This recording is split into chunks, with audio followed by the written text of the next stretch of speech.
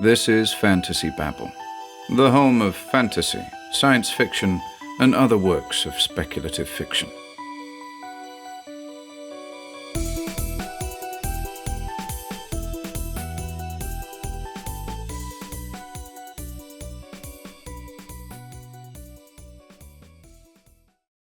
The Hyperborean Cycle by Clark Ashton Smith. Narrated by Ian Gordon. The Tale of Satampra Zeiros. I, Satampra Zeiros of Avoosl, shall write with my left hand, since I have no longer any other, the tale of everything that befell Vampiric and myself in the shrine of the god Saturn, which lies neglected by the worship of man in the jungle-taken suburbs of Comorium, that long-deserted capital of the Hyperborean rulers. I shall write it with the violet juice of the savannah palm, which turns to a blood-red rubric with the passage of years, on a strong vellum that is made from the skin of the mastodon, as a warning to all good thieves and adventurers who may hear some lying legend of the lost treasures of Comorium and be tempted thereby. Now, Vampiric was my lifelong friend and my trustworthy companion in all such enterprises as require deft fingers and a habit of mind both agile and adroit. I can say without flattering myself or Vampiric either that we carried to an incomparable success more than one undertaking from which fellow craftsmen of a much wider renown than ourselves might well have recoiled in dismay. To be more explicit, I refer to the theft of the jewels of Queen Canambria, which were kept in a room where 20 venomous reptiles wandered at will, and the breaking of the adamantine box of Acromi, in which were all the medallions of an early dynasty of Hyperborean kings. It is true that these medallions were difficult and perilous to dispose of, and that we sold them at a dire sacrifice to the captain of a barbarian vessel from remote Lemuria, but nevertheless, the breaking of that box was a glorious feat, for it had to be done in absolute silence on account of the proximity of a dozen guards, who were all armed with tridents. We made use of a rare and mordant acid, but I must not linger too long and too garrulously by the way, however great the temptation to ramble on amid heroic memories and the high glamour of valiant or slightful deeds. In our occupation, as in all others, the vicissitudes of fortune are oftentimes to be reckoned with, and the goddess Chance is not always prodigal of her favours. So it was that Vampiric and I, at the time of which I write, had found ourselves in a condition of pecuniary depletion, which, though temporary, was nevertheless extreme and was quite inconvenient and annoying, coming as it did on the heel of more prosperous days, of more profitable midnights. People had become accursedly chary of their jewels and other valuables, windows and doors were double-barred, new and perplexing locks were in use, guards had grown more vigilant or less somnolent. In short, all the natural difficulties of our profession had multiplied themselves. At one time we were reduced to the stealing of more bulky and less precious merchandise than that in which we customarily dealt, and even this had its dangers. Even now it humiliates me to remember the night when we were nearly caught with a sack of red yams, and I mention all this that I may not seem in any wise vainglorious. One evening, in an alley of the more humble quarter of Avoosl, we stopped to count our available resources and found that we had between us exactly 3 pazurs, enough to buy a large bottle of pomegranate wine or 2 loaves of bread. We debated the problem of expenditure. The bread, contended Vampiric, will nurture our bodies, will lend a new and more expeditious force to our spent limbs, our toil-worn fingers. The pomegranate wine, said I, will ennoble our thoughts, will inspire and illuminate our minds, and perchance will reveal to us a mode of escape from our difficulties. Vampiric yielded without undue argument to my superior reasoning, and we sought the doors of an adjacent tavern. The wine was not of the best in regard to flavour, but the quantity and strength were all that could be desired. We sat in the crowded tavern and sipped it at leisure, till all the fire of the bright red liquor had transferred itself to our brains. The darkness and dubiety of our future ways became illumined as by the light of rosy cressets, and the harsh aspect of the world was marvellously softened. Anon there came to me an inspiration. Vampiric, I said, Is there any reason why you and I, who are brave men and nowise subject to the fears and superstitions of the multitude, should not avail ourselves of the kingly treasures of Comorium? A day's journey from this tiresome town, a pleasant sojourn in the country, an afternoon or forenoon of archaeological research, and who knows what we should find? You speak wisely and valiantly, my dear friend, rejoined Taruf and Pallius.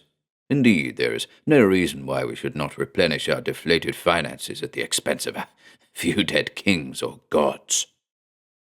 Now, Comorium, as all the world knows, was deserted many 100 years ago because of the prophecy of the White Sybil of Pelarion, who foretold an undescribed and abominable doom for all mortal beings who should dare to tarry within its environs.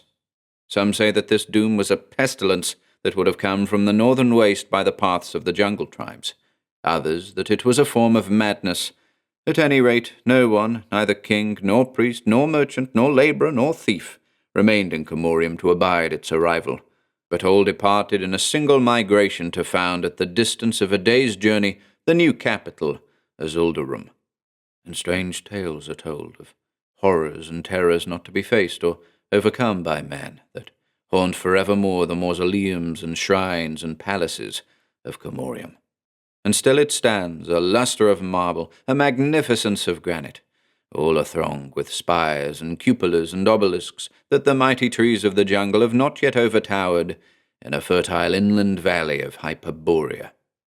And men say that in its unbroken vaults there lies entire and undespoiled as of yore the rich treasure of olden monarchs, that the high-built tombs retain the gems and electrum that were buried with their mummies, that the fanes have still their golden altar vessels and furnishings, the idols their precious stones in ear and mouth and nostrils and navel. I think we should have set out that very night if we had only the encouragement and inspiration of a second bottle of pomegranate wine.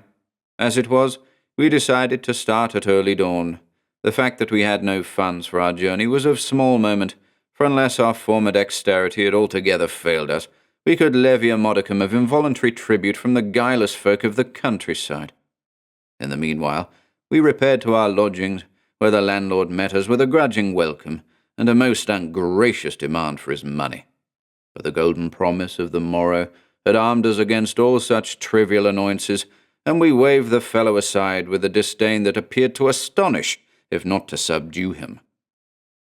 We slept late, and the sun had ascended far upon the azure acclivity of the heavens, when we left the gates of Azuldarum and took the northern road that runs toward Comorium.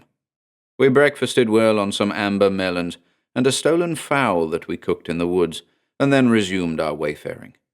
In spite of a fatigue that increased upon us toward the end of the day, our trip was a pleasurable one, and we found much to divert us in the varying landscapes through which we passed, and in their people.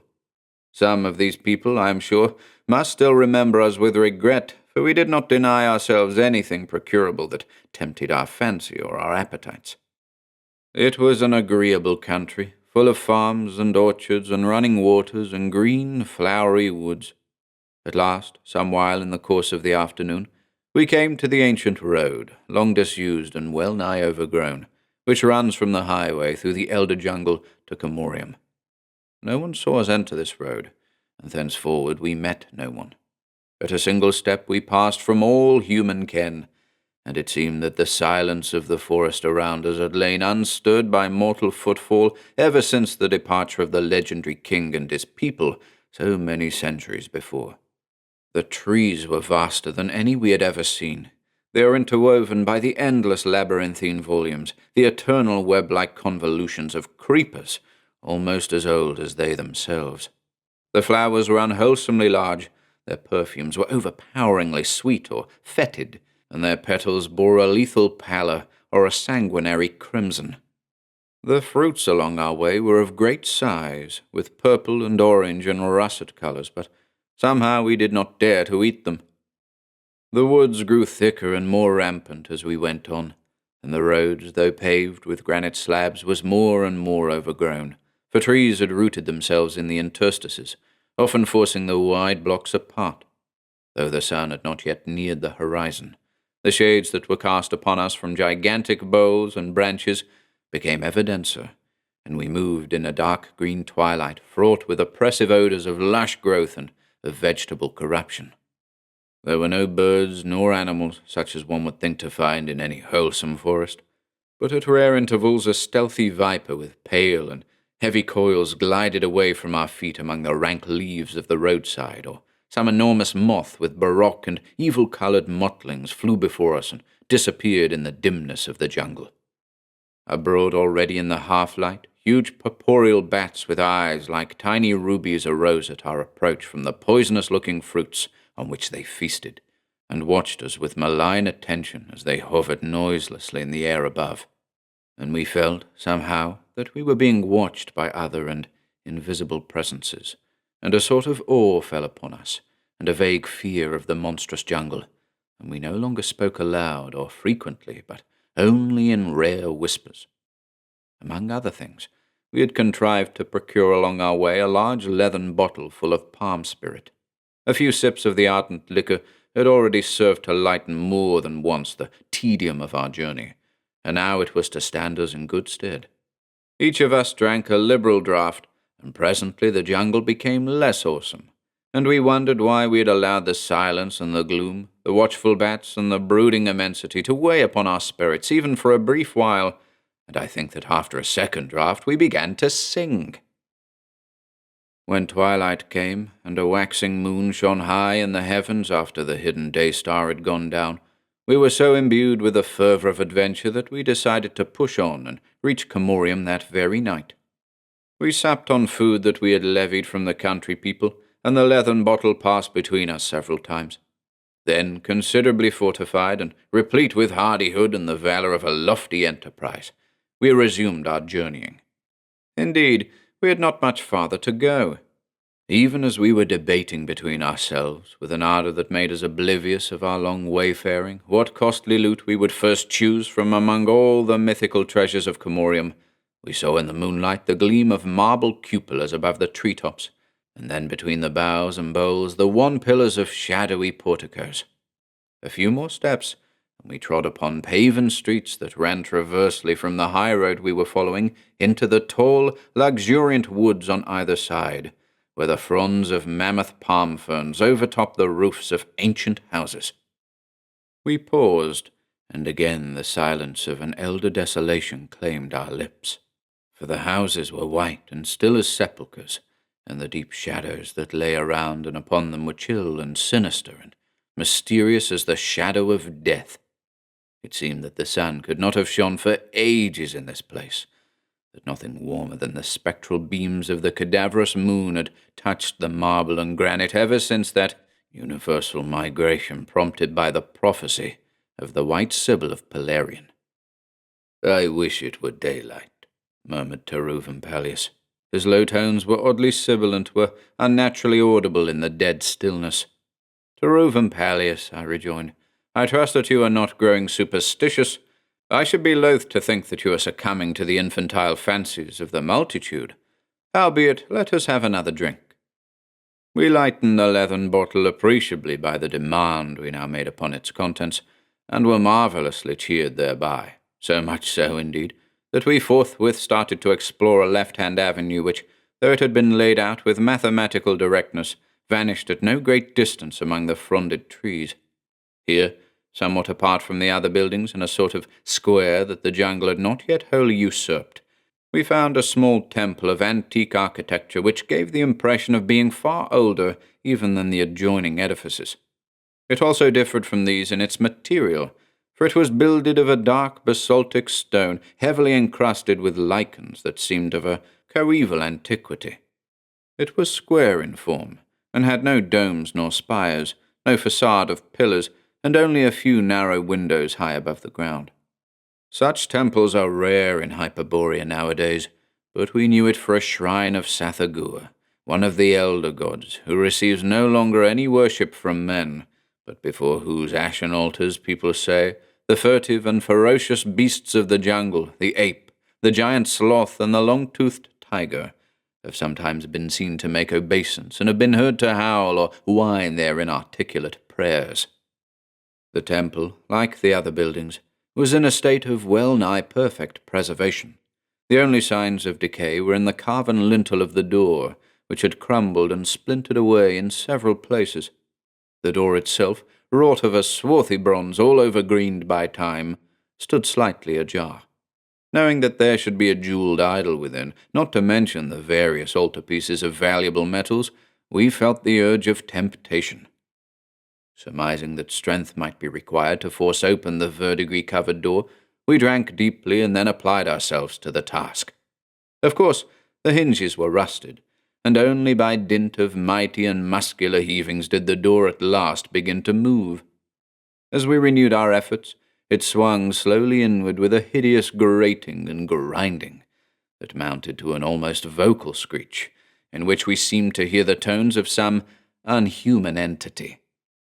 The black interior of the temple yawned before us, and from it there surged an odor of long-imprisoned mustiness combined with a queer and unfamiliar fetidity.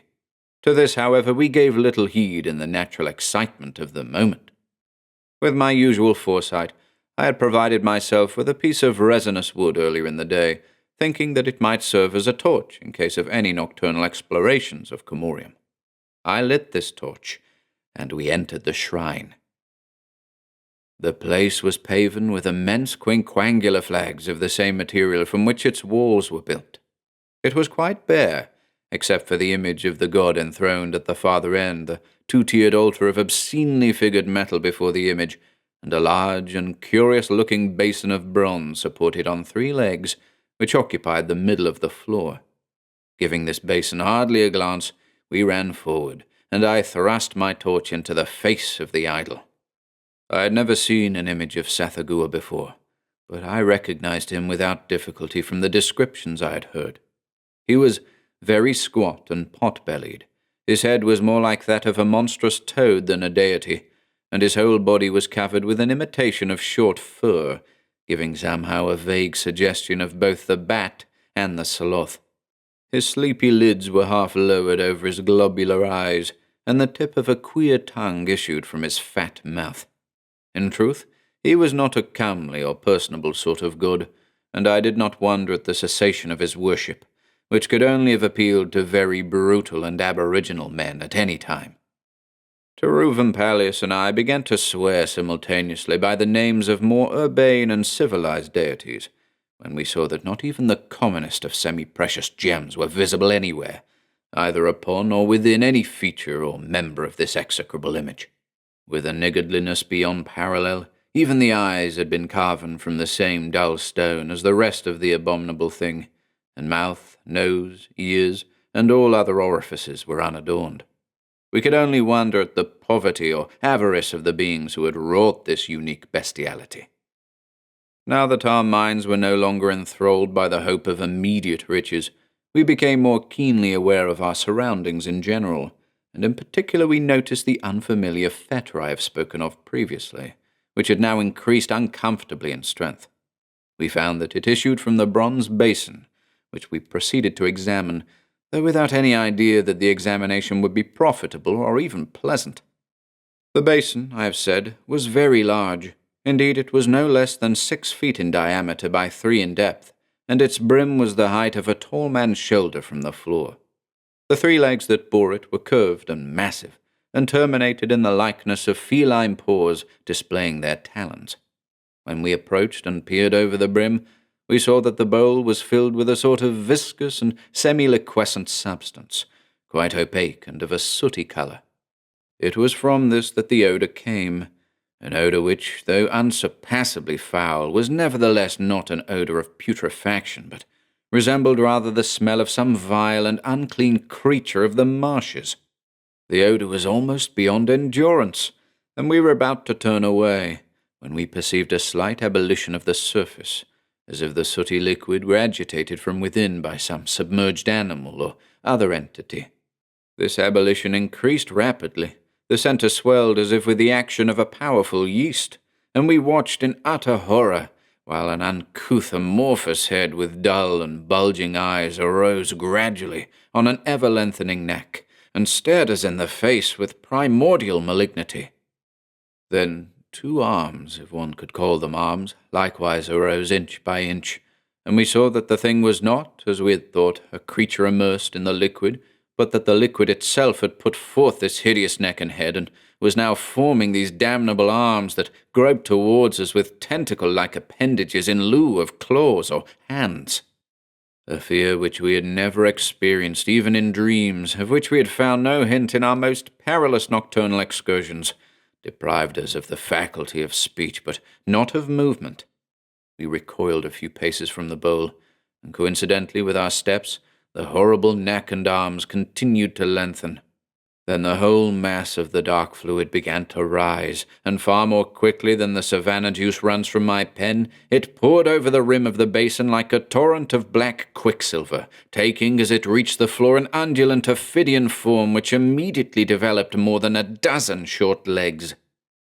What unimaginable horror of protoplastic life, what loathly spawn of the primordial slime had come forth to confront us, we did not pause to consider or conjecture. The monstrosity was too awful to permit of even a brief contemplation.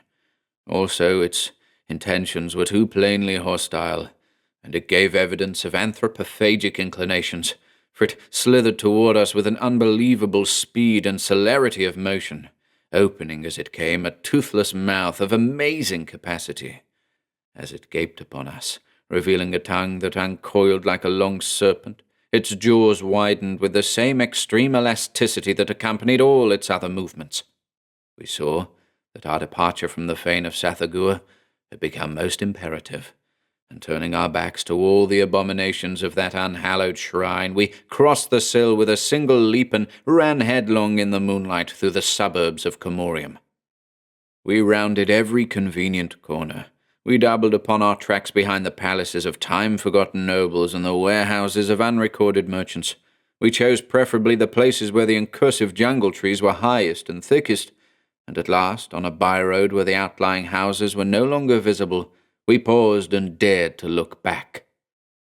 Our lungs were intolerably strained, were ready to burst with this heroic effort, and the various fatigues of the day had told upon us all too grievously. But when we saw at our heels the black monster following us with a serpentine and undulating ease, like a torrent that descends a long declivity, our flagging limbs were miraculously reanimated, and we plunged from the betraying light of the road into the pathless jungle, hoping to evade our pursuer in the labyrinth of boles and vines and gigantic leaves. We stumbled over roots and fallen trees. We tore our raiment and lacerated our skins on the savage brambles. We collided in the gloom with huge trunks and limber saplings that bent before us. We heard the hissing of tree snakes that spat their venom at us from the boughs above, and the grunting or howling of unseen animals when we trod upon them in our precipitate flight. But we no longer dared to stop or look behind. We must have continued our headlong peregrinations for hours. The moon, which had given us little light at best through the heavy leafage, fell lower and lower among the enormous fronded palms and intricate creepers. But its final rays, when it sank, were all that saved us from a noisome marsh with mounds and hassocks of bog-concealing grass, amid whose perilous environs and along whose mephitic rim we were compelled to run without pause or hesitation or time to choose our footing, with our damnable pursuer dogging every step. Now, when the moon had gone down, our flight became wilder and more hazardous, a veritable delirium of terror, exhaustion, confusion, and desperate, difficult progression among obstacles to which we gave no longer any distinct heed or comprehension, through a night that clung to us and clogged us like an evil load, like the dragging toils of a monstrous web. It would seem that the creature behind us, with its abnormal facilities of motion and self-elongation, could have overtaken us at any time, but apparently it desired to prolong the game. And so, in a semi-eternal protraction of inconclusive horrors, the night wore on. But we never dared to stop or look back. Far off and wan, a glimmering twilight grew among the trees, a foreomening of the hidden morn. Wearier than the dead, and longing for any repose, any security, even that of some indescribable tomb, we ran toward the light and stumbled forth from the jungle upon a paven street, among buildings of granite and marble. dimly, dully, beneath the crushing of our fatigue, we realized that we had wandered in a circle and had come back to the suburbs of Comorium. Before us, no farther away than the toss of a javelin, was the dark temple of Sathagua. Again we ventured to look back and saw the elastic monster whose legs had now lengthened till it towered above us, and whose maw had widened till it could have swallowed us both at a mouthful. It followed us with an effortless glide, with a surety of motion and intention too horrible, too cynical to be borne. We ran into the temple of Sathagua, whose door was still open just as we had left it, and closing the door behind us with a fearful immediacy, we contrived, in the superhuman strength of our desperation, to shoot one of the rusty bolts. Now, while the chill drearness of the dawn fell down in narrow shafts through the windows high in the wall, we tried with a truly heroic resignation to compose ourselves, and waited for whatever our destiny should bring. And while we waited, the god Sathagua appeared upon us with an even more imbecile squatness and vileness and bestiality than he had shown in the torchlight. I think I have said that the lintel of the door had crumbled and splintered away in several places. In fact, the beginning process of ruin had made 3 apertures, through which the daylight now filtered, and which were large enough to have permitted the passage of small animals or sizable serpents. For some reason, our eyes were drawn to these apertures. We had not gazed long, when the light was suddenly intercepted in all 3 openings, and then a black material began to pour through them, and ran down the door in a triple stream to the flagstones, where it reunited and resumed the form of the thing that had followed us. "Farewell to Reuven Peleus," I cried, with such remaining breath as I could summon. Then I ran and concealed myself behind the image of Sathagua, which was large enough to screen me from view, but unfortunately was too small to serve this purpose for more than one person. Reuven Peleus would have preceded me, with the same laudable idea of self-preservation, but I was the quicker. And seeing that there was not room for both of us to the rearward of Sathagua, he returned my valediction and climbed into the great bronze basin, which alone could now afford a moment's concealment in the bareness of the fane.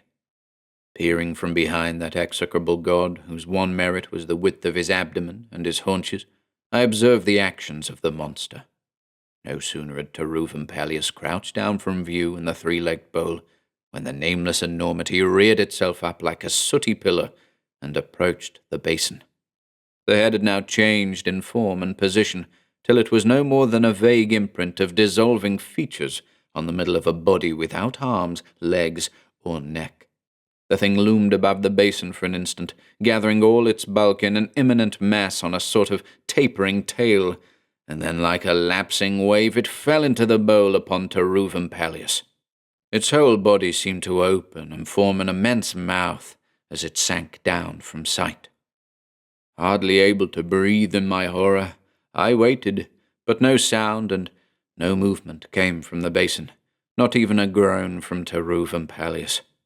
Finally, with infinite trepidation and caution, I ventured to emerge from behind Sathagua, and passing the bowl on tiptoe, I managed to reach the door. Now, in order to win my freedom, it would be necessary to draw back the bolt and open the door, and this I greatly feared to do because of the inevitable noise. I felt that it would be highly injudicious to disturb the entity in the bowl while it was digesting Reuven Peleus, but there seemed to be no other way if I was ever to leave that abominable fane. Even as I shot back the bolt, a single tentacle sprang out with infernal rapidity from the basin, and, elongating itself across the whole room, it encircled my right wrist in a lethal clutch. It was unlike anything I have ever touched. It was indescribably viscid and slimy and cold. It was loathsomely soft like the foul mire of a bog, and mordantly sharp as an edged metal, with an agonizing suction and constriction that made me scream aloud as the thing tightened upon my flesh, cutting into me like a vise of knife blades. In my struggles to free myself, I drew the door open and fell forward on the sill. A moment of awful pain, and then I became aware that I had broken away from my captor. But looking down, I saw that my hand was gone, leaving a strangely withered stump from which little blood issued. Then, gazing behind me into the shrine, I saw the tentacle recoil and shorten, till it passed from view behind the rim of the basin, bearing my lost hand to join whatever now remained of Taruv and Peleus.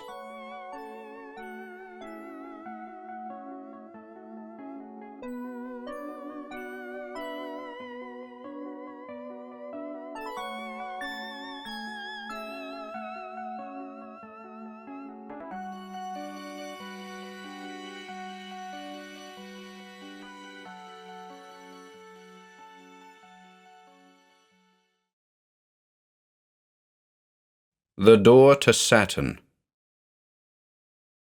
1. When Morgi, the high priest of the goddess Yonder, together with 12 of his most ferocious and efficient underlings, came at morning twilight to seek the infamous heretic Eibon in his house of black gneiss on a headland above the northern main, they were surprised as well as disappointed to find him absent. Their surprise was due to the fact that they had every intention of taking him unawares, for all their plots against Eibon had been carried on with meticulous privacy, in underground vaults with sound-proof bolted doors, and they themselves had made the long journey to his house in a single night, immediately following the hour of his condemnation. They were disappointed because the formidable writ of arrest, with symbolic flame-etched runes on a scroll of human skin, was now useless, and because there seemed to be no early prospect of trying out the ingenious agonies, the intricately harrowing ordeals which they had devised for Eibon with such care. Morgi was especially disappointed, and the malisons which he muttered when the emptiness of the topmost room had revealed itself were of truly cabalistic length and fearfulness.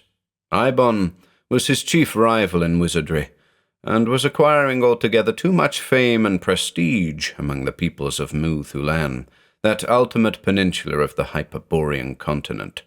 So Morgi had been glad to believe certain malignant rumors concerning Eibon, and to utilize them in the charges he had preferred.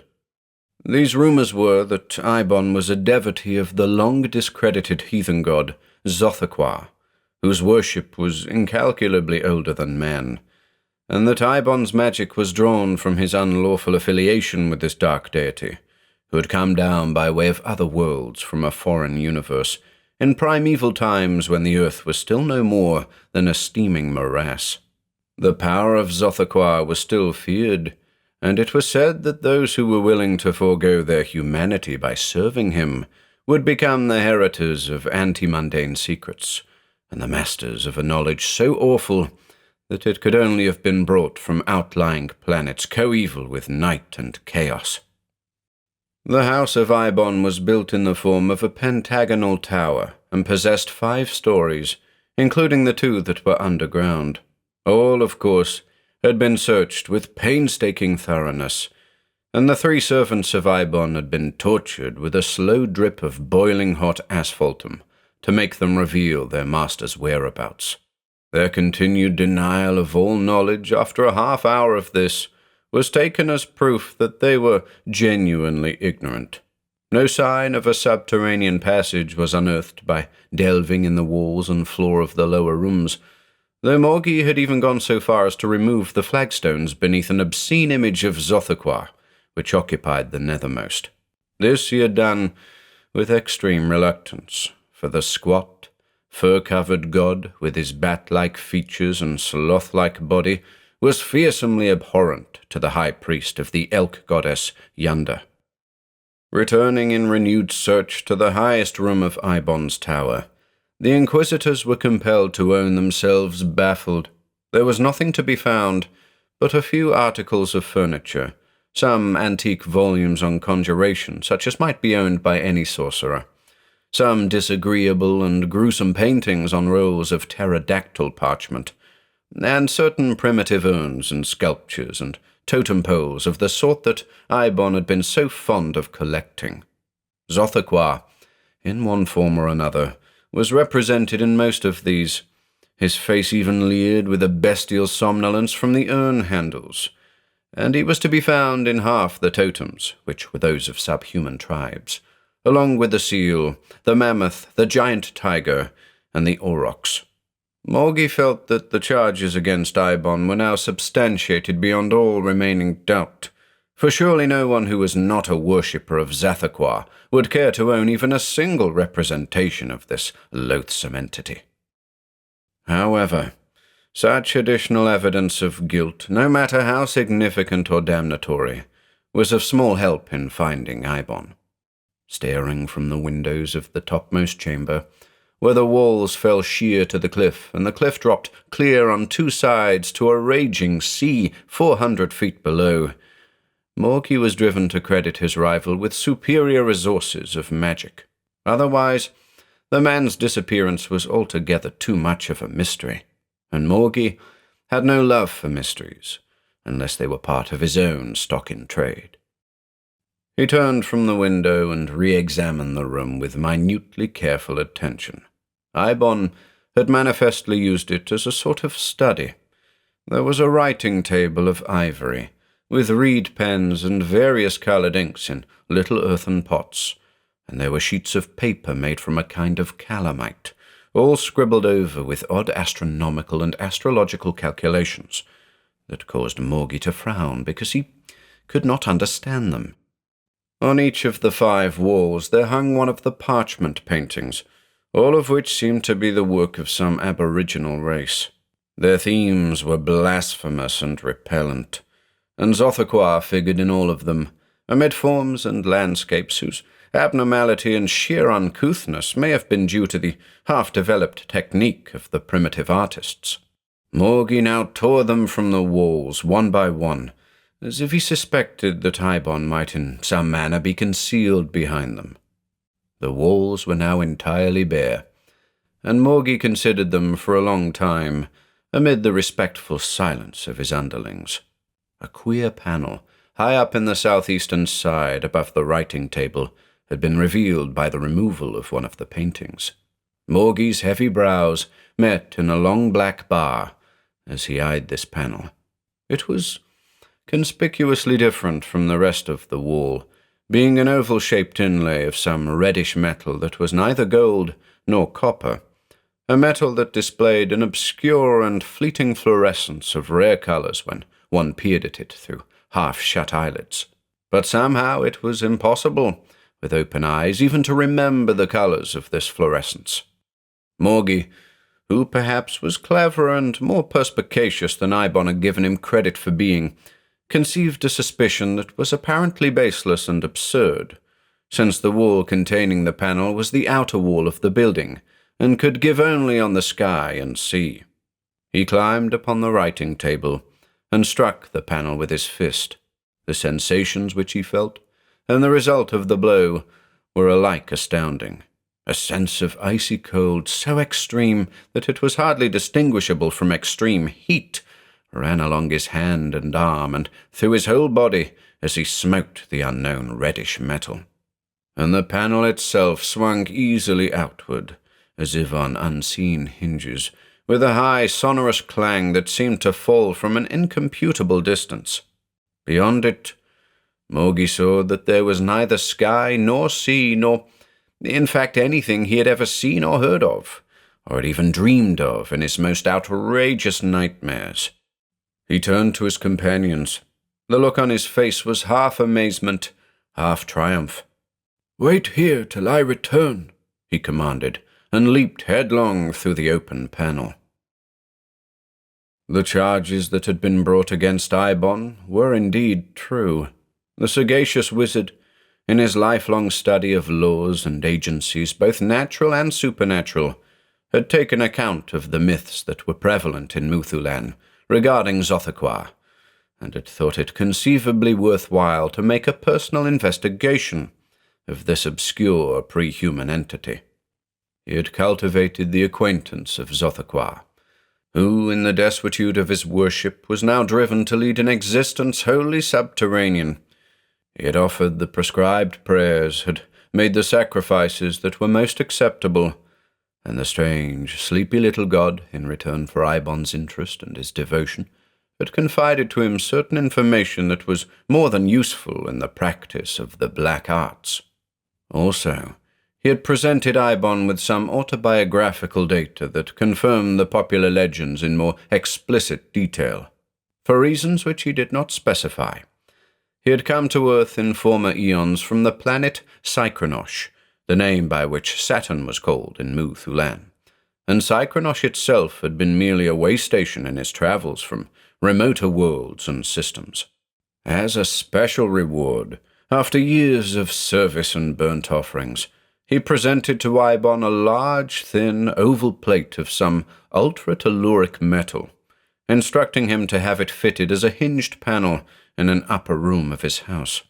The panel, if swung outward from the wall on open air, would have the peculiar property of giving admittance to the world Cycronosh many million miles away in space. According to the vague and somewhat unsatisfactory explanation vouchsafed by the god, this panel, being partly wrought from a kind of matter which belonged to another universe than man's, possessed uncommon radiative properties that served to ally it with some higher dimension of space, through which the distance to astronomically remote spheres was a mere step.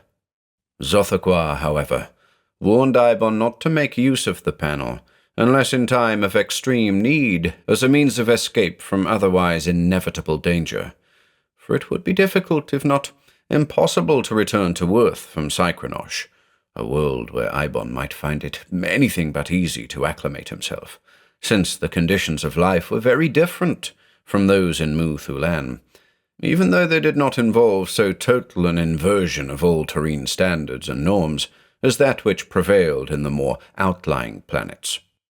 Some of Wuthoqquan's relatives were still resident in Cycronosh, and were worshipped by its peoples, and Wuthoqquan told Eibon the almost unpronounceable name of the most powerful of these deities, saying that it would be useful to him as a sort of password if he should ever need to visit Cycronosh. The idea of a panel that would open on some remote world impressed Eibon as being rather fantastic, not to say far-fetched, but he had found Wuthoqquan to be in all ways and at all times a most voracious deity. However, he made no trial of the panel's unique virtues, till Wuthoqquan, who maintained a close surveillance of all underground doings, had warned him of the machinations of Morgi and the processes of ecclesiastic law that were being instituted in the vaults below the temple of Yonder. Knowing as he did the power of these jealous bigots, Eibon decided that it would be injudicious to the point of folly if he were to let himself fall into their hands.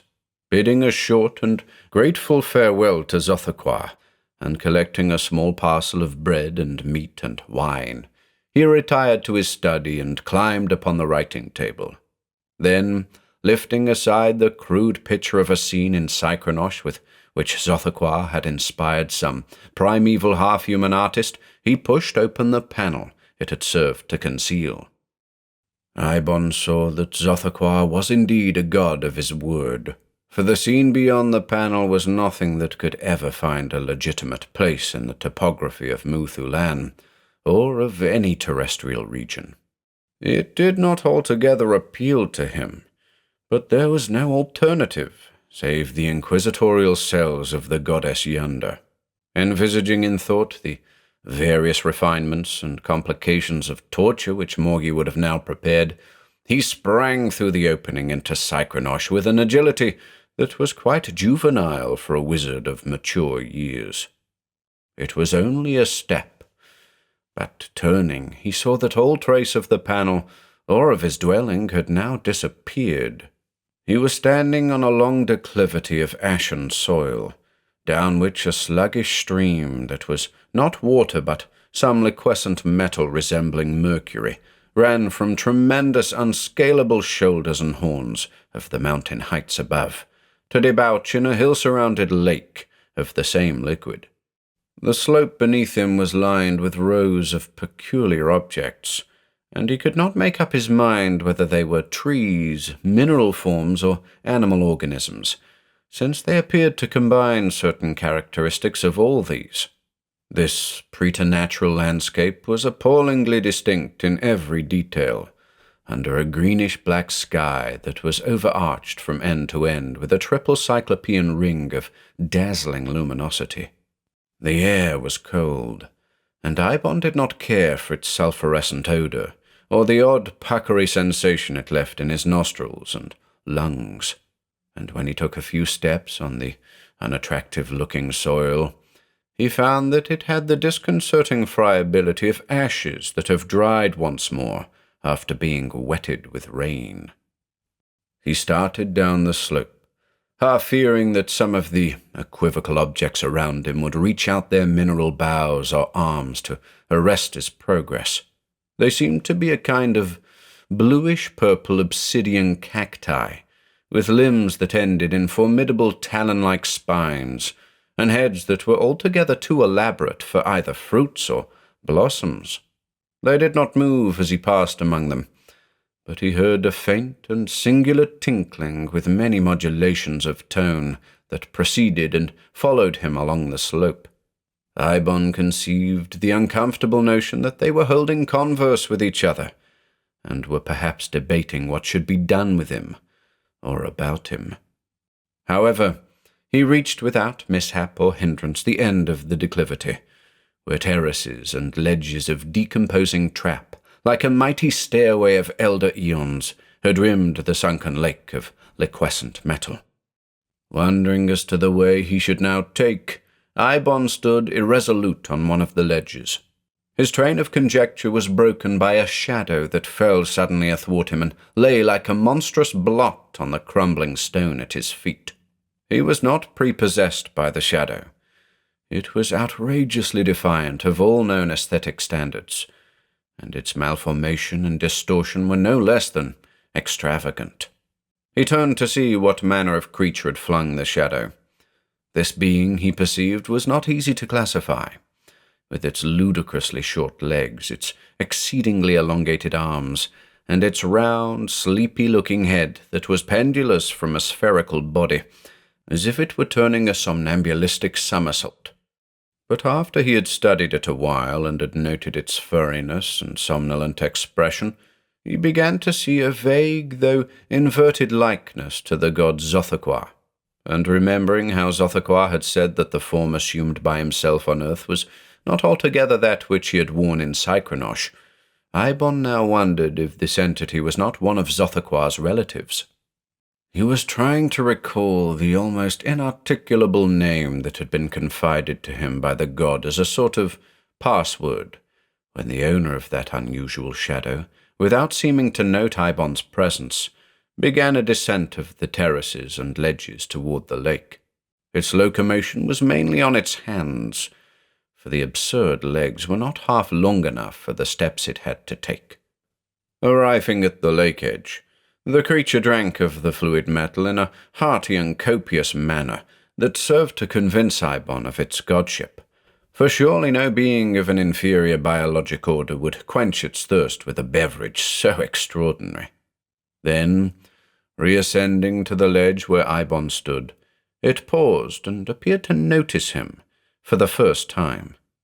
Eibon had finally remembered the outlandish name for which he was groping. Zeal Quoig Munzar, he sought to articulate. Doubtless the result was not wholly comfortable to Cycronotian rules, but Eibon did the best he could with the vocal organs at his command. His auditor seemed to recognize the word, for it peered at Eibon a little less sleepily than before, with its inversely situated eyes, and even deigned to utter something which sounded like an attempt to correct his pronunciation. Eibon wondered how he was ever to learn such a language, or, having learned it, how he was ever to pronounce it. However, it heartened him a little to find that he was understood at all. Wuthoqquan, he said, repeating the name 3 times in his most orotund incantatory manner.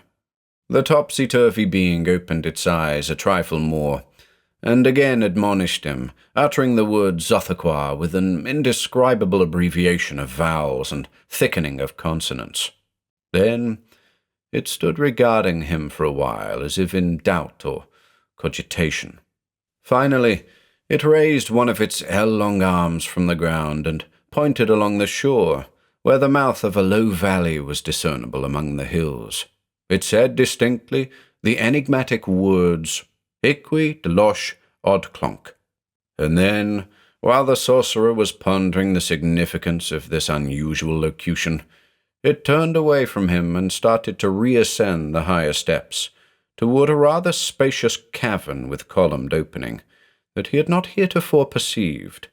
It had hardly passed from sight into the cavern when Eibon was greeted by the high priest Morgi, who had readily followed him by his tracks in the ashen soil.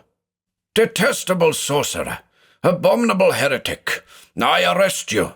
said Morgi with pontifical severity.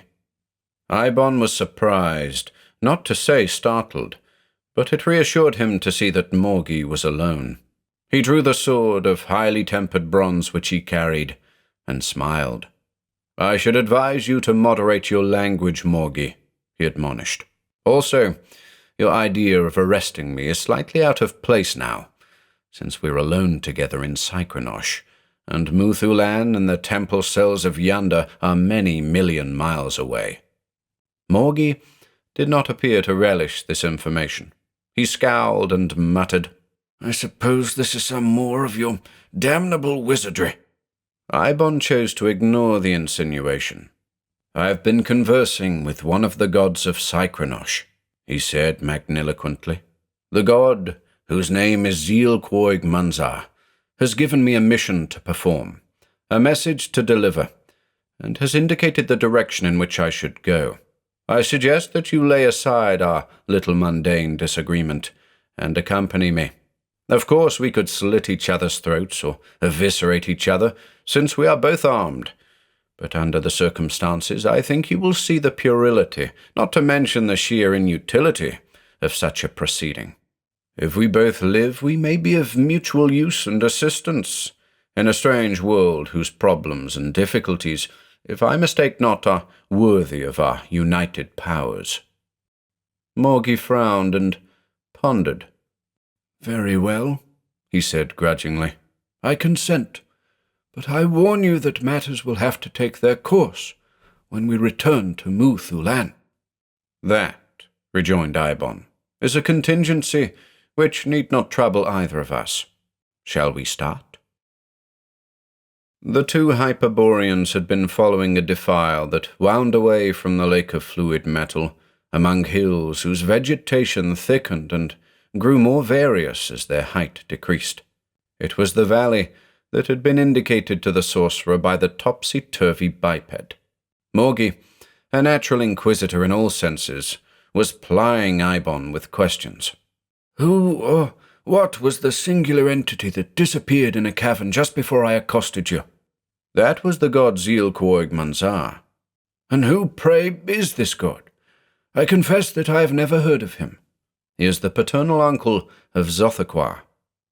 Morgi was silent, except for a queer sound that might have been either an interrupted sneeze or an exclamation of disgust. But after a while, he asked, "And what is this mission of yours?" "That will be revealed in due time," answered Eibon with sententious dignity. "I am not allowed to discuss it at present. I have a message from the god which I must deliver only to the proper persons." Morgi was unwillingly impressed. "Well, I suppose you know what you're doing and where you're going. Can you give me any hint as to our destination?" "That, too, will be revealed in due time." The hills were lapsing gently to a well-wooded plain, whose flora would have been the despair of earthly botanists. Beyond the last hill, Eibon and Morgi came to a narrow road that began abruptly and stretched away in the distance. Eibon took the road without hesitation. Indeed, there was little else to do, for the thickets of mineral plants and trees were rapidly becoming impenetrable. They lined the way with serrate branches that were like sheaves of darts and daggers, of sword blades and needles. Eibon and Morgi soon noticed that the road was full of large footprints, all of them circular in form and rimmed about with the marks of protruding claws. However, they did not communicate their misgivings to each other. After an hour or two of progress along the yielding ashy thoroughfare, amid the vegetation that was more horrent than ever with knives and caltrops, the travellers began to remember that they were hungry. Morgi, in his haste to arrest Eibon, had not breakfasted, and Eibon, in his natural hurry to evade Morgi, had committed a like omission. They halted by the wayside, and the sorcerer shared his parcel of food and wine with the priest. They ate and drank with frugality, however, since the supply was limited, and the landscape about them was not likely to yield any viands that were suitable for human sustenance. With strength and courage revived by this little refection, they continued their journey. They had not gone far when they overtook a remarkable monster that was plainly the originator of the numerous footprints. It was squatting down with its armored haunches toward the travellers, filling the whole road for an indeterminable distance ahead. They could see that it was possessed of a myriad short legs, but they could form no idea of what its head and forequarters were like. Eibon and Morgi were much dismayed. "Is this another of your gods?" asked Morgi ironically. The sorcerer did not reply, but he realized that he had a reputation to sustain. He went boldly forward and cried out, "Zeal Quoig Manzar," in the most resonant bellow that he could summon. At the same time, he drew his sword and thrust it between two plates of the horny mail that covered the monster's hind quarters. Greatly to his relief, the animal began to move and resumed its march along the road. The Hyperboreans followed it, and whenever the creature slackened its pace, Eibon would repeat the formula which he had found so effective. Morgi was compelled to regard him with a certain awe. They travelled on in this manner for several hours. The great luminous triple ring still overarched the zenith, but a strangely small and chilly sun had now intersected the ring and was declining toward the west of Cycronosh.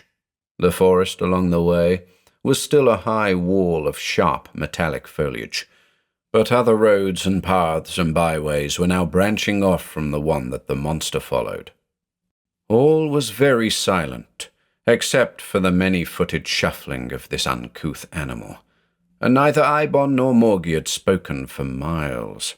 The high priest was regretting more and more his rashness in pursuing Eibon through the panel, and Eibon was wishing that Wuthoqquan had given him the entree to a different sort of world. They were startled out of their meditations by a sudden clamour of deep and booming voices that rose from somewhere in advance of the monster. It was a veritable pandemonium of unhuman guttural bellowings and croakings, with notes that were somehow suggestive of reproof and objurgation, like shrewish drums, as if the monster were being scolded by a group of unimaginable entities. "Well?" queried Morgi. "All that we are destined to behold will reveal itself at the proper time," said Eibon. The forest was thinning rapidly, and the clamour of termagant bellows was drawing closer. Still following the hindquarters of their multipedal guide, which was crawling on with reluctant slowness, the travellers emerged in an open space, and beheld a most singular tableau. The monster, which was plainly of a tame and harmless and stupid sort, was cowering before a knot of beings no larger than men, who were armed only with long-handled goads. These beings, though they were bipeds and were not quite so unheard of in their anatomic structure as the entity which Eibon had met by the lake, were nevertheless sufficiently unusual, for their heads and bodies were apparently combined in one, and their ears, eyes, nostrils, mouths, and certain other organs of doubtful use were all arranged in a somewhat unconventional grouping on their chests and abdomens. They were wholly naked, and were rather dark in colour, with no trace of hair on any part of their bodies. Behind them, at a little distance, were many edifices of a kind which hardly conformed to human ideas of architectural symmetry. Eibon strode valorously forward, with Morgi following discreetly. The torso-headed beings ceased their scolding of the fawning monster, and peered at the Earthmen with expressions that were difficult to read on account of the odd and baffling relationship of their features. "Zil Quoig Manzar, Wuthoqquan," said Eibon with oracular solemnity and sonority. Then, after a pause of hieratic length, "Iqui de losh od clonk." The result was indeed gratifying, and was all that could be expected even from a formula so remarkable, for the Psychronosian beings dropped their goads and bowed before the sorcerer, till their featured bosoms almost touched the ground. "I have performed the mission. I have delivered the message given me by Zil Quoig Manzar," said Eibon to Morgi.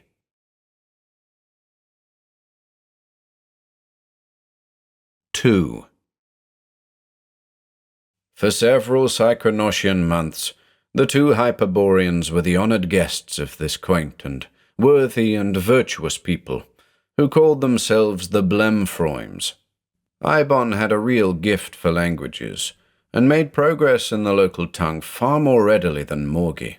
His knowledge of the customs, manners, ideas and beliefs of the Blemfroims soon became extensive, but he found it a source of disillusionment as well as of illumination. The armoured monster that he and Morgi had driven before them so valiantly was, he learned, a domestic beast of burden that had strayed away from its owners amid the mineral vegetation of the desert lands adjoining Vlor, the chief town of the Blemfroims. The genuflections with which Eibon and Morgi had been greeted were only an expression of gratitude for the safe return of this beast, and were not, as Eibon had thought, an acknowledgment of the divine names he had quoted, and the fearsome phrase, "Iqui de losh od clonk." The being that Eibon had met by the lake was indeed the god Zil Quoig Manzar, and there were dim traditions of Wuthoqquan in certain early myths of the Blemfroims. But this people, it seemed, were most regrettably materialistic, and had long ceased to offer sacrifice and prayer to the gods, though they spoke of them with a sort of distant respect, and with no actual blasphemy. Eibon learned that the words Iqui de losh od clonk doubtless belonged to a private language of the gods, which the Blemfroims no longer understood, but which, however, was still studied by a neighbouring people, the Edems, who maintain the ancient formal worship of Zil Quoig Manzar and various related deities. The Blemfroims were indeed a practical race, and had few, if any, interests beyond the cultivation of a great variety of edible fungi, the breeding of large centipedal animals, and the propagation of their own species. The latter process, as revealed to Eibon and Morgi, was somewhat unusual. Though the Blemfroims were bisexual, only one female in a generation was chosen for reproductive duties, and this female, after growing to mammoth size on food prepared from a special fungus, became the mother of an entire new generation. When they had been well initiated into the life and customs of Vlor, the Hyperboreans were privileged to see the future national mother, called the Genquom, who had now attained the requisite proportions after years of scientific nourishment. She lived in an edifice that was necessarily larger than any of the other buildings in Vlor, and her sole activity was the consumption of immense quantities of food. The sorcerer and the inquisitor were impressed, even if not captivated, by the mountainous amplitude of her charms, and by their highly novel arrangement. They were told that the male parent or parents of the forthcoming generation had not yet been selected. The possession of separate heads by the Hyperboreans seemed to lend them a remarkable biologic interest in the eyes of their hosts. The Blemfroims, it was learned, had not always been headless, but had reached their present physical conformation through a slow course of evolution, in which the head of the archetypal Blemfroim had been merged by imperceptible degrees with the torso. But, unlike most peoples, they did not regard their current stage of development with unqualified complacency. Indeed, Their headlessness was a source of national regret.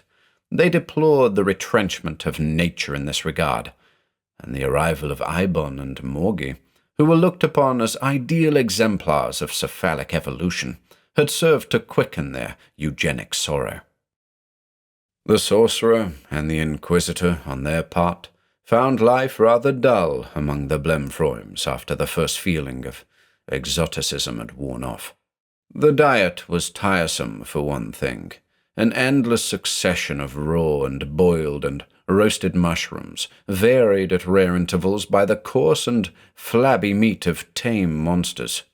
And this people, though they were always polite and respectful, did not seem to be greatly awed by the exhibitions of Hyperborean magic with which Eibon and Morgi favoured them, and their lamentable want of religious ardour made all evangelistic endeavour a thankless task, and, being fundamentally unimaginative, they were not even duly impressed by the fact that their visitors had come from a remote, ultra-Psychronosian world. "I feel," said Eibon to Morgi one day, "that the god was sadly mistaken in deigning to send this people a message of any sort." It was very soon after this that a large committee of the Blemfroims waited upon Eibon and Morgi, and informed them that after long consideration they had been selected as the fathers of the next generation, and were to be married forthwith to the tribal mother, in the hope that a well-headed race of Blemfroims would result from the union. Eibon and Morgi were quite overcome by the proposed eugenic honour. Thinking of the mountainous female they had seen, Morgi was prone to remember his sacerdotal vows of celibacy, and Eibon was eager to take similar vows upon himself without delay. The Inquisitor, indeed, was so overwhelmed as to be rendered almost speechless, but with rare presence of mind, the sorcerer temporized by making a few queries anent the legal and social status which would be enjoyed by Morgi and himself as the husbands of the Genquom, and the naive Blemfroims told him that this would be a matter of brief concern, that after completing their marital duties, the husbands were always served to the national mother in the form of ragouts and other culinary preparations. The Hyperboreans tried to conceal from their hosts the reluctance with which they both regarded the coming honour in all its stages. Being as usual a master of diplomatics, Eibon went so far as to make a formal acceptance on behalf of himself and his companion. But when the delegation of Blemfroims had departed, he said to Morgi, "I am more than ever convinced that the god was mistaken. We must leave the city of Vlor with all feasible dispatch, and continue our journey till we find a people who are worthier to receive his communication." Apparently, it had never occurred to the simple and patriotic Blemfroims that the fathering of their next national litter was a privilege that anyone would dream of rejecting. Eibon and Morgi were subjected to no manner of duress or constraint, and their movements were not even watched. It was an easy matter to leave the house in which they had been domiciled, when the rumbling snores of their hosts were ascending to the great ring of Psychronosian moons, and to follow the highway that led from Vlor toward the country of the Edems. The road before them was well marked, and the ring light was almost as clear and brilliant as full day. They travelled a long distance through the diversified and always unique scenery which it served to illumine, before the rising of the sun, and the consequent discovery of their departure by the Blemfroims. These single-minded bipeds, it is likely, were too sorely perplexed and dumbfounded by the loss of the guests whom they had chosen as future progenitors to even think of following them. The land of the Edems, as indicated on an earlier occasion by the Blemfroims, was many leagues away, and tracts of ashen deserts, of mineral cacti, of fungoid forests and high mountains intervened. The boundary of the Blemfroims, marked by a crude sculpturesque representation of the tribal mother beside the way, was passed by the travellers before dawn, and during the following day they journeyed among more than one of those unusual races who diversify so widely the population of Saturn. They saw the gibbous, that Apterous and Stylitian bird people who roost on their individual dolomites for years at a time, and meditate upon the cosmos, uttering to each other at long intervals the mystic syllables yop, yeep, and yoop, which are said to express an unfathomed range of esoteric thought. And they met those flibbertigibbet pygmies, the epics, who hollow out their homes in the trunks of certain large fungi, and are always having to hunt new habitations because the old ones crumble into powder in a few days. And they heard the underground croaking of that mysterious people, the Golongs, who dread not only the sunlight, but also the ring light, and who have never yet been seen by any of the surface dwellers. By sunset, however, Eibon and Morgi had crossed the domains of all the aforementioned races, and had even climbed the lower scarps of those mountains which still divided them from the land of the Edems. Here, on a sheltered ledge, their weariness impelled them to halt, and since they had now ceased to dread pursuit from the Blemfroims, they wrapped themselves more tightly in their mantles against the cold, after a meagre supper of raw mushrooms, and fell asleep. Their slumber was disturbed by a series of cacodemoniacal dreams, in which they both thought they had been recaptured by the Blemfroims, and were forced to espouse the Genquorm. They awoke shortly before dawn, from visions whose details were excruciatingly vivid, and were more than ready to resume their ascent of the mountains. The slopes and cliffs above them were desolate enough to have deterred any travellers of inferior hardihood or less cogent fears. The tall woods of fungi dwindled ere long to tiny growths, and soon they lessened to forms that were no bigger than lichens, and after these there was nothing but black and naked stone. The wiry and slender Eibon suffered no great inconvenience from the climb, but Morgi, with his sacerdotal girth and bulk, was soon winded. Whenever he paused to recover his breath, Eibon would say to him, "Think of the National Mother," and Morgi would climb the next acclivity like an agile but somewhat asthmatic mountain sheep. They came at noon to a pinnacle-guarded pass from which they could look down on the country of the Edems. They saw that it was a broad and fertile realm, with woods of mammoth mushrooms and other thallophytes that excelled in size and number those of any other region they had yet traversed. Even the mountain slopes were more fruitful on this side, for Eibon and Morgi had not descended far when they entered a grove of enormous puffballs and toadstools. They were admiring the magnitude and variety of these growths when they heard a thunderous noise on the mountains above them. The noise drew nearer, gathering to itself the roar of new thunders. Eibon would have prayed to Wuthoqquan, and Morgi would have supplicated the goddess Yonder, but unfortunately there was no time. They were caught in a mighty mass of rolling puffballs and toppling toadstools overthrown by the huge avalanche that had started on the heights above, and borne with increasing momentum, with vertiginous speed and tumult amid an ever-growing heap of shattered fungi. They finished their descent of the mountain in less than a minute. Endeavouring to extricate themselves from the pile of thallophytic debris in which they were buried, Eibon and Morgi noticed that there still seemed to be a good deal of noise, even though the avalanche had stopped. Also, there were other movements and heavings than their own in the pile.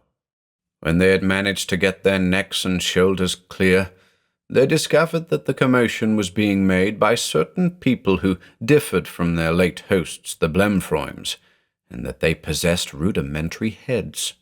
These people were some of the Edems, on one of whose towns the avalanche had descended. Roofs and towers were beginning to emerge from the mass of boulders and puffballs, and just in front of the Hyperboreans there was a large temple-like edifice, from whose blocked-up door a multitude of the Edems had now tunneled their way. At sight of Eibon and Morgi, they suspended their labours, and the sorcerer, who had freed himself and had made sure that all his bones and members were intact, now took the opportunity to address them. "Hearken," he said with great importance. "I have come to bring you a message from the god Zeal-Quoig-Manzar. I have borne it faithfully on ways beset with many hazards and perils. In the god's own divine language, it runs thus: Iqui de losh od clonk. Since he spoke in the dialect of the Blemfroims, which differed somewhat from their own, it is doubtful if the Edems altogether understood the first part of his utterance. But Zeal-Quoig-Manzar was their tutelary deity, and they knew the language of the gods. At the words Iqui de losh od clonk, there was a most remarkable resumption and increase of activity, a ceaseless running to and fro on the part of the Edems, a shouting of guttural orders, and a recrudescence of new heads and limbs from the avalanche. Those who had issued from the temple re-entered it, and came out once more carrying a huge image of Zeal-Quoig-Manzar, some smaller icons of lesser though allied deities, and a very ancient-looking idol which both Eibon and Morgi recognized as having a resemblance to Wuthoqquan. Others of the Edems brought their household goods and furniture forth from the dwellings, and, signing the Hyperboreans to accompany them, the whole populace began to evacuate the town. Eibon and Morgi were much mystified, and it was not until a new town had been built on the fungus-wooded plain at the distance of a full day's march, and they themselves had been installed among the priests of the new temple, that they learned the reason of it all, and the meaning of Iqui de losh od clonk. These words meant merely, "Be on your way," and the god had addressed them to Eibon as a dismissal. But the coincidental coming of the avalanche and of Eibon and Morgi with this purported message from the god had been taken by the Edems as a divine injunction to remove themselves and their goods from their present location. Thus the wholesale exodus of people with their idols and domestic belongings. The new town was called Galump, after the one that the avalanche had buried. Here, for the remainder of their days, Eibon and Morgi were held in much honor, and their coming with the message Iqui de losh od clonk was deemed a fortunate thing, since there were no more avalanches to threaten the security of Galump in its new situation remote from the mountains. The Hyperboreans shared the increment of civic affluence and well-being resultant from this security. There was no national mother among the Edems, who propagated themselves in a far more general manner than the Blemfroims, so existence was quite safe and tranquil. Eibon, at least, was really in his element, for the news which he brought of Wuthoqquan, who was still worshipped in this region of Cycronosh, had enabled him to set up as a sort of minor prophet, even apart from the renown which he enjoyed as the bearer of the divine message and as the founder of the new town of Galump. Morgi, however, was not entirely happy. Though the Edems were religious, they did not carry their devotional fervor to the point of bigotry or intolerance, so it was quite impossible to start an inquisition among them. But still there were compensations. The fungus wine of the Edems was potent though evil-tasting, and there were females of a sort, if one were not too squeamish. Consequently, Morgi and Eibon both settled down to an ecclesiastic regimen which, after all, was not so radically different from that of Wuthoqquan or any other place on the planet of their birth. Such were the various adventures, and such was the final lot of this redoubtable pair in Cycronosh. But in Eibon's tower of black gneiss on that headland of the northern sea in Wuthoqquan, the underlings of Morgi waited for days, neither wishing to follow the high priest through the magic panel, nor daring to leave in disobedience of his orders. At length they were recalled by a special dispensation from the Hierophant who had been chosen as Morgi's temporary successor, but the result of the whole affair was highly regrettable from the standpoint of the hierarchy of Yonder. It was universally believed that Eibon had not only escaped by virtue of the powerful magic he had learned from Wuthoqquan, but had made away with Morgi into the bargain. As a consequence of this belief, The faith of yonder declined, and there was a widespread revival of the dark worship of Wuthoqquan throughout Muthulan in the last centuries before the onset of the Great Ice Age.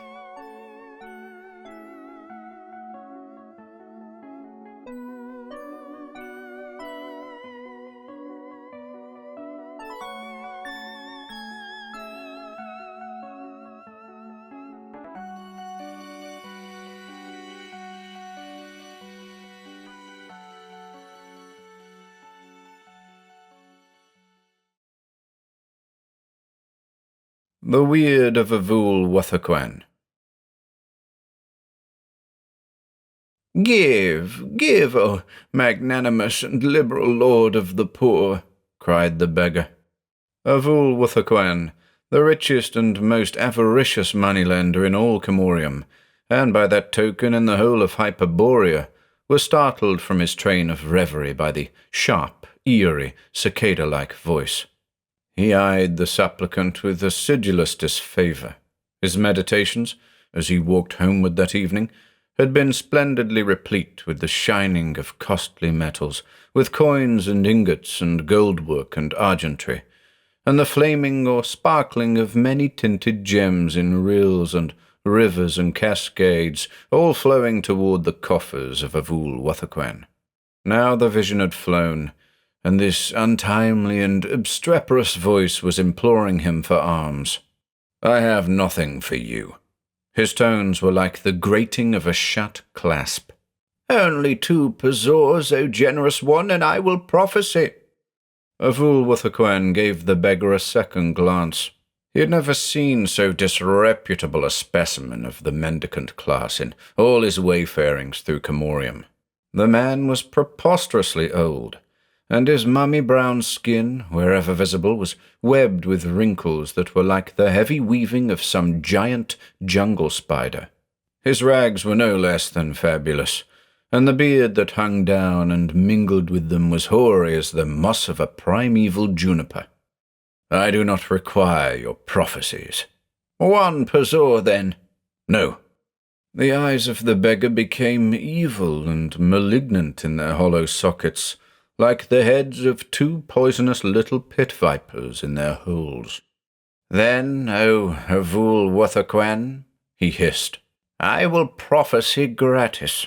Hearken to your weird. The godless and exceeding love which you bear to all material things, and your lust therefore, shall lead you on a strange quest and bring you to a doom whereof the stars and the sun will alike be ignorant. The hidden opulence of earth shall allure you and ensnare you, and earth itself shall devour you at the last. Begone, said Wuthoqquan. The weird is more than a trifle cryptic in its earlier clauses, and the final clause is somewhat platitudinous. I do not need a beggar to tell me the common fate of mortality. It was many moons later, in that year which became known to pre-glacial historians as the Year of the Black Tiger, Wuthoqquan sat in a lower chamber of his house, which was also his place of business. The room was obliquely shafted by the brief aerial gold of the reddening sunset, which fell through a crystal window, lighting a serpentine line of iris sparks in the jewel-studded lamp that hung from copper chains, and touching to fiery life the tortuous threads of silver and similor in the dark arises. Wuthoqquan, seated in an umber shadow beyond the lane of light, peered with an austere and ironic mien at his client, whose swarthy face and sombre mantle were gilded by the passing glory. The man was a stranger, possibly a travelling merchant from outland realms, the usurer thought, or else an outlander of more dubious occupation. His narrow, slanting, beryl-green eyes, his bluish, unkempt beard, and the uncouth cut of his sad raiment were sufficient proof of his alienage in Comorium. 300 jals is a large sum, said the moneylender thoughtfully. Moreover, I do not know you. What security have you to offer? The visitor produced from the bosom of his garment a small bag of tiger skin, tied at the mouth with sinew, and opening the bag with a deft movement, poured on the table before Wuthoqquan 2 uncut emeralds of immense size and flawless purity. They flamed at the heart with a cold and ice-green fire as they caught the slanting sunset, and a greedy spark was kindled in the eyes of the usurer. But he spoke coolly and indifferently. "It may be that I can loan you 150 jars. Emeralds are hard to dispose of, and if you should not return to claim the gems and repay me the money, I might have reason to repent my generosity. But I will take the hazard." "The loan I ask is a mere tithe of their value," protested the stranger. "Give me 250 jars. There are other moneylenders in Camorium, I am told." 200 jars is the most I can offer. It is true that the gems are not without value, but you may have stolen them. How am I to know?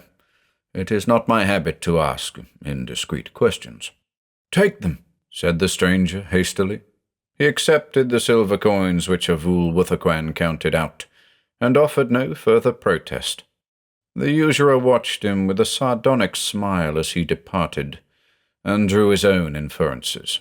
He felt sure that the jewels had been stolen, but was in no wise perturbed or disquieted by this fact. No matter whom they had belonged to, or what their history, they would form a welcome and valuable addition to the coffers of Wuthoqquan. Even the smaller of the 2 emeralds would have been absurdly cheap at 300 jars, but the usurer felt no apprehension that the stranger would return to claim them at any time. No, the man was plainly a thief, and had been glad to rid himself of the evidence of his guilt. As to the rightful ownership of the gems, that was hardly a matter to arouse the concern or the curiosity of the moneylender. They were his own property now, by virtue of the sum in silver which had been tacitly regarded by himself and the stranger as a price rather than a mere loan. The sunset faded swiftly from the room, and a brown twilight began to dull the metal broideries of the curtains and the coloured eyes of the gems. Wuthoqquan lit the fretted lamp, and then, opening a small brazen strong-box, he poured from it a flashing grill of jewels on the table beside the emeralds. There were pale and ice-clear topazes from Muthulan, and gorgeous crystals of tourmaline from Sho Vulpanomi. There were chill and furtive sapphires of the north, and arctic carnelians like frozen blood, and diamonds that were hearted with white stars. Red, unblinking rubies glared from the coruscating pile. Chatoyant shone like the eyes of tigers. Garnets and alabrondins gave their sombre flames to the lamplight amid the restless hues of opals. Also there were other emeralds, but none so large and flawless as the 2 that he had acquired that evening. Wuthoqquan sorted out the gems in gleaming rows and circles, as he had done so many times before, and he set apart all the emeralds with his new acquisitions at one end, like captains leading a file. He was well pleased with his bargain, well satisfied with overflowing caskets. He regarded the jewels with an avaricious love, a miserly complacence, and one might have thought that his eyes were little beads of jasper set in his leathery face as in the smoky parchment cover of some olden book of doubtful magic. Money and precious gems, these things alone, he thought, were immutable and non-volatile in a world of never-ceasing change and fugacity. His reflections at this point were interrupted by a singular occurrence, suddenly and without warning, for he had not touched or disturbed them in any manner. The 2 large emeralds started to roll away from their companions on the smooth, level table of black augerwood, and before the startled moneylender could put out his hand to stop them, they had vanished over the opposite edge and had fallen with a muffled rattling on the carpeted floor. Such behaviour was highly eccentric and peculiar, not to say unaccountable, but the usurer leapt to his feet with no other thought save to retrieve the jewels. He rounded the table in time to see that they had continued their mysterious rolling, and was slipping through the outer door, which the stranger in departing had left slightly ajar. This door gave on a courtyard, and the courtyard, in turn, opened on the streets of Camorium. Wuthoqquan was deeply alarmed, but was concerned by the prospect of losing the emeralds rather than by the eeriness and mystery of their departure. He gave chase with an agility of which few would have believed him capable, and throwing open the door, he saw the fugitive emeralds gliding with an uncanny smoothness and swiftness across the rough, irregular flags of the courtyard. The twilight was deepening to a nocturnal blue, but the jewels seemed to wink derisively with a strange phosphoric luster as he followed them. Clearly visible in the gloom, they passed through the unbarred gate that gave on a principal avenue, and disappeared. It began to occur to Wuthoqquan that the jewels were bewitched, but not even in the face of an unknown sorcery was he willing to relinquish anything for which he had paid the munificent sum of 200 jars. He gained the open street with a running leap, and paused only to make sure of the direction in which his emeralds had gone. The dim avenue was almost entirely deserted, for the worthy citizens of Camorium at that hour were preoccupied with the consumption of their evening meal. The jewels, gaining momentum and skimming the ground lightly in their flight, were speeding away on the left toward the less reputable suburbs and the wild, luxuriant jungle beyond. Wuthoqquan saw that he must redouble his pursuit if he were to overtake them.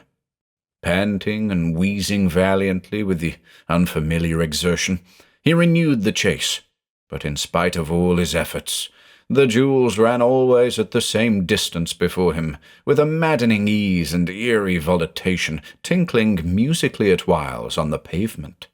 The frantic and bewildered usurer was soon out of breath, and being compelled to slacken his speed, he feared to lose sight of the eloping gems. But strangely thereafterward, they ran with a slowness that corresponded to his own, maintaining ever the same interval. The moneylender grew desperate. The flight of the emeralds was leading him into an outlying quarter of Camorium where thieves and murderers and beggars dwelt. Here he met a few passers, all of dubious character, who stared in stupefaction at the fleeing stones, but made no effort to stop them.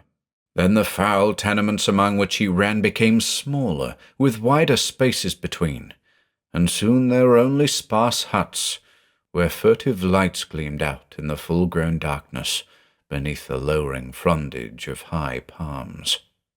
Still plainly visible and shining with a mocking phosphorescence, the jewels fled before him on the dark road. It seemed to him, however, that he was gaining upon them a little. His flabby limbs and pursy body were faint with fatigue, and he was grievously winded. But he went on in renewed hope, gasping with eager avarice. A full moon, large and amber-tinted, rose beyond the jungle and began to light his way. Camorium was far behind him now, and there were no more huts on the lonely forest road, nor any other wayfarers. He shivered a little, either with fear or the chill night air, but he did not relax his pursuit. He was closing in on the emeralds, very gradually but surely, and he felt that he would recapture them soon. So engrossed was he in the weird chase, with his eyes on the ever-rolling gems, that he failed to perceive that he was no longer following an open highway. Somehow, somewhere, he had taken a narrow path that wound among monstrous trees whose foliage turned the moonlight to a mesh of quicksilver with heavy, fantastic rattlings of ebony. Crouching in grotesque menace like giant retiari, they seemed to close in upon him from all sides. But the moneylender was oblivious of their shadowy threats, and heeded not the sinister strangeness and solitude of the jungle path, nor the dank odours that lingered beneath the trees like unseen pools. Nearer and nearer he came to the fleeting gems, till they ran and flickered tantalizingly a little beyond his reach, and seemed to look back at him like two greenish glowing eyes filled with allurement and mockery. Then, as he was about to fling himself forward in a last and supreme effort to secure them, they vanished abruptly from view, as if they had been swallowed by the forest shadows that lay like sable pythons athwart the moonlit way. Baffled and disconcerted, Wuthoqquan paused and peered in bewilderment at the place where they had disappeared. He saw that the path ended in a cavern mouth, yawning blackly and silently before him, and leading to unknown subterranean depths. It was a doubtful and suspicious-looking cavern, fanged with sharp stones and bearded with queer grasses, and Wuthoqquan, in his cooler moments, would have hesitated a long while before entering it. But just then he was capable of no other impulse than the fervour of the chase and the prompting of avarice.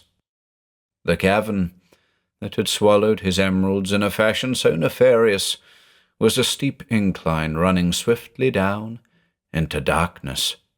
It was low and narrow, and slippery with noisome oozings, but the moneylender was heartened as he went on by a glimpse of the glowing jewels, which seemed to float beneath him in the black air, as if to illuminate his way. The incline led to a level, winding passage, in which Wuthoqquan began to overtake his elusive property once more, and hope flared high in his panting bosom. The emeralds were almost within reach.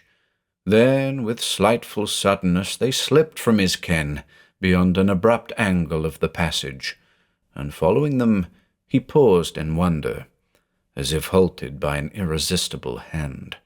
He was half blinded for some moments by the pale, mysterious bluish light that poured from the roof and walls of the huge cavern into which he had emerged, and he was more than dazzled by the multi-tinted splendor that flamed and glowed and glistened and sparkled at his very feet.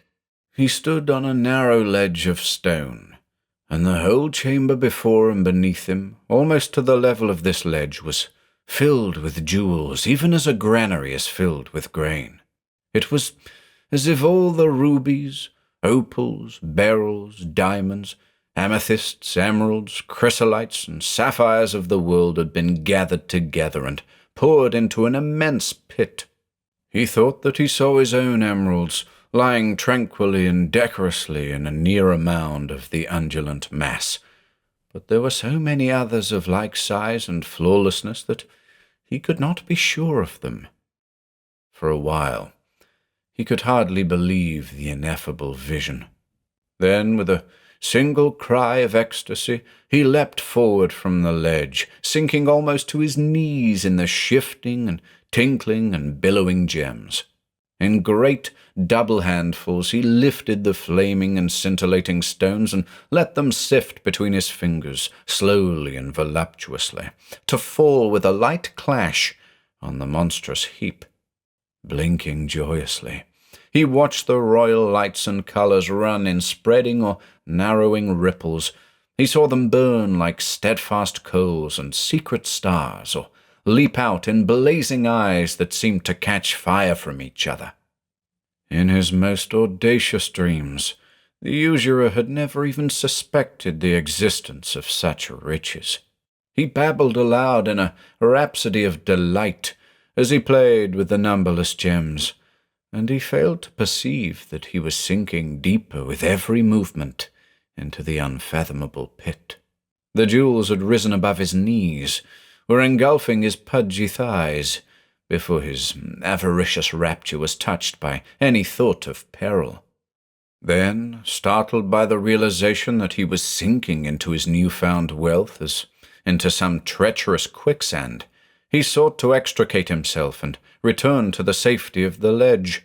He floundered helplessly, for the moving gems gave way beneath him, and he made no progress but went deeper still, till the bright, unstable heap had risen to his waist. Wuthoqquan began to feel a frantic terror amid the intolerable irony of his plight. He cried out, and as if in answer there came a loud, unctuous, evil chuckle from the cavern behind him. Twisting his fat neck with painful effort so that he could peer over his shoulder, he saw a most peculiar entity that was crouching on a sort of shelf above the pit of jewels. The entity was wholly and outrageously unhuman, and neither did it resemble any species of animal or any known god or demon of Hyperborea. Its aspect was not such as to lessen the alarm and panic of the moneylender, for it was very large and pale and squat, with a toad-like face and a swollen, squidgy body, and numerous cuttlefish limbs or appendages. It lay flat on the shelf with its chinless head and long slit-like mouth overhanging the pit, and its cold, lidless eyes peering obliquely at Wuthoqquan. The usurer was not reassured when it began to speak in a thick and loathsome voice, like the molten tallow of corpses dripping from a wizard's kettle. "Oh, what have we here?" it said. "By the black altar of Sathagur, 'tis a fat moneylender, wallowing in my jewels like a lost pig in a quagmire." "Help me!" cried Wuthoqquan. "See you not that I am sinking?" The entity gave its oleaginous chuckle. "Yes, I see your predicament, of course. What are you doing here?" "I came in search of my emeralds, 2 fine and flawless stones for which I have just paid the sum of 200 jars. "Your emeralds?" said the entity. "I fear that I must contradict you. The jewels are mine. They were stolen not long ago from this cavern, in which I have been wont to gather and guard my subterranean wealth for many ages. The thief was frightened away when he saw me, and I suffered him to go. He had taken only the 2 emeralds, and I knew that they would return to me, as my jewels always return, whenever I choose to call them. The thief was lean and bony, and I did well to let him go, for now in his place there is a plump and well-fed usurer." Wuthoqquan, in his mounting terror, was barely able to comprehend the words or to grasp their implications. He had sunk slowly but steadily into the yielding pile, and green, yellow, red, and violet gems were blinking gorgeously about his bosom and sifting with a light tinkle beneath his armpits. "Help! Help!" he wailed. "I shall be engulfed." Grinning sardonically, and showing the cloven tip of a fat white tongue, the singular entity slid from the shelf with boneless ease, and spreading its flat body on the pool of gems, into which it hardly sank, it slithered forward to a position from which it could reach the frantic usurer with its octopus-like members. It dragged him free with a single motion of incredible celerity. Then, without pause or preamble or further comment, in a leisurely and methodical fashion, it began to devour him.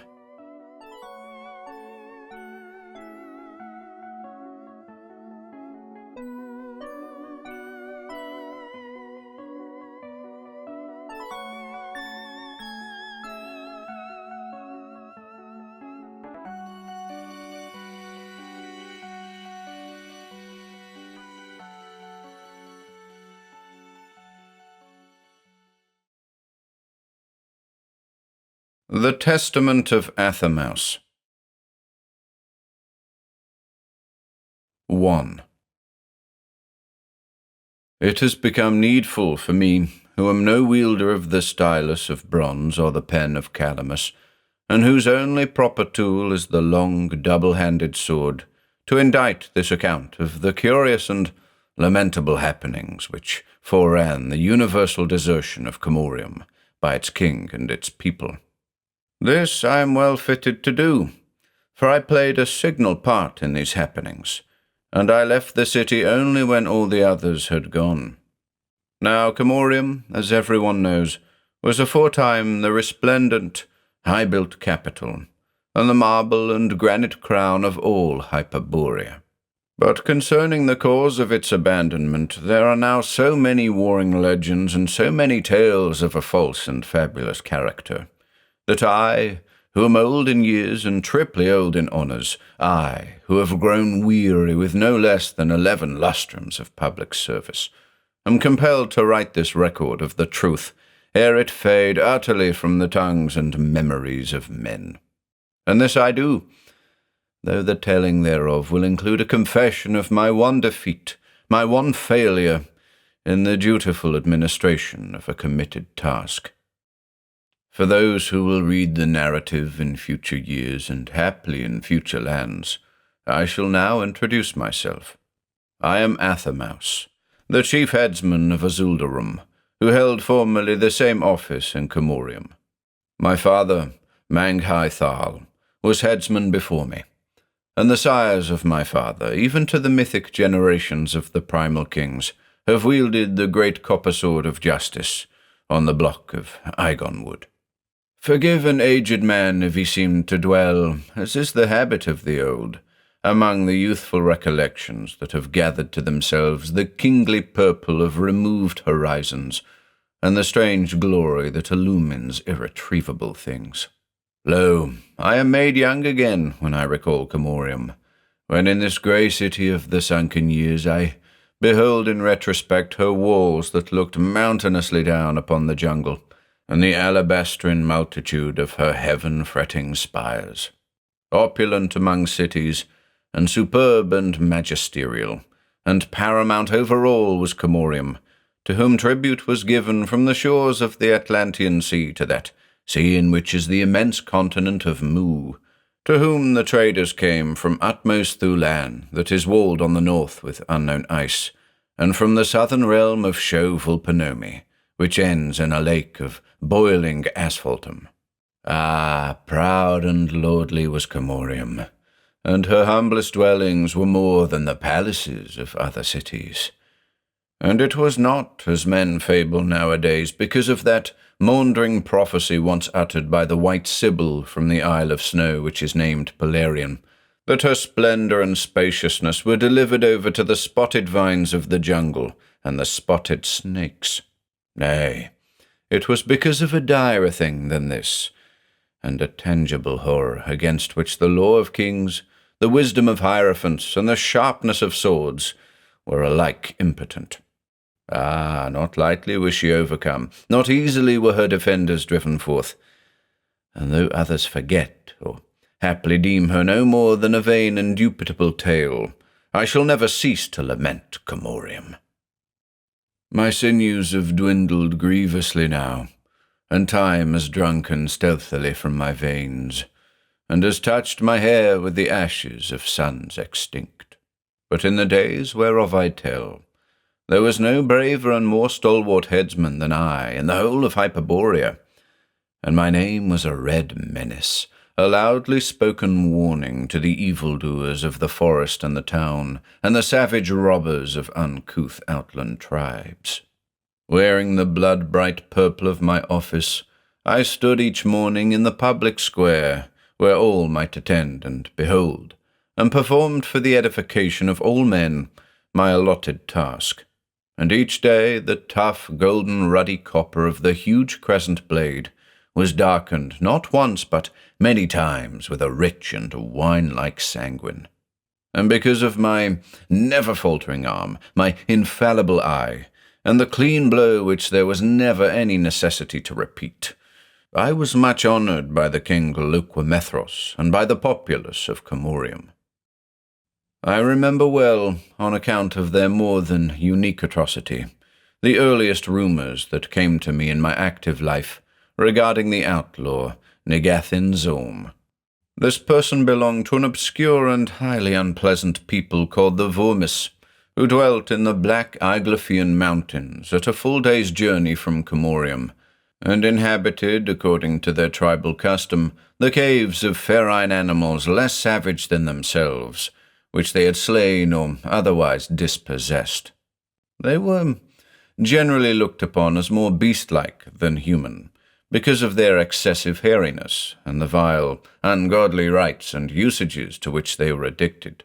It was mainly from among these beings that the notorious Negathin-Zorm had recruited his formidable band, who were terrorizing the hills subjacent to the Iglaphian mountains with daily deeds of the most infamous and iniquitous rapine.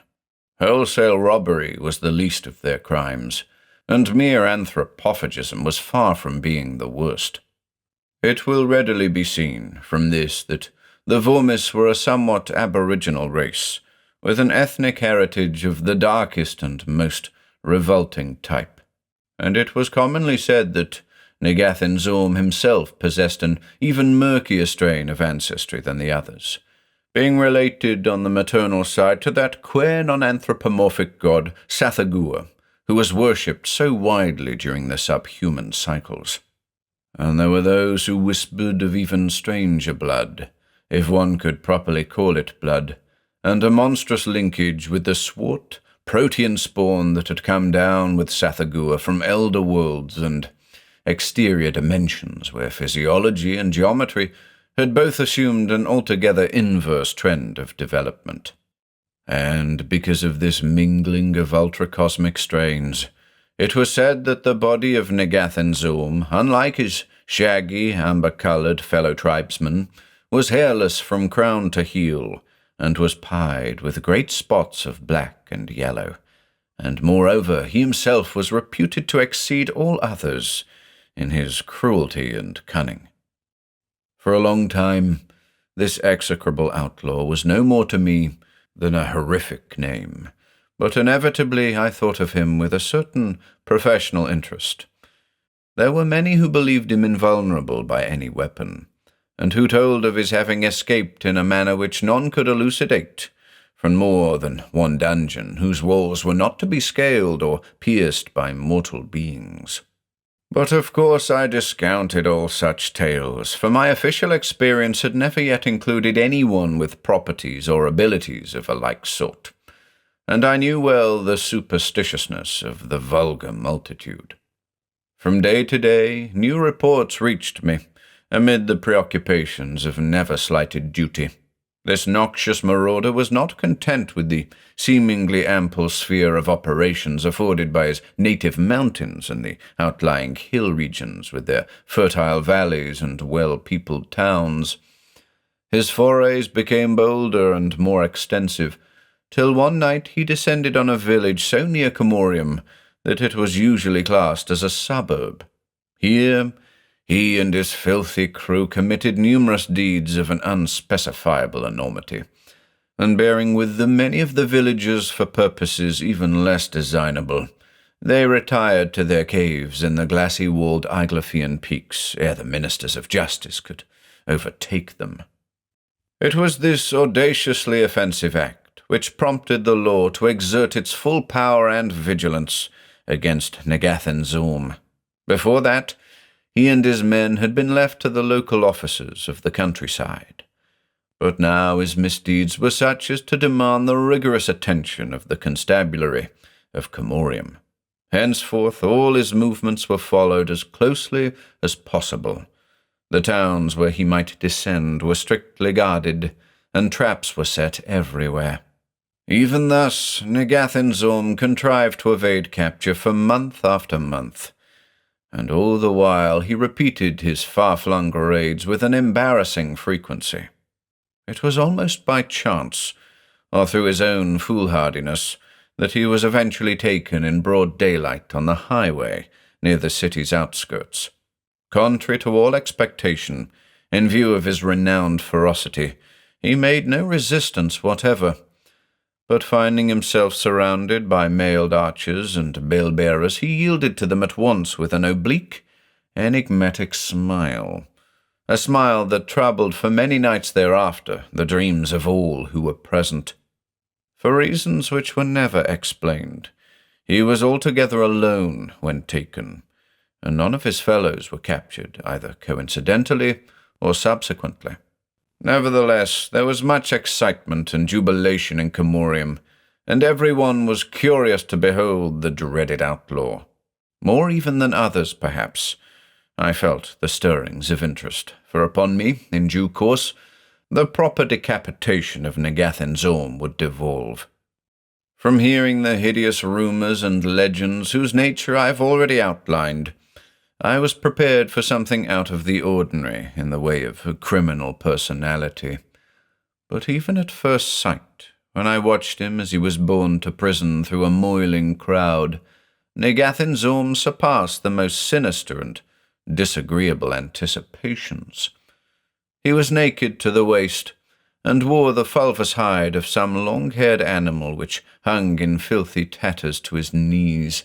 Such details, however, contributed little to those elements in his appearance which revolted and even shocked me. His limbs, his body, his lineaments were outwardly formed like those of aboriginal man, and one might even have allowed for this utter hairlessness, in which there was a remote and blasphemously caricatural suggestion of the shaven priest, and even the broad, formless mottling of his skin, like that of a huge boa, might somehow have been glossed over as a rather extravagant peculiarity of pigmentation. It was something else. It was the unctuous, verminous ease, the undulant litheness and fluidity of his every movement, seeming to hint at an inner structure and vertebration that were less than human, or one might almost have said a subophidian lack of all bony framework, which made me view the captive and also my incumbent task with an unparallelable distaste. He seemed to slither rather than walk, and the very fashion of his jointure, the placing of knees, hips, elbows, and shoulders, appeared arbitrary and factitious. One felt that the outward semblance of humanity was a mere concession to anatomical convention, and that his corporeal formation might easily have assumed, and might still assume at any instant, the unheard-of outlines and concept-defying dimensions that prevail in transgalactic worlds. Indeed, I could now believe the outrageous tales concerning his ancestry, and with equal horror and curiosity I wondered what the stroke of justice would reveal, and what noisome, mephitic ichor would befoul the impartial sword in lieu of honest blood. It is needless to record in circumstantial detail the process by which Negathan-Zorm was tried and condemned for his manifold enormities. The workings of the law were implacably swift and sure, and their equity permitted of no quibbling or delay. The captive was confined in an oubliette below the main dungeons, a cell hewn in the basic Archean gneiss at a profound depth, with no entrance other than a hole through which he was lowered and drawn up by means of a long rope and windlass.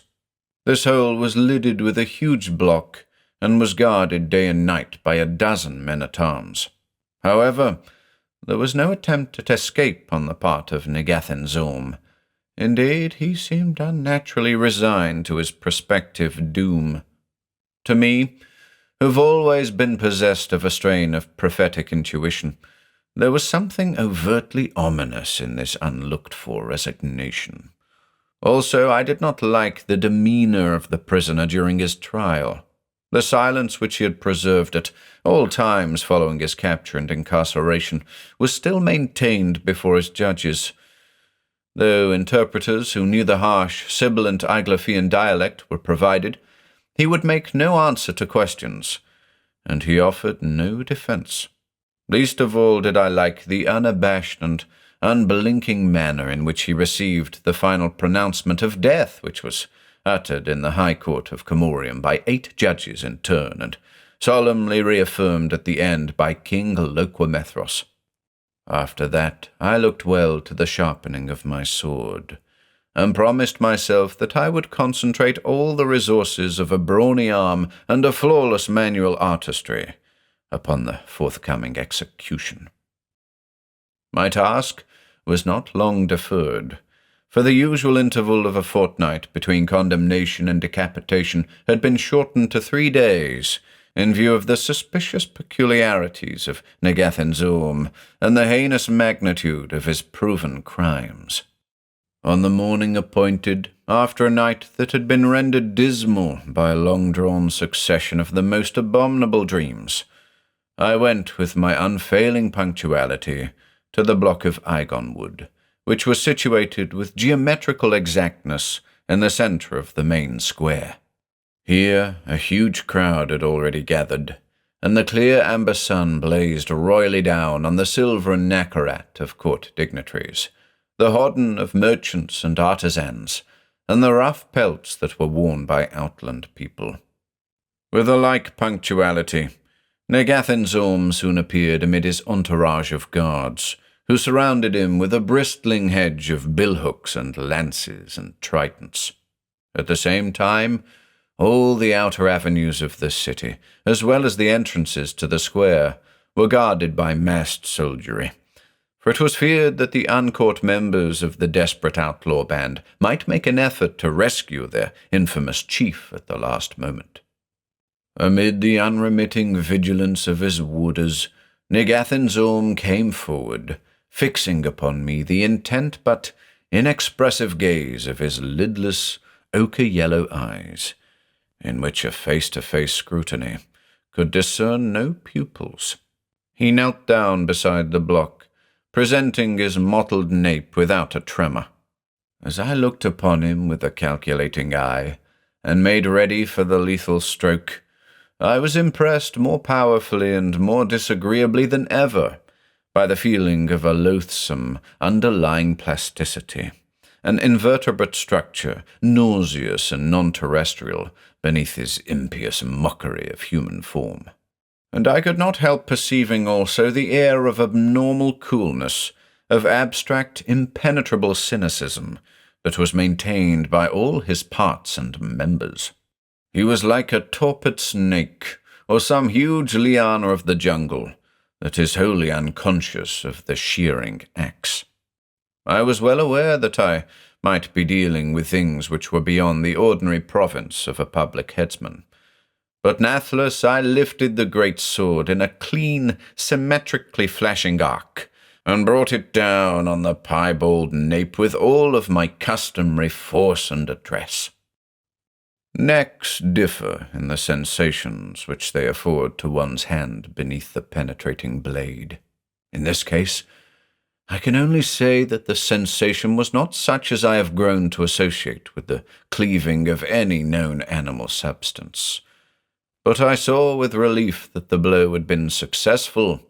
The head of Negathan's Orm lay cleanly severed on the porous block, and his body sprawled on the pavement without even a single quiver of departing animation. As I had expected, there was no blood, only a black, tarry, fetid exudation, far from copious, which ceased in a few minutes, and vanished utterly from my sword and from the Eibon wood. Also, the inner anatomy which the blade had revealed was devoid of all legitimate vertebration.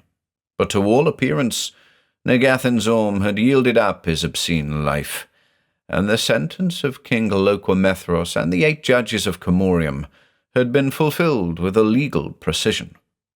Proudly but modestly, I received the applause of the waiting multitudes, who bore willing witness to the consummation of my official task, and were loudly jubilant over the dead scourge.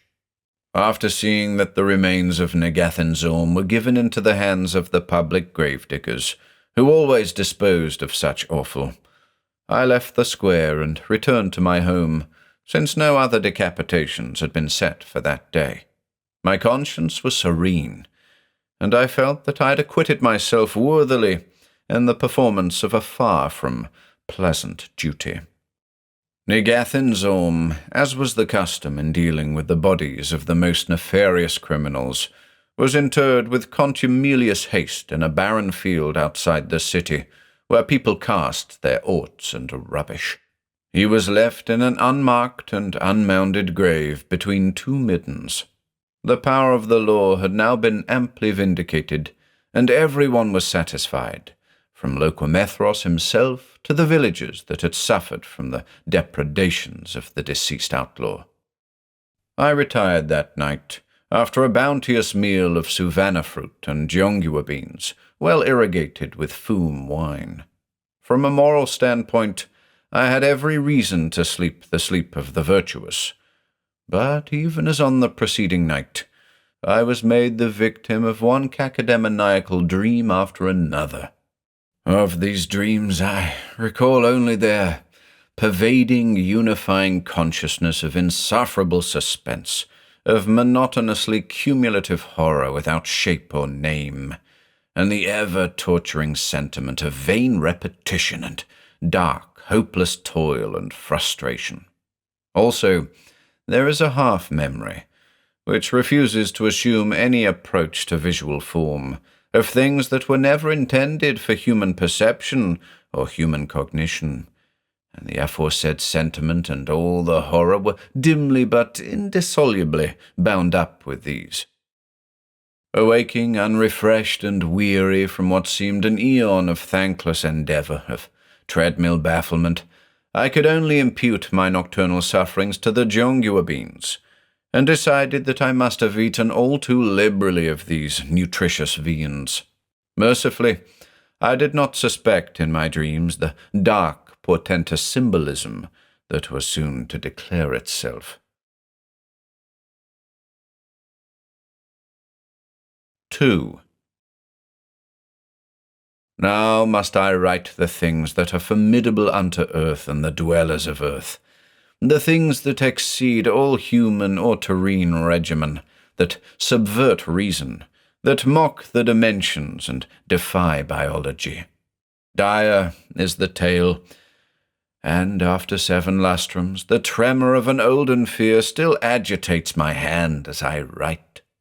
But of such things I was still oblivious when I sallied forth that morning to the place of execution, where 3 criminals of a quite average sort, whose very cephalic contours I have forgotten, along with their offences, were to meet their well-deserved doom beneath my capable arm.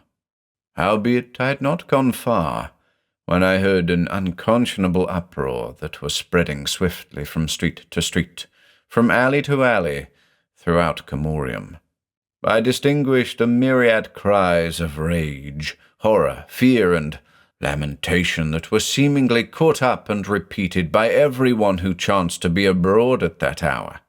Meeting some of the citizenry, who were plainly in a state of the most excessive agitation, and were still continuing their outcries, I inquired the reason of all this clamour, and thereupon I learned from them that Negathan-Zorm, whose illicit career was presumably at an end, had now reappeared, and had signalized the unholy miracle of his return by the commission of a most appalling act on the main avenue, before the very eyes of early passers.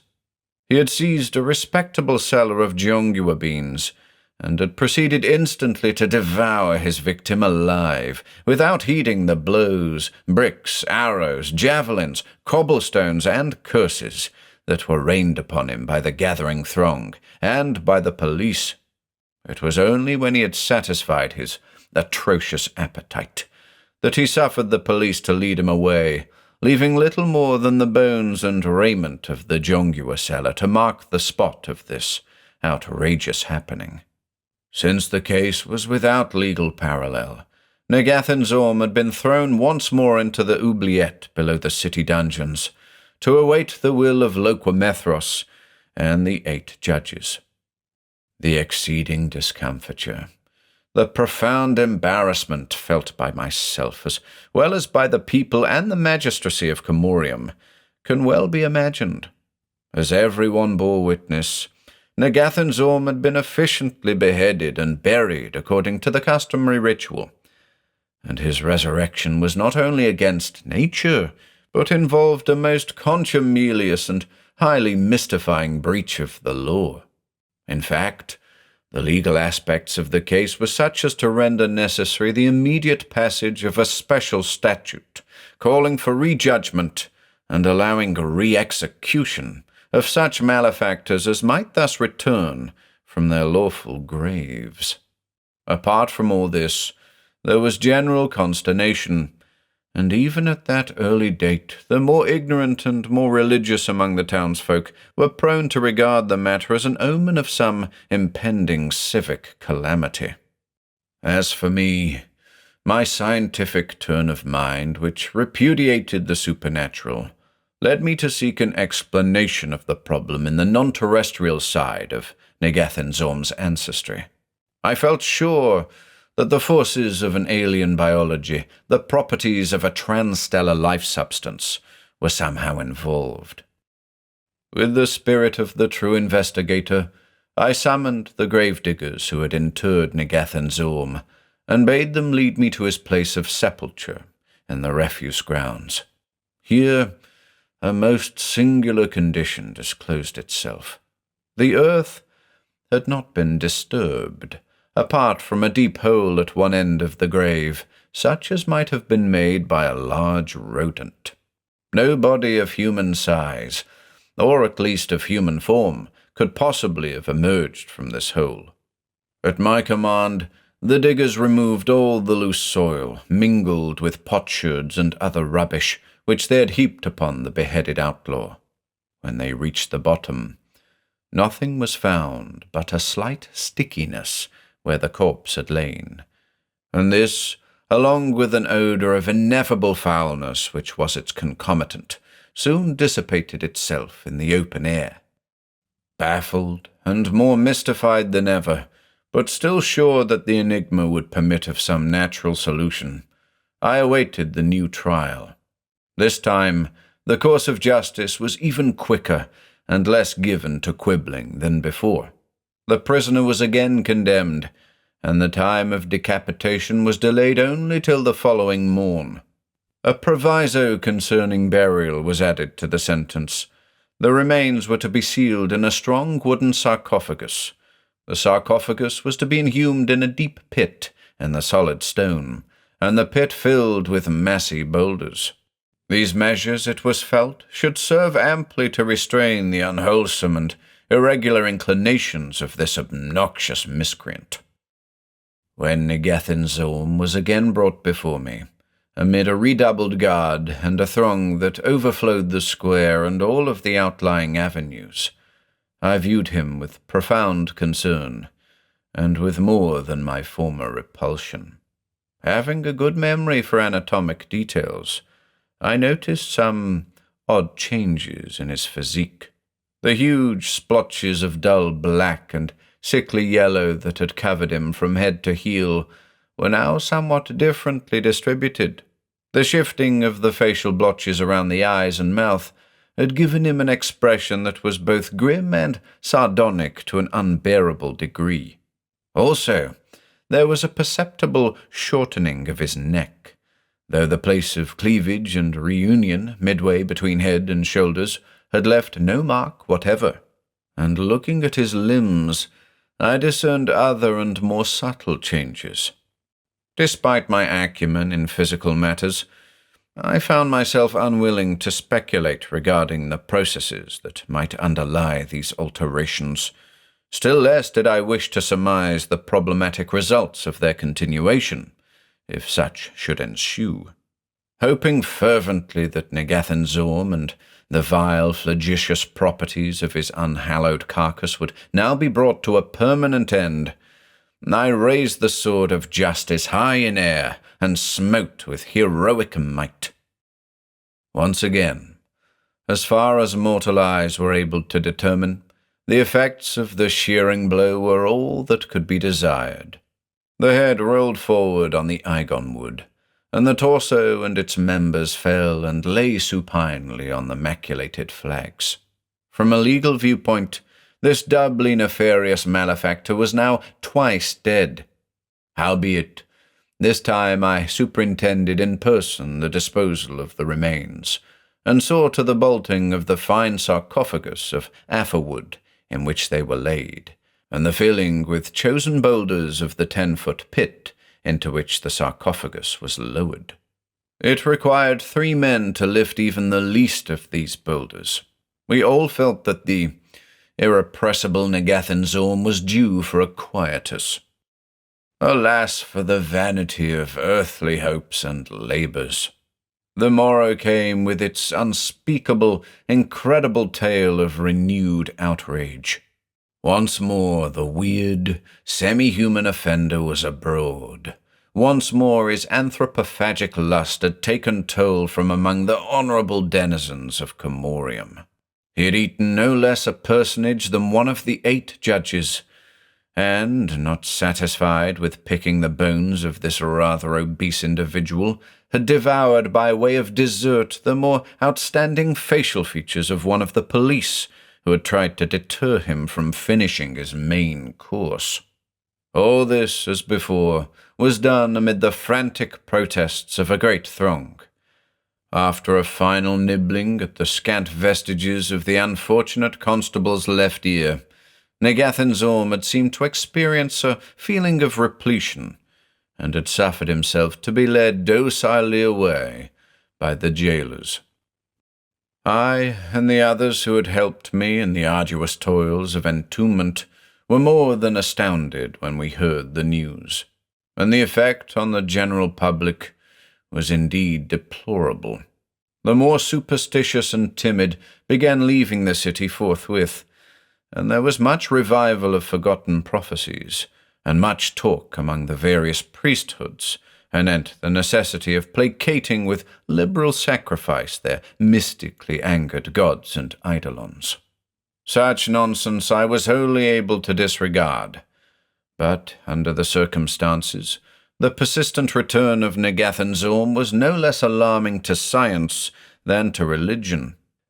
We examined the tomb, if only as a matter of form, and found that certain of the superincumbent boulders had been displaced in such a manner as to admit the outward passage of a body with the lateral dimensions of some large snake or muskrat. The sarcophagus, with its metal bolts, was bursten at one end, and we shuddered to think of the immeasurable force that must have been employed in its disruption. Because of the way in which the case overpassed all known biologic laws, the formalities of civil law were now waived, and I, Athammaus, was called upon that same day before the sun had reached its meridian, and was solemnly charged with the office of re-beheading Negathan's Orm at once. The interment or other disposal of the remains was left to my discretion, and the local soldiery and constabulary were all placed at my command, if I should require them.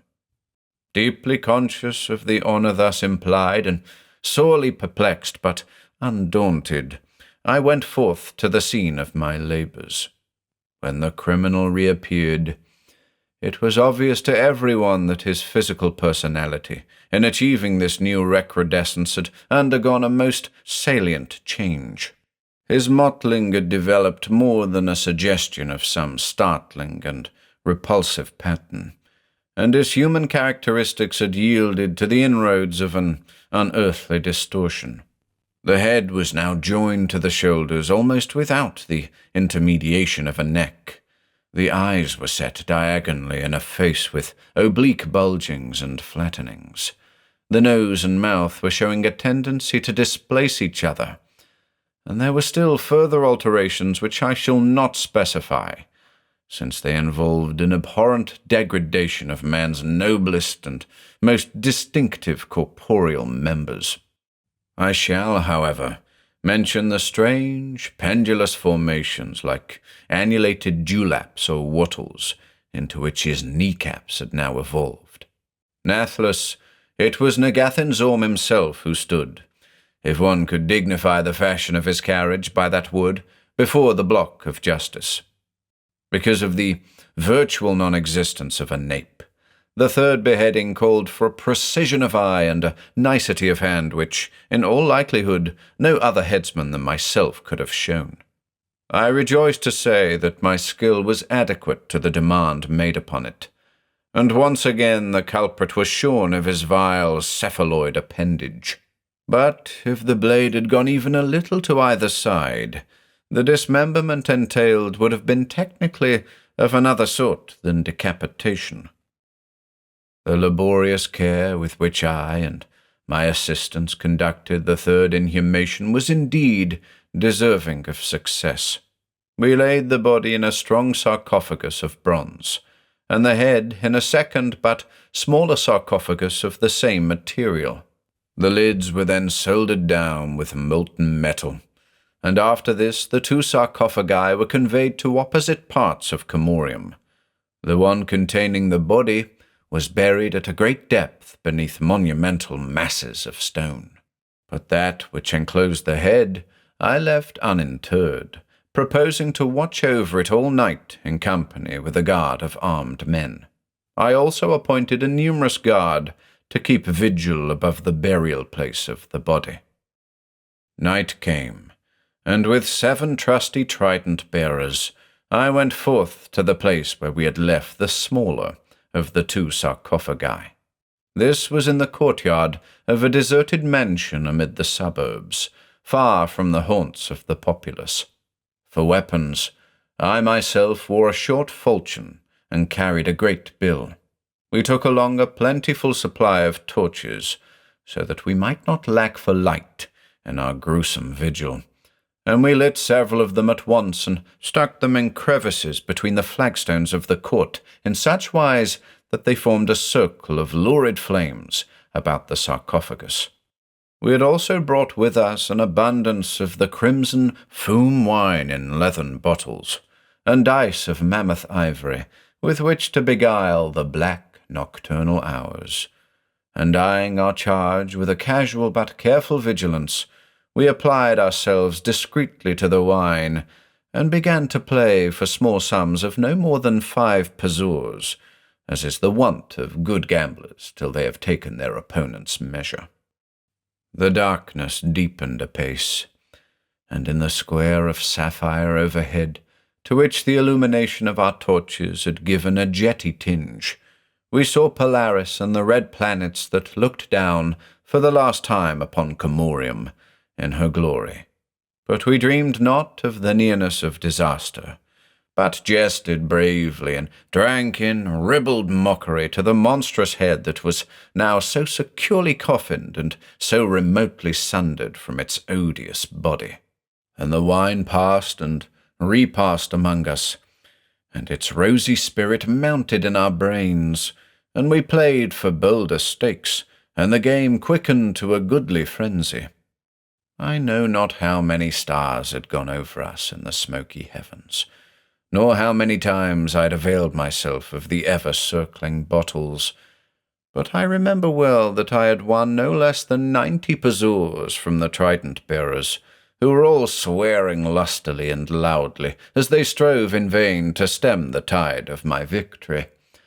I, as well as the others, had wholly forgotten the object of our vigil. The sarcophagus containing the head was one that had been primarily designed for the reception of a small child. Its present use, one might have argued, was a sinful and sacrilegious waste of fine bronze, but nothing else of proper size and adequate strength was available at the time. In the mounting fervour of the game, as I have hinted, we had all ceased to watch this receptacle, and I shudder to think how long there may have been something visibly or even audibly amiss before the unwonted and terrifying behaviour of the sarcophagus was forced upon our attention. It was the sudden, loud, metallic clangour, like that of a smitten gong or shield, which made us realize that all things were not as they should have been, and turning unanimously in the direction of the sound, we saw that the sarcophagus was heaving and pitching in a most unseemly fashion amid its ring of flaring torches. First on one end or corner, then on another, it danced and pirouetted, clanging resonantly all the while on the granite pavement. The true horror of the situation had scarcely seeped into our brains ere a new and even more ghastly development occurred. We saw that the casket was bulging ominously at top and sides and bottom, and was rapidly losing all similitude to its rightful form. Its rectangular outlines swelled and curved and were horribly erased, as in the changes of a nightmare, till the thing became a slightly oblong sphere, and then, with a most appalling noise, it began to split at the welded edges of the lid and burst violently asunder. Through the long, ragged rift there poured in hellish ebullition a dark, ever-swelling mass of incognizable matter, frothing as with the venomous foam of 1,000,000 serpents, hissing as with the yeast of fermenting wine, and putting forth here and there great sooty-looking bubbles that were large as pig bladders. Overturning several of the torches, it rolled in an inundating wave across the flagstones, and we all sprang back in the most abominable fright and stupefaction to avoid it. Cowering against the rear wall of the courtyard, while the overthrown torches flickered wildly and smokily, we watched the remarkable actions of the mass, which had paused as if to collect itself, and was now subsiding like a sort of infernal dough. It shrank, it fell in, till after a while its dimensions began to reapproach those of the encoffined head, though they still lacked any true semblance of its shape.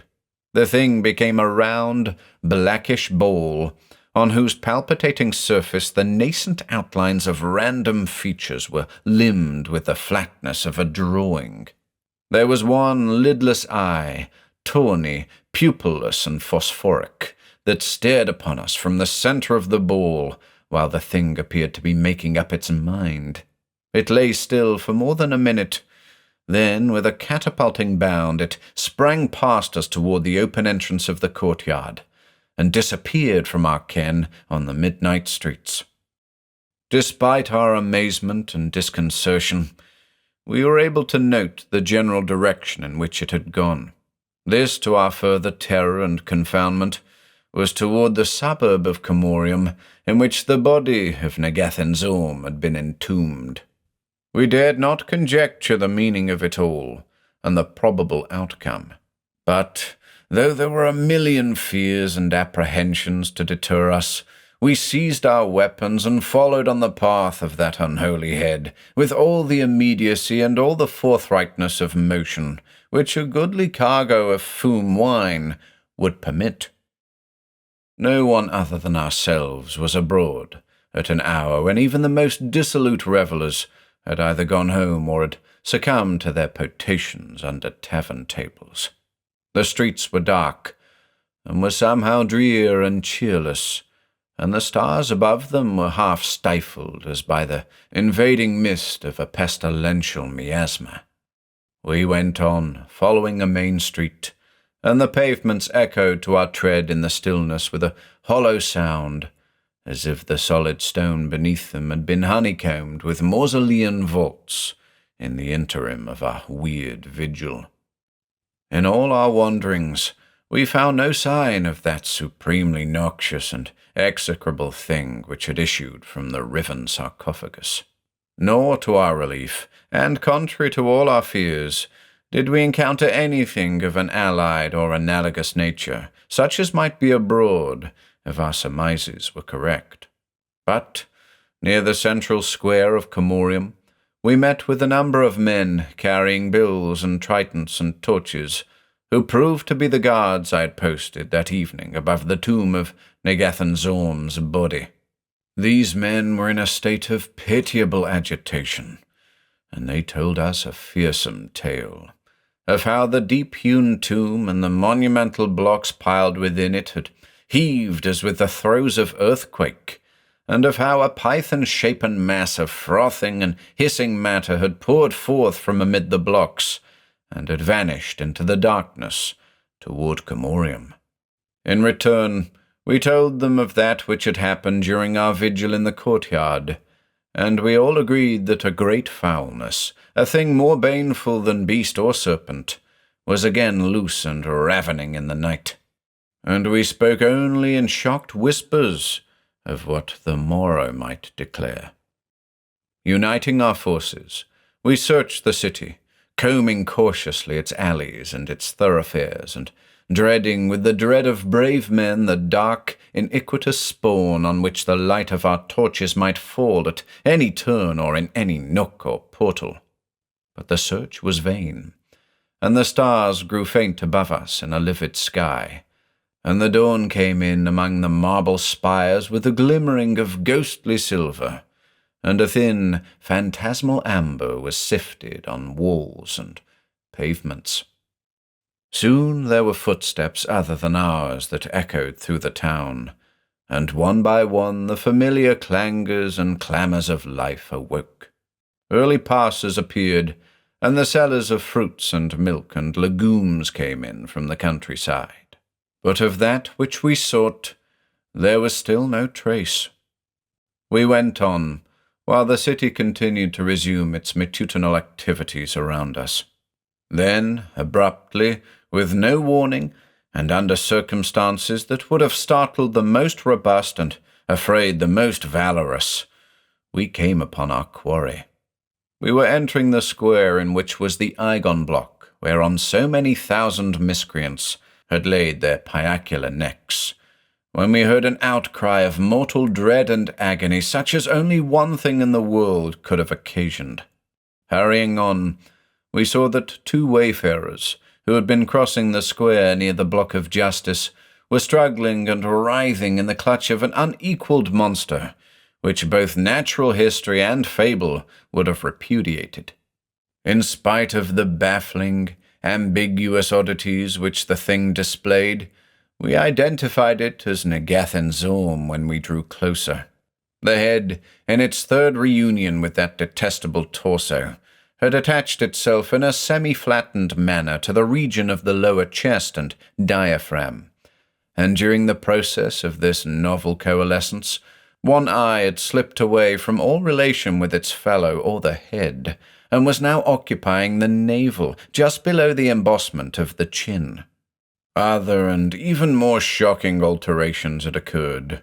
The arms had lengthened into tentacles, with fingers that were like knots of writhing vipers, and where the head would normally have been, the shoulders had reared themselves to a cone-shaped eminence that ended in a cup-like mouth. Most fabulous and impossible of all, however, were the changes in the nether limbs. At each knee and hip, they had rebifurcated into long, lithe proboscides that were lined with throated suckers. By making a combined use of its various mouths and members, the abnormality was devouring both of the hapless persons whom it had seized. Drawn by the outcries, a crowd gathered behind us as we neared this atrocious tableau. The whole city seemed to fill with a well-nigh instantaneous clamour, an ever-swelling hubbub, in which the dominant note was one of supreme, all-devastating terror. I shall not speak of our feelings as officers and men. It was plain to us that the ultramundane factors in Negathan-Zorm's ancestry had asserted themselves with a hideously accelerative ratio, following his latest resurrection. But despite this, and the wholly stupendous enormity of the miscreation before us, we were still prepared to fulfill our duty and defend as best we could the helpless populace. I boast not of the heroism required.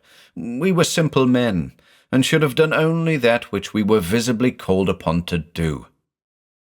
We surrounded the monster, and would have assailed it immediately with our bills and tridents. But here an embarrassing difficulty disclosed itself.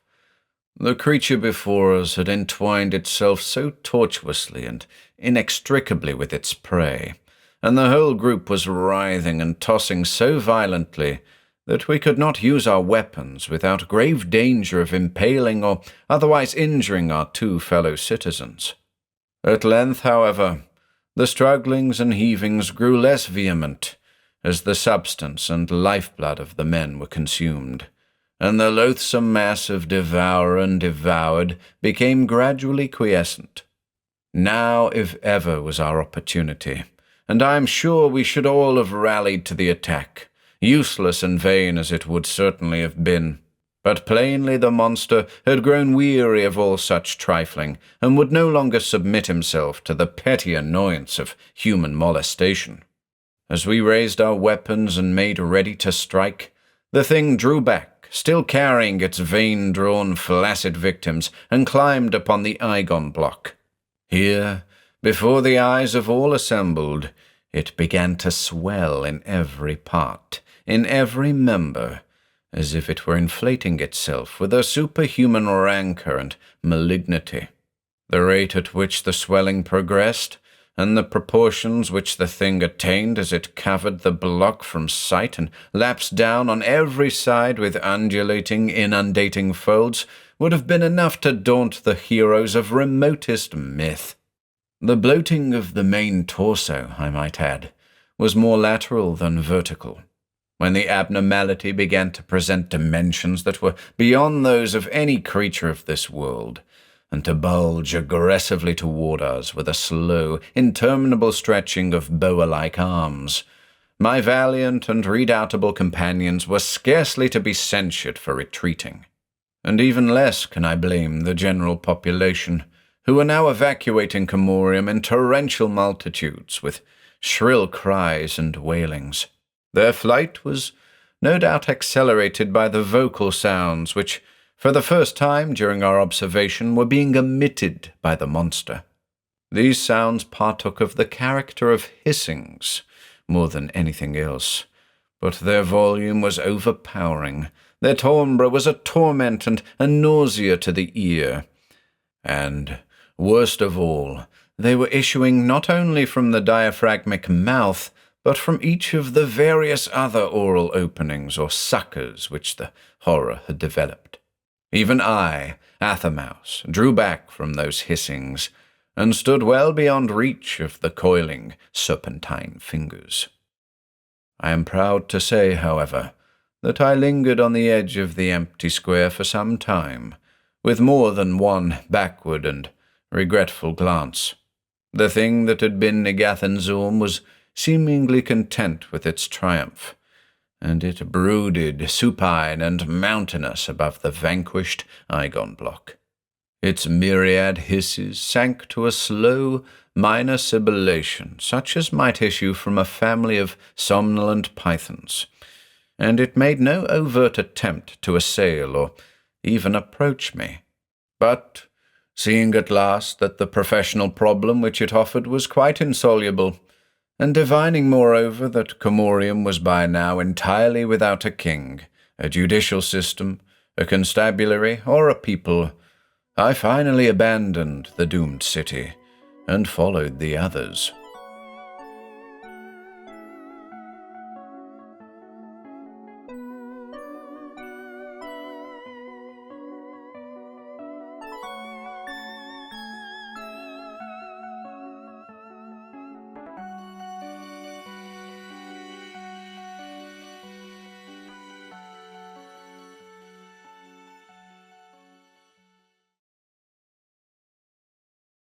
The Ice Demon.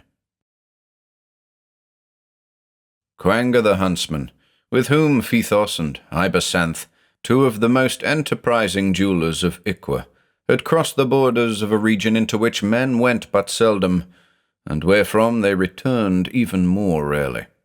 Travelling north from Iqua, they had passed into desolate Wuthoqquan, where the great glacier of Pelarian had rolled like a frozen sea upon wealthy and far-famed cities, covering the broad isthmus from shore to shore beneath fathoms of perpetual ice.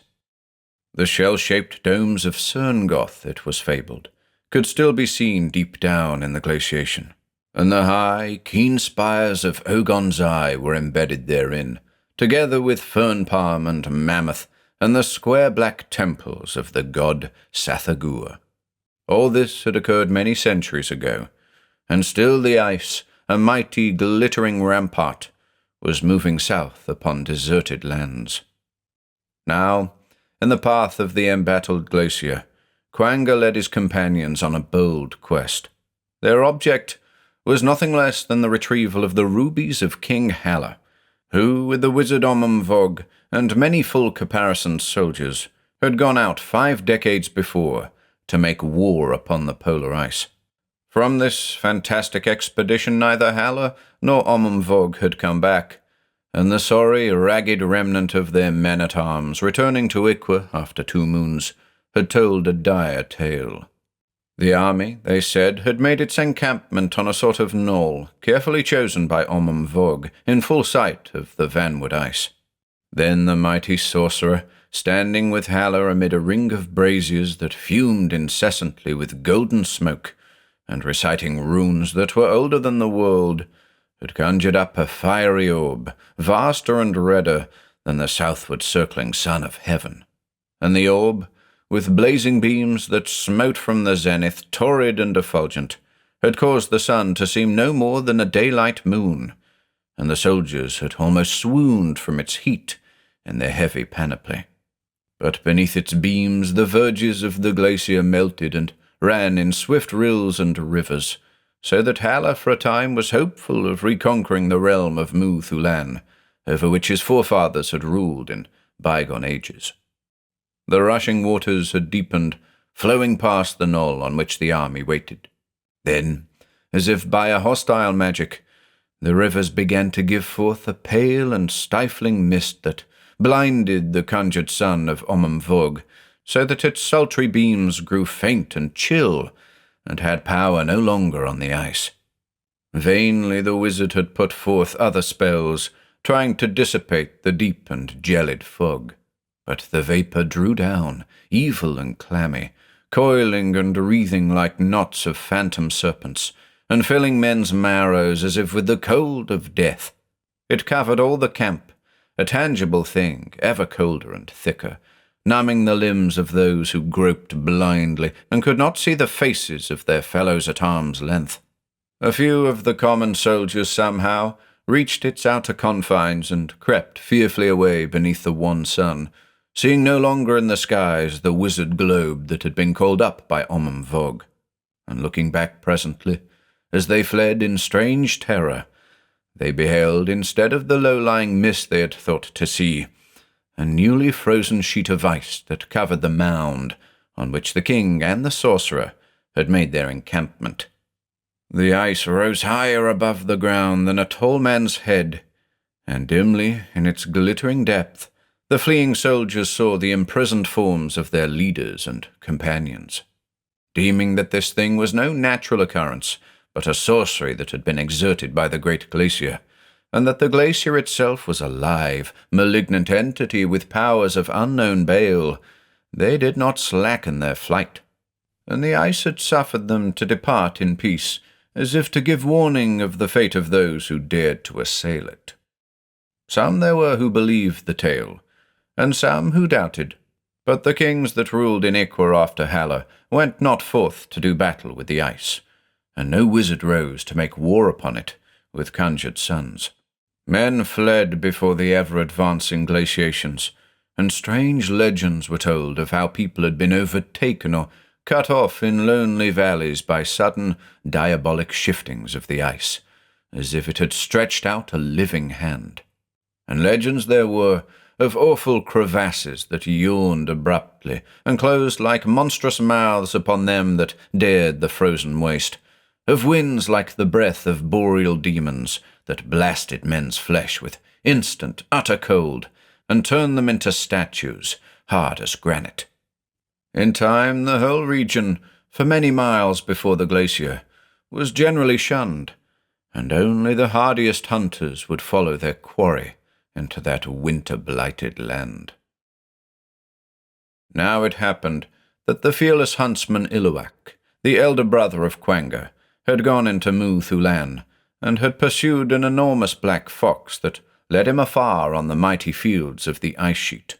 For many leagues he trailed it, coming never within bowshot of the beast, and at length he came to a great mound on the plain that seemed to mark the position of a buried hill. And Illuak thought that the fox entered a cavern in the mound, so, with a lifted bow and a poised arrow at the string, he went after it into the cavern. The place was like a chamber of boreal kings or gods. All about him, in a dim green light, were huge, glimmering pillars, and giant icicles hung from the roof in the form of stalactites. The floor sloped downward, and Iluak came to the cave's end without finding any trace of the fox. But in the transparent depth of the further wall, at the bottom, he saw the standing shapes of many men, deep frozen and sealed up as in a tomb, with undecaying bodies and fair, unshrunken features. The men were armed with tall spears, and most of them wore the panoply of soldiers. But among them, in the van, there stood a haughty figure, attired in the sea-blue robes of a king, and beside him was a bowed ancient who wore the night-black garb of a sorcerer.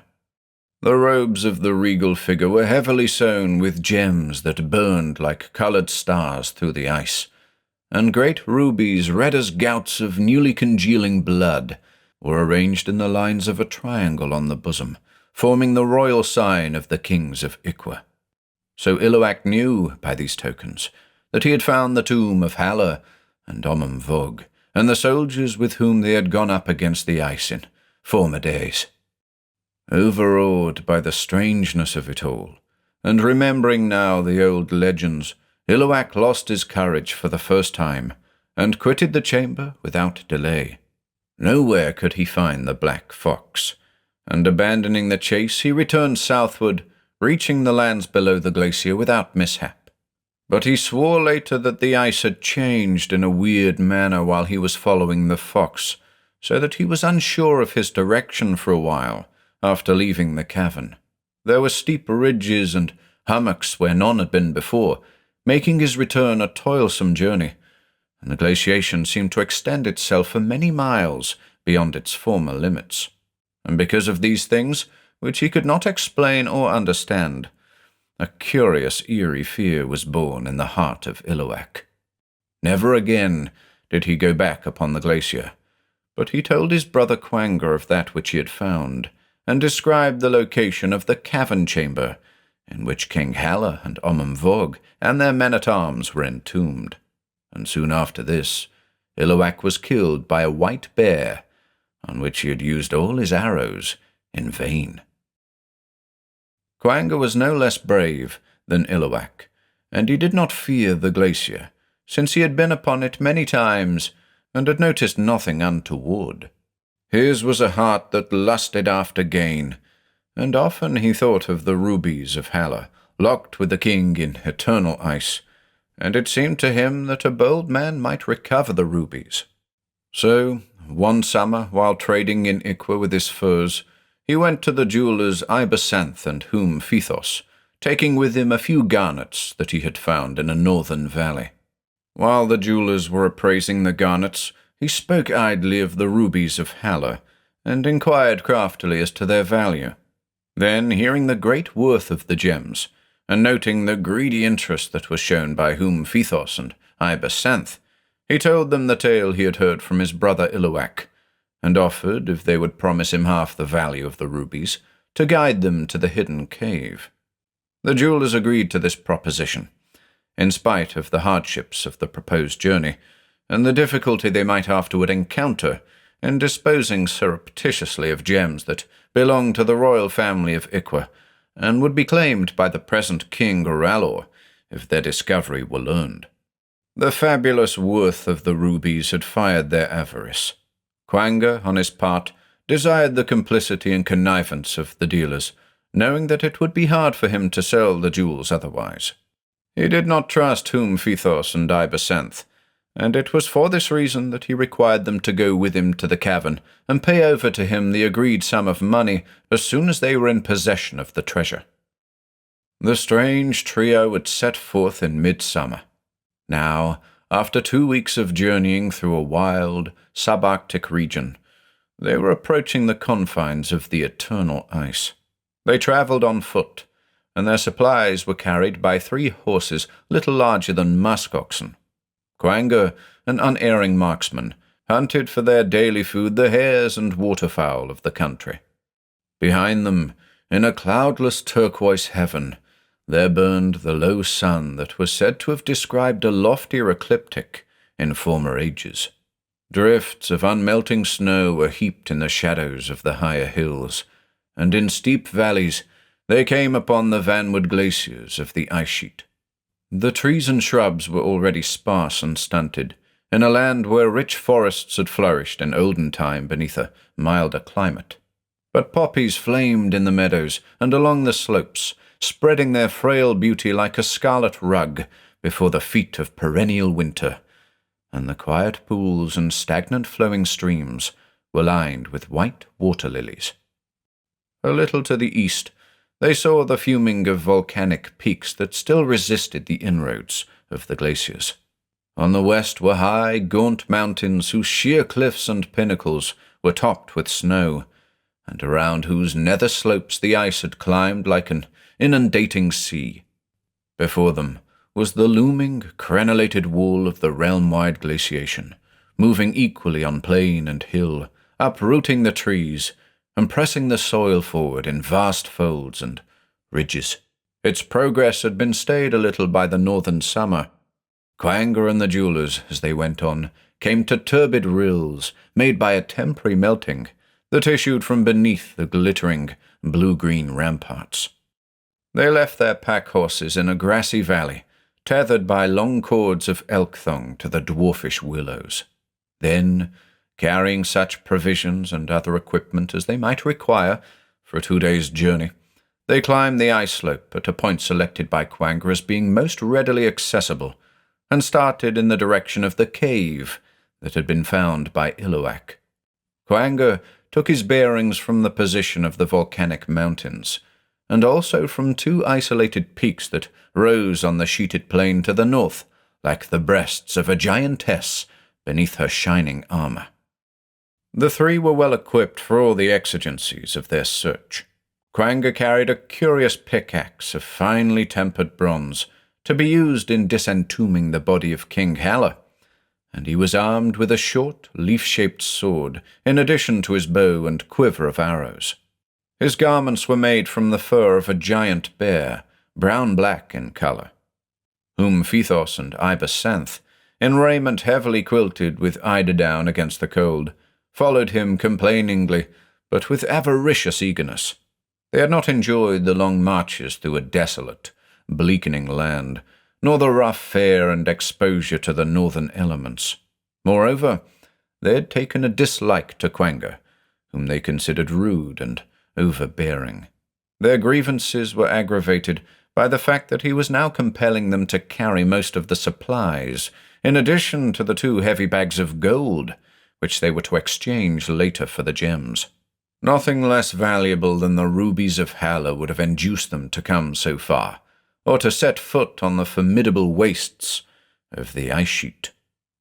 The scene before them was like some frozen world of the outer void, vast, unbroken, save for a few scattered mounds and ridges. The plain extended to the white horizon and its armoured peaks. Nothing seemed to live or move on the awful, glistening vistas, whose nearer levels were swept clean of snow. The sun appeared to grow pale and chill, and to recede behind the adventurers, and a wind blew upon them from the ice, like a breath from abysses beyond the pole. Apart from the boreal desolation and drearness, however, there was nothing to dismay Quanga or his companions. None of them was superstitious, and they deemed that the old tales were idle myths, were no more than fear-born delusions. Quanga smiled commiseratively at the thought of his brother Illuak, who had been so oddly frightened and had fancied such extraordinary things after the finding of Halla. It was a singular weakness in Illuak, the rash and almost foolhardy hunter who had feared neither man nor beast. As to the trapping of Halla and Vog and their army in the glacier, it was plain that they had allowed themselves to be overtaken by the winter storms, and the few survivors, mentally unhinged by their hardships, had told a wild story. Ice, even though it had conquered half of a continent, was merely ice, and its workings conformed invariably to certain natural laws. Illuak had said that the ice sheet was a great demon, cruel, greedy, and loath to give up that which it had taken. But such beliefs were crude and primitive superstitions, not to be entertained by enlightened minds of the Pleistocene age. They had climbed the rampart at an early hour of morning. Quanga assured the jewelers that they would reach the cavern by noon at the latest, even if there should be a certain amount of difficulty and delay in locating it. The plain before them was remarkably free of crevasses, and there was little to obstruct their advance. Steering their way with the two breast-shaped mountains for landmarks before them, they came after 3 hours to a hill-like elevation that corresponded to the mound of Illuac's story. With little trouble, they found the opening of the deep chamber. It seemed that the place had changed little if at all since the visit of Illuac, for the interior, with its columns and pendant icicles, conformed closely to his description. The entrance was like a fanged maw. Within, the floor sloped downward at a slippery angle for more than 100 feet. The chamber swam with a cold and glaucous translucency that filtered through the dome-like roof. At the lower end, in the striated wall, Quanga and the jewelers saw the embedded shapes of a number of men, among which they distinguished easily the tall, blue-clad corpse of King Halla and the dark, bowed mummy of Vogue. Behind these, the shapes of others lifting their serried spears eternally and receding downward in stiff ranks through unfathomable depths, were faintly discernible. Halla stood regal and erect, with wide-open eyes that stared haughtily, as in life. Upon his bosom the triangle of hot and blood-bright rubies smouldered unquenchably in the glacial gloom, and the colder eyes of topazes, of beryls, of diamonds, of chrysolites gleamed and twinkled from his azure raiment. It seemed that the fabulous gems were separated by no more than a foot or two of ice from the greedy fingers of the hunter and his companions. Without speaking, they stared raptly at the far-sought treasure. Apart from the great rubies, the jewelers were also estimating the value of the other gems worn by Halla. These alone, they thought complacently, would have made it worthwhile to endure the fatigue of the journey and the insolence of Quanga. The hunter, on his part, was wishing that he had driven an even steeper bargain. The 2 bags of gold, however, would make him a wealthy man. He could drink to his full content the costly wines, redder than the rubies, that came from far Avoosl in the south. The tawny, slant-eyed girls of Iqua would dance at his bidding, and he could gamble for high stakes. All 3 were unmindful of the eeriness of their situation, alone in that boreal solitude with the frozen dead, and they were oblivious likewise to the ghoulish nature of the robbery they were about to commit. Without waiting to be urged by his companions, Quanga raised the keen and highly tempered pick of bronze and began to assail the translucent wall with mighty blows. The ice rang shrilly beneath the pick, and dropped away in crystal splinters and diamond lumps. In a few minutes he had made a large cavity, and only a thin shell, cracked and shattering, remained before the body of Halla. This shell Quanga proceeded to pry off with great care, and soon the triangle of monstrous rubies, more or less encrusted still with clinging ice, lay bare to his fingers. While the proud, bleak eyes of Halla stared immovably upon him from behind their glassy mask, the hunter dropped the pick, and drawing his sharp, leaf-shaped sword from its scabbard, he began to sever the fine silver wires by which the rubies were attached cunningly to the king's raiment. In his haste he ripped away portions of the sea-blue fabric, bearing the frozen and dead-white flesh beneath. One by one, as he removed the rubies, he gave them to Phthos, standing close behind him, and the dealer, bright-eyed with avarice, drooling a little with ecstasy, stored them carefully in a huge pouch of mottled lizard skin that he had brought along for the purpose. The last ruby had been secured, and Quanga was about to turn his attention to the lesser jewels that adorned the king's garments in curious patterns and signs of astrological or hieratic significance. Then, amid their preoccupation, he and Phthos were startled by a loud and splintering crash that ended with myriad tinklings as of broken glass.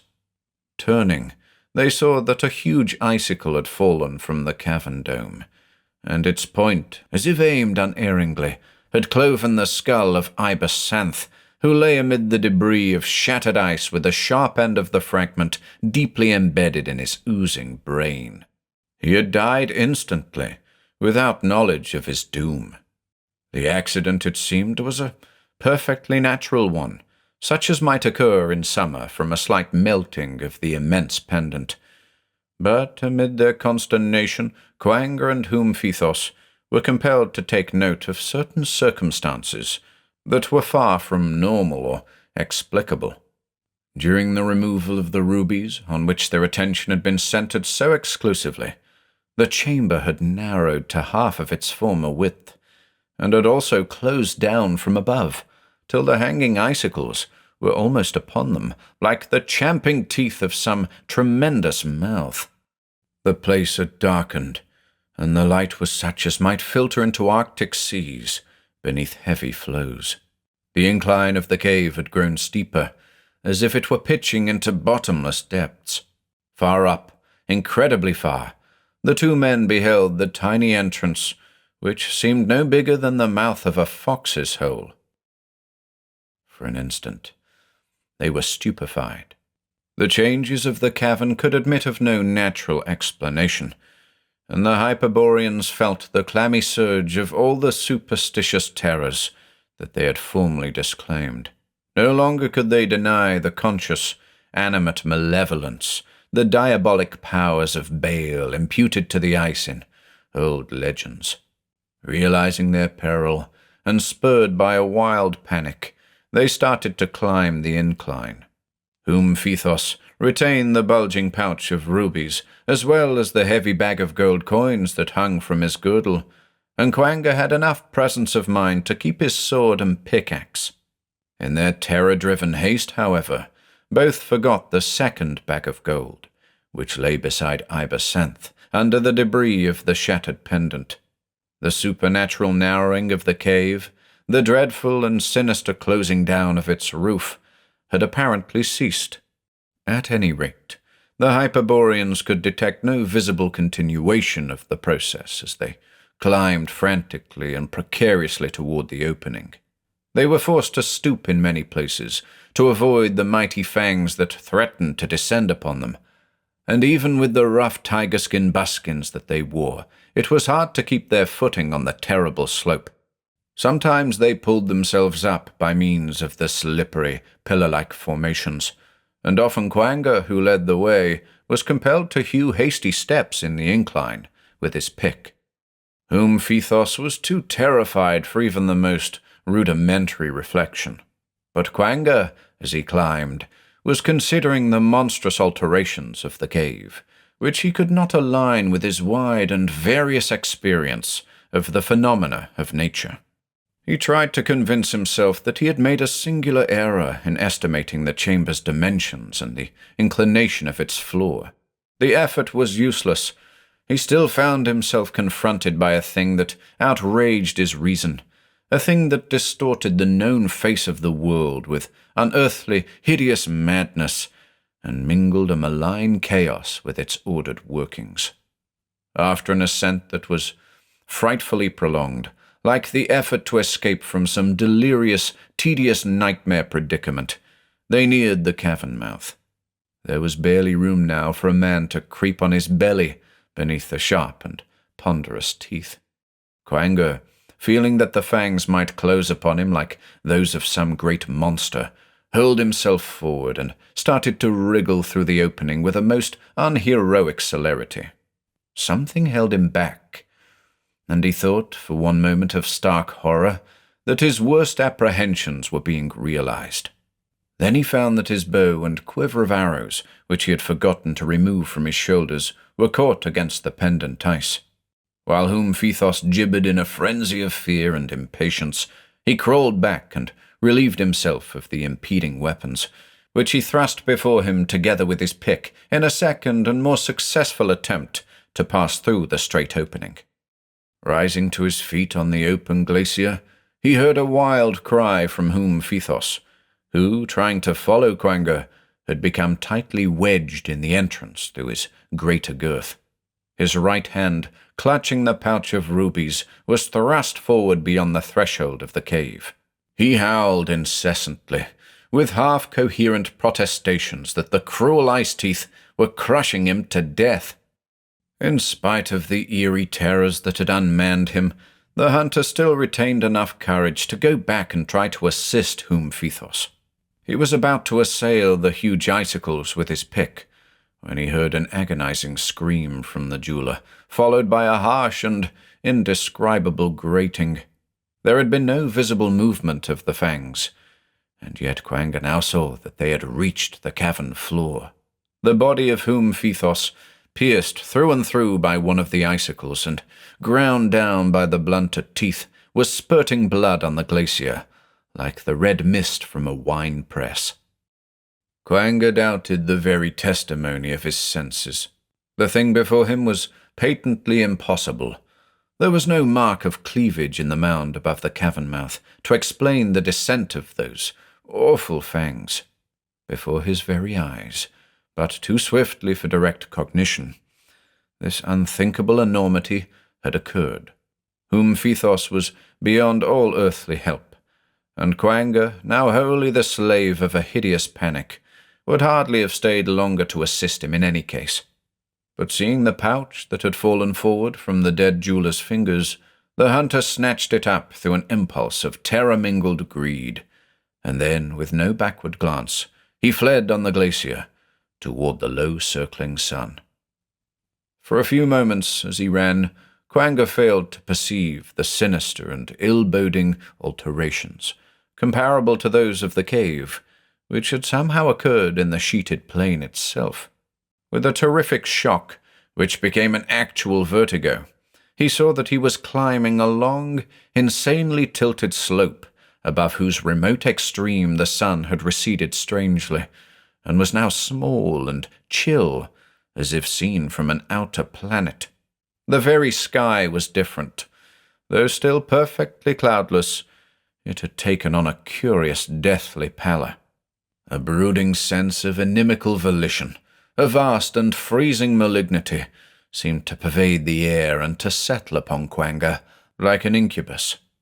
But more terrifying than all else, in its proof of a conscious and maligned arrangement of natural law, was the giddy poleward inclination that had been assumed by the level plateau.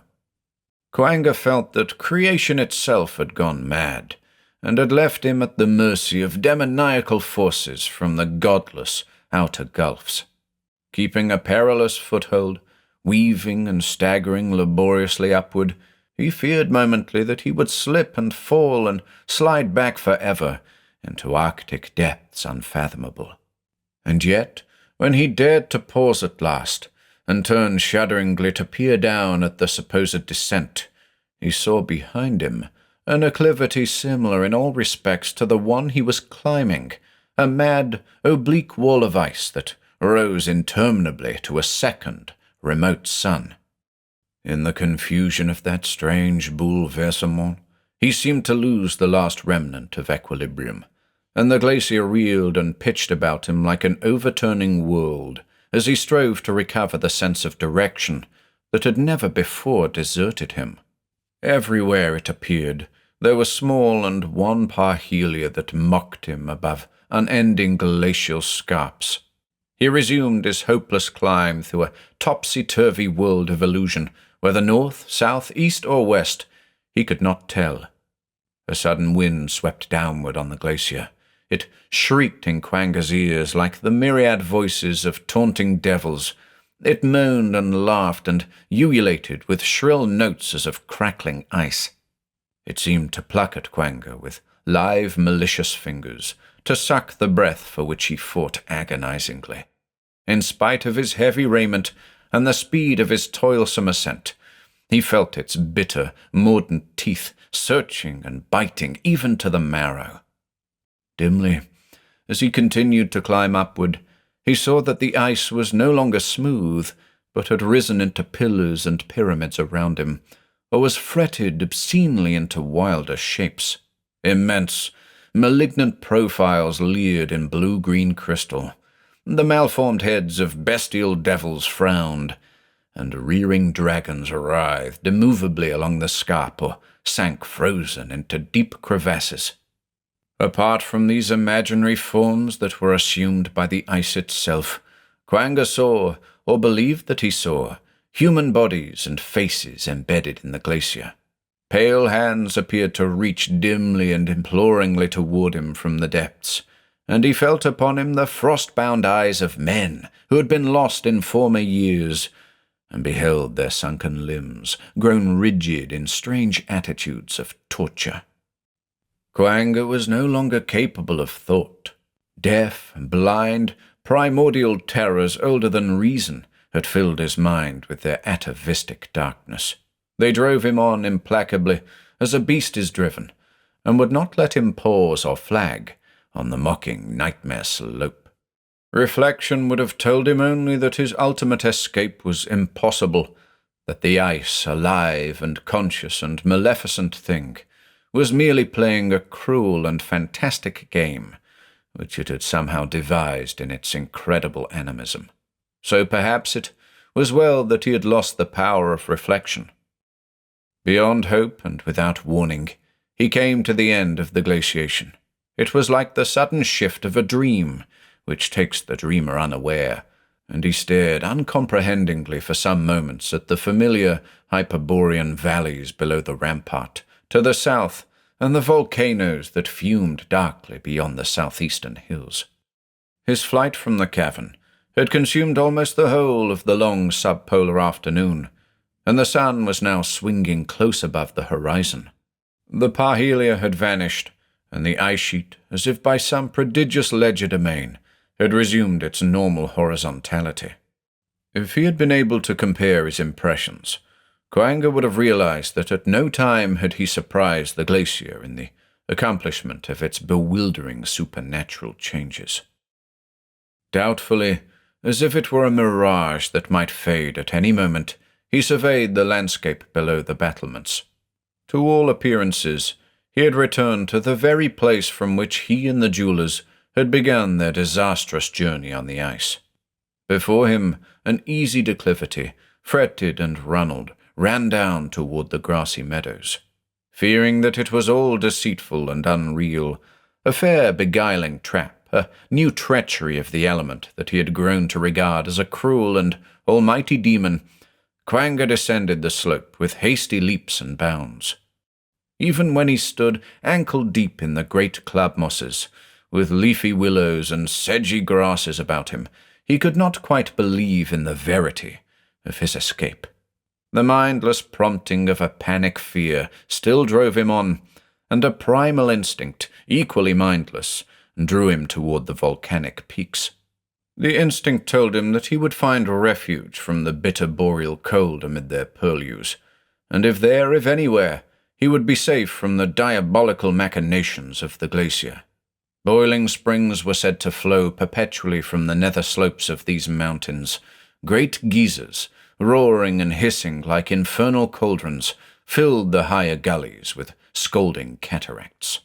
The long snows that swept upon Hyperborea were turned to mild rains in the vicinity of the volcanoes, and there a rich and sultry-coloured flora, formerly native to the whole region but now exotic, flourished throughout the seasons. Quanga could not find the little shaggy horses that he and his companions had left tethered to the dwarf willows and the valley meadow. Perhaps, after all, it was not the same valley. At any rate, he did not stay his flight to search for them. Without delay or lingering, after one fearful backward look at the menacing mass of the glaciation, he started off in a direct line for the smoke-plumed mountains. The sun sank lower, skirting endlessly the southwestern horizon, and flooding the battlemented ice and the rolling landscape with a light of pale amethyst. Quanga, with iron thews inured to protracted marches, pressed on in his unremitting terror, and was overtaken gradually by the long, ethereal-tinted twilight of northern summer. Somehow, Through all the stages of his flight, he had retained the pickaxe, as well as his bow and arrows. Automatically, hours before, he had placed the heavy pouch of rubies in the bosom of his raiment for safekeeping. He had forgotten them, and he did not even notice the trickle of water from the melting of crusted ice about the jewels that seeped upon his flesh from the lizard skin pouch. Crossing one of the innumerable valleys, he stumbled against a protruding willow root, and the pick was hurled from his fingers as he fell. Rising to his feet, he ran on without stopping to retrieve it. A ruddy glow from the volcanoes was now visible on the darkening sky. It brightened as Quanga went on, and he felt that he was nearing the far-sought, inviolable sanctuary. Though still thoroughly shaken and demoralized by his preterhuman ordeals, he began to think that he might escape from the ice demon after all.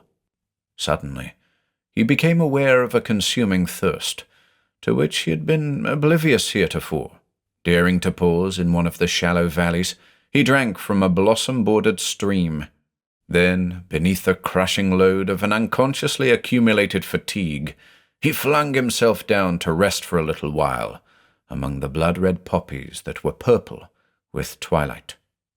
Sleep fell like a soft and overwhelming snow upon his eyelids, but was soon broken by evil dreams in which he still fled vainly from the mocking and inexorable glacier. He awoke in a cold horror, sweating and shivering, and found himself staring at the northern sky, where a delicate flush was dying slowly. It seemed to him that a great shadow, malign and massive and somehow solid, was moving upon the horizon and striding over the low hills toward the valley in which he lay. It came with inexpressible speed, and the last light appeared to fall from the heavens, chill as a reflection caught in ice.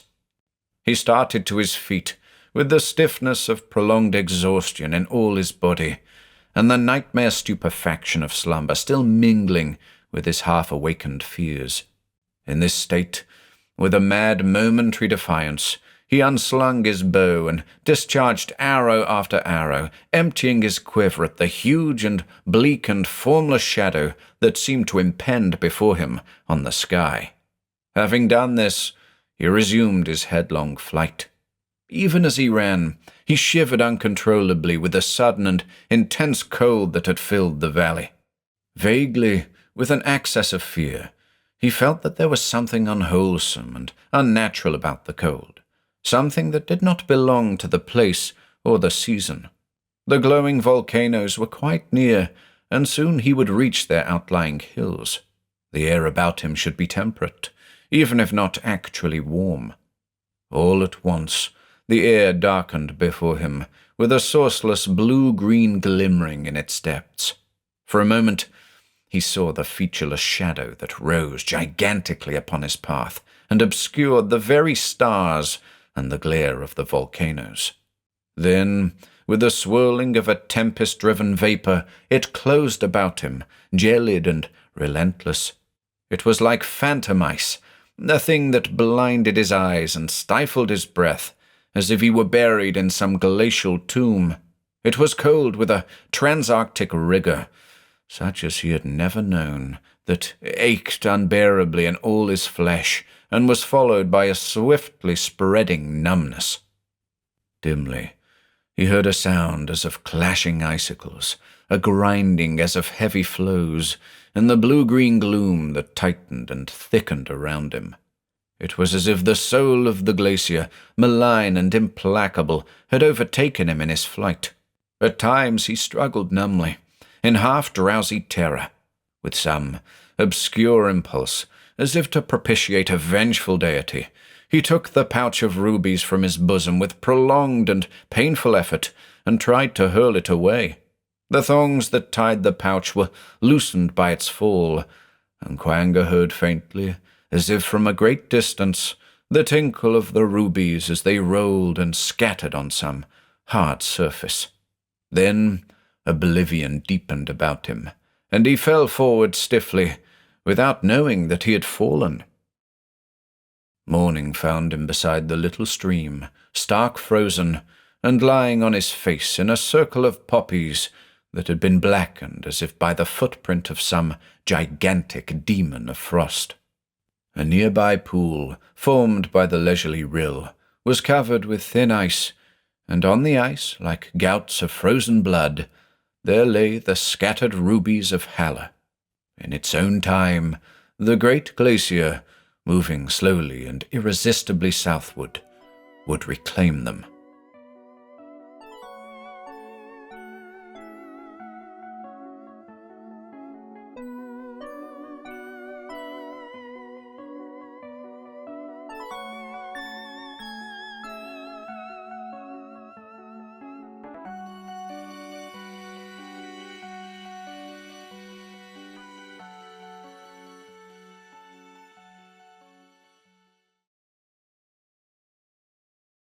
Ubbo-Sathla. For Ubbo-Sathla is the source and the end. Before the coming of Wuthoqquan, or Yog-Sothoth, or Cthulhu from the stars, Ubbo-Sathla dwelt in the steaming fens of the new-made earth, a mass without head or members, spawning the grey, formless efts of the prime and the grisly prototypes of terrene life. And all earthly life, it is told, shall go back at last, through the great circle of time, to Ubbo-Sathla. The Book of Eibon. Paul Trigardus found the milky crystal in a litter of oddments from many lands and eras. He had entered the shop of the curio dealer through an aimless impulse, with no particular object in mind, other than the idle distraction of eyeing and fingering a miscellany of far-gathered things. Looking desultorily about, his attention had been drawn by a dull glimmering on one of the tables, and he had extricated the queer orb-like stone from its shadowy, crowded position between an ugly little Aztec idol, the fossil egg of a Deinonychus, and an obscene fetish of black wood from the Niger. The thing was about the size of a small orange, and was slightly flattened at the ends, like a planet at its poles. It puzzled Trigardus, for it was not like an ordinary crystal, being cloudy and changeable, with an intermittent glowing in its heart, as if it were alternately illumined and darkened from within. Holding it to the wintry window, he studied it for a while, without being able to determine the secret of this singular and regular alternation. His puzzlement was soon complicated by a dawning sense of vague and irrecognizable familiarity, as if he had seen the thing before under circumstances that were now wholly forgotten. He appealed to the curio dealer, a dwarfish Hebrew with an air of dusty antiquity, who gave the impression of being lost to commercial considerations in some web of cabalistic reverie. "Can you tell me anything about this?" The dealer gave an indescribable, simultaneous shrug of his shoulders and his eyebrows. "It is very old, Paleogean, one might say. I cannot tell you much, for little is known. A geologist found it in Greenland beneath glacial ice in the Miocene strata. Who knows, it may have belonged to some sorcerer of primeval Thule. Greenland was a warm, fertile region beneath the sun of Miocene times. No doubt it is a magic crystal, and a man might behold strange visions in its heart, if he looked long enough." Trigardus was quite startled, for the dealer's apparently fantastic suggestion had brought to mind his own delvings in a branch of obscure lore, and in particular had recalled the Book of Eibon, that strangest and rarest of occult forgotten volumes, which is said to have come down through a series of manifold translations from a prehistoric original written in the lost language of Hyperborea. Trigardus, with much difficulty, had obtained the medieval French version, a copy that had been owned by many generations of sorcerers and Satanists, but had never been able to find the Greek manuscript from which his version was derived. The remote, fabulous original was supposed to have been the work of a great Hyperborean wizard, from whom it had taken its name. It was a collection of dark and baleful myths, of liturgies, rituals, and incantations both evil and esoteric. Not without shudders, in the course of studies that the average person would have considered more than singular, Trigardis had collated the French volume with a frightful Necronomicon of the mad Arab Abdul al-Hazred. He had found many correspondences of the blackest and most appalling significance, together with much forbidden data that was either unknown to the Arab or omitted by him, or by his translators.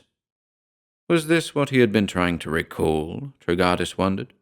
The brief, casual reference in the Book of Eibon to a cloudy crystal that had been owned by the wizard Zon Metzamalek in Muthulan? Of course, it was all too fantastic, too hypothetic, too incredible. But Muthulan, that northern portion of ancient Hyperborea, was supposed to have corresponded roughly with modern Greenland, which had formerly been joined as a peninsula to the main continent. Could the stone in his hand, by some fabulous fortuity, be the crystal of Zon Metzamalek? Trigardis smiled at himself with inward irony for even conceiving the absurd notion. Such things did not occur, at least not in present-day London, and, in all likelihood, the Book of Eibon was sheer superstitious fantasy anyway. Nevertheless, there was something about the crystal that continued to tease and inveigle him. He ended by purchasing it at a fairly moderate price. The sum was named by the seller and paid by the buyer without bargaining. With the crystal in his pocket, Paul Trigardis hastened back to his lodgings, instead of resuming his leisurely saunter. He installed the milky globe on his writing table, where it stood firmly enough on one of its oblate ends. Then, still smiling at his own absurdity, he took down the yellow parchment manuscript of the Book of Eibon from its place in a somewhat inclusive collection of recherche literature. He opened the vermiculated leather cover with hasps of tarnished steel and read over to himself, translating from the archaic French as he read, the paragraph that referred to Zon Metzamalek. This wizard, who was mighty among sorcerers, had found a cloudy stone, orb-like and somewhat flattened at the ends, in which he could behold many visions of the terrene past, even to the earth's beginning, when Ubbo-Sathla, the unbegotten source, lay vast and swollen and yeasty amid the vapouring slime.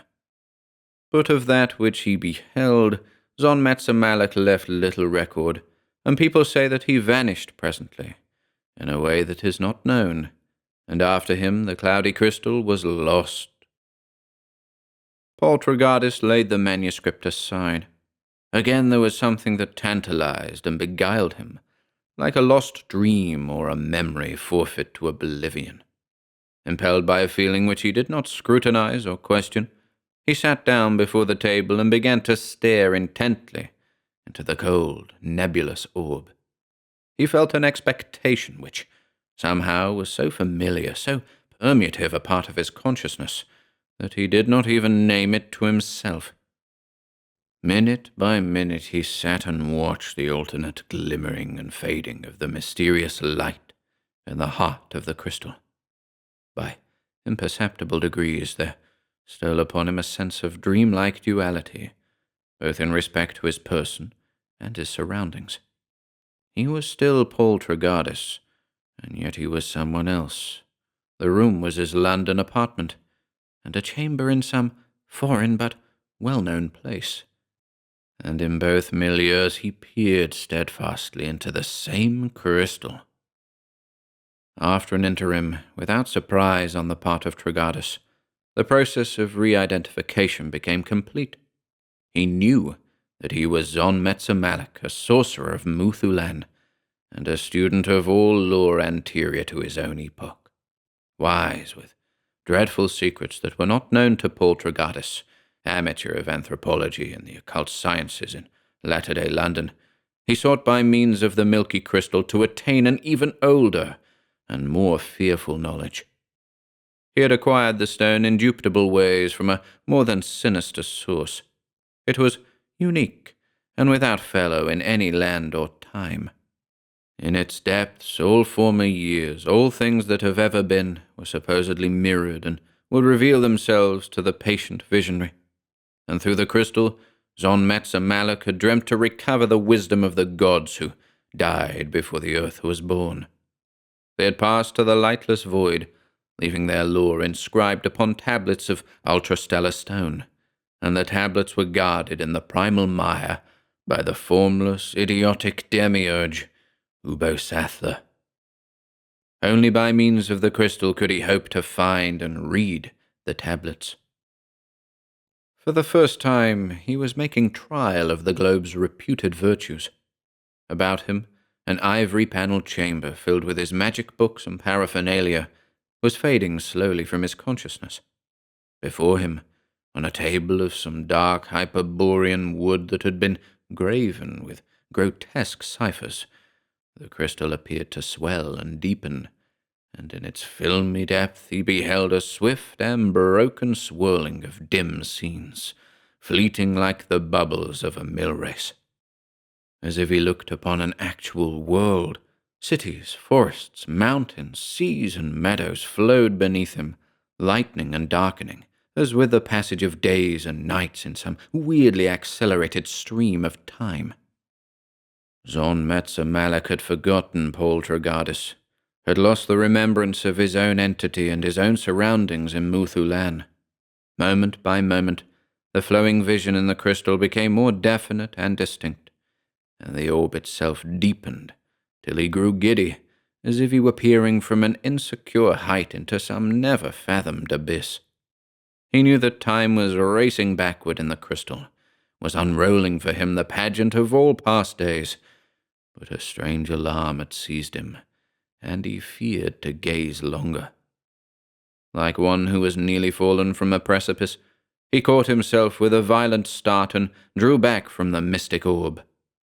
Again, to his gaze, the enormous whirling world into which he had peered was a small and cloudy crystal on his rune-wrought table in Muthulan. Then, by degrees, it seemed that the great room with sculptured panels of mammoth ivory was narrowing to another and dingier place, and Zon Metzer-Malak, losing his preternatural wisdom and sorcerous power, went back by a weird regression into Poltergeist. And yet not wholly, it seemed, was he able to return. Tregardas, dazed and wondering, found himself before the writing table, on which he had set the oblate sphere. He felt the confusion of one who has dreamt, and has not yet fully awakened from the dream. The room puzzled him vaguely, as if something were wrong with its size and furnishings, and his remembrance of purchasing the crystal from a curio dealer was oddly and discrepantly mingled with an impression that he had acquired it in a very different manner. He felt that something very strange had happened to him when he peered into the crystal, but just what it was he could not seem to recollect. It had left him in the sort of psychic muddlement that follows a debauch of hashish. He assured himself that he was Poltergeist, that he lived on a certain street in London, that the year was 1932, but such commonplace verities had somehow lost their meaning and their validity, and everything about him was shadow-like and insubstantial. The very walls seemed to waver like smoke. The people in the streets were phantoms of phantoms, and he himself was a lost shadow, a wandering echo of something long forgotten. He resolved that he would not repeat his experiment of crystal gazing. The effects were too unpleasant and equivocal. But the very next day, by an unreasoning impulse to which he yielded almost mechanically, without reluctation, he found himself seated before the misty orb. Again he became the sorcerer Zon Metzer-Malak in Muthulan. Again he dreamt to retrieve the wisdom of the anti-mundane gods. Again he drew back from the deepening crystal with the terror of one who fears to fall. And once more, but doubtfully and dimly, like a failing wraith, he was Poltergeist. 3 times did Tregardas repeat the experience on successive days, and each time his own person and the world about him became more tenuous and confused than before. His sensations were those of a dreamer who is on the verge of waking, and London itself was unreal as the lands that slip from the dreamer's ken, receding in filmy mist and cloudy light.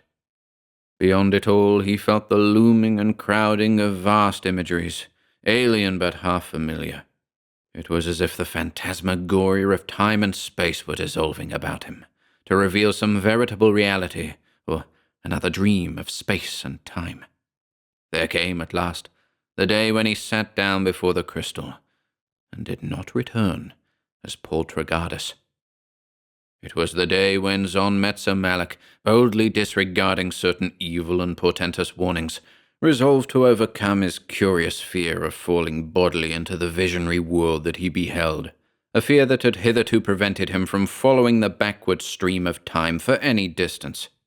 He must, he assured himself, conquer this fear, if he were ever to see and read the lost tablets of the gods. He had beheld nothing more than a few fragments of the years of Wuthoqquan immediately posterior to the present, the years of his own lifetime, and there were inestimable cycles between these years and the beginning. Again, to his gaze, the crystal deepened immeasurably, with scenes and happenings that flowed in a retrograde stream. Again the magic ciphers of the dark table faded from his ken, and the sorcerously carven walls of his chamber melted into less than dream. Once more he grew giddy with an awful vertigo, as he bent above the swirling and milling of the terrible gulfs of time in the world-like orb. Fearfully, in spite of his resolution, he would have drawn away, but he had looked and leaned too long. There was a sense of abysmal falling, a suction as of ineluctable winds, of maelstroms that bore him down through fleet, unstable visions of his own past life into antenatal years and dimensions. He seemed to endure the pangs of an inverse dissolution, and then he was no longer Zon Metzer Malak, the wise and learned watcher of the crystal, but an actual part of the weirdly racing stream that ran back to reattain the beginning. He seemed to live unnumbered lives, to die myriad deaths, forgetting each time the death and life that had gone before.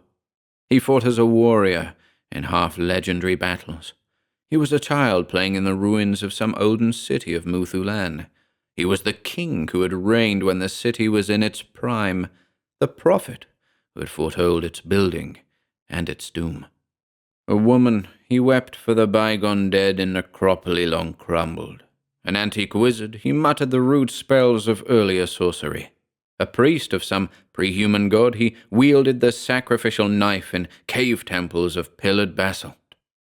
Life by life, era by era, he retraced the long and groping cycles through which Hyperborea had risen from savagery to a high civilization.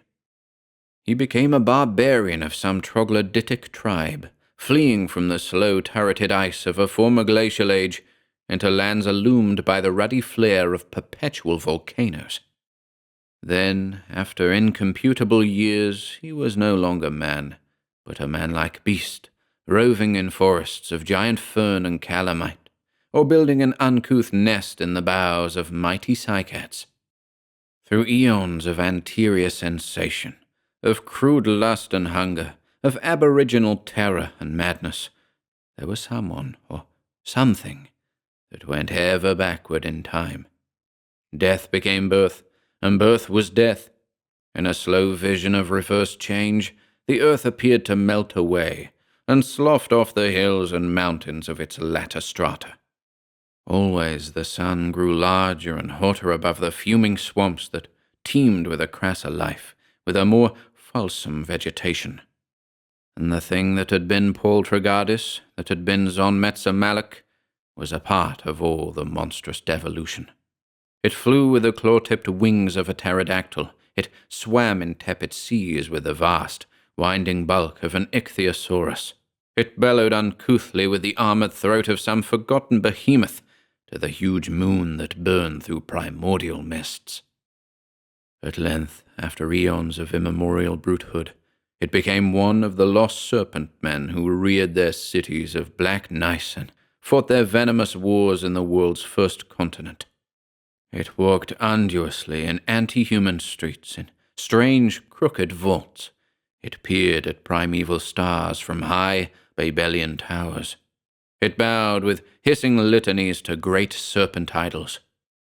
Through years and ages of the Ophidian era it returned, and was a thing that crawled in the ooze, that had not yet learned to think and dream and build. And the time came when there was no longer a continent, but only a vast, chaotic marsh, a sea of slime, without limit or horizon, without shore or elevation, that seethed with a blind writhing of amorphous vapors. There, in the grey beginning of earth, the formless mass that was Ubbo-Sathla reposed amid the slime and the vapors. Headless, without organs or members, it slothed from its oozy sides in a slow, ceaseless wave, the amoebic forms that were the archetypes of earthly life. Horrible it was, if there had been aught to apprehend the horror, and loathsome, if there had been any to feel loathing. About it, prone or tilted in the mire, there lay the mighty tablets of star-quarried stone that were writ with the inconceivable wisdom of the pre-mundane gods.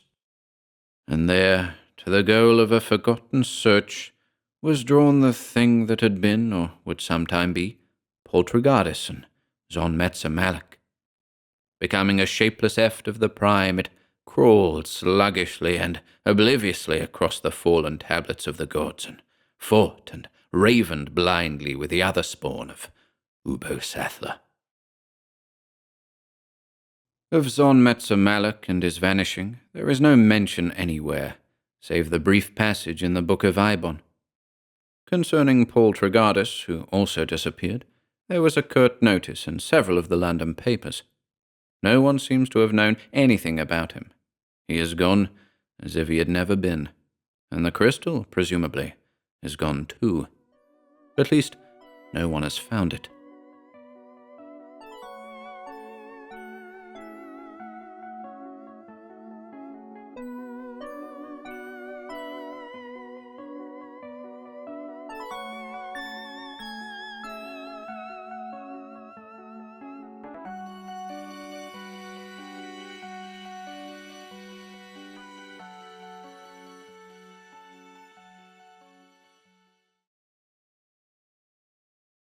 The White Sybil.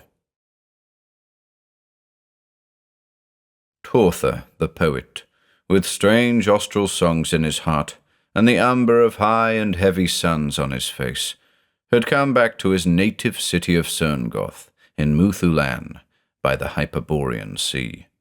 Far had he wandered, in the quest of that alien beauty, which had fled always before him like the horizon.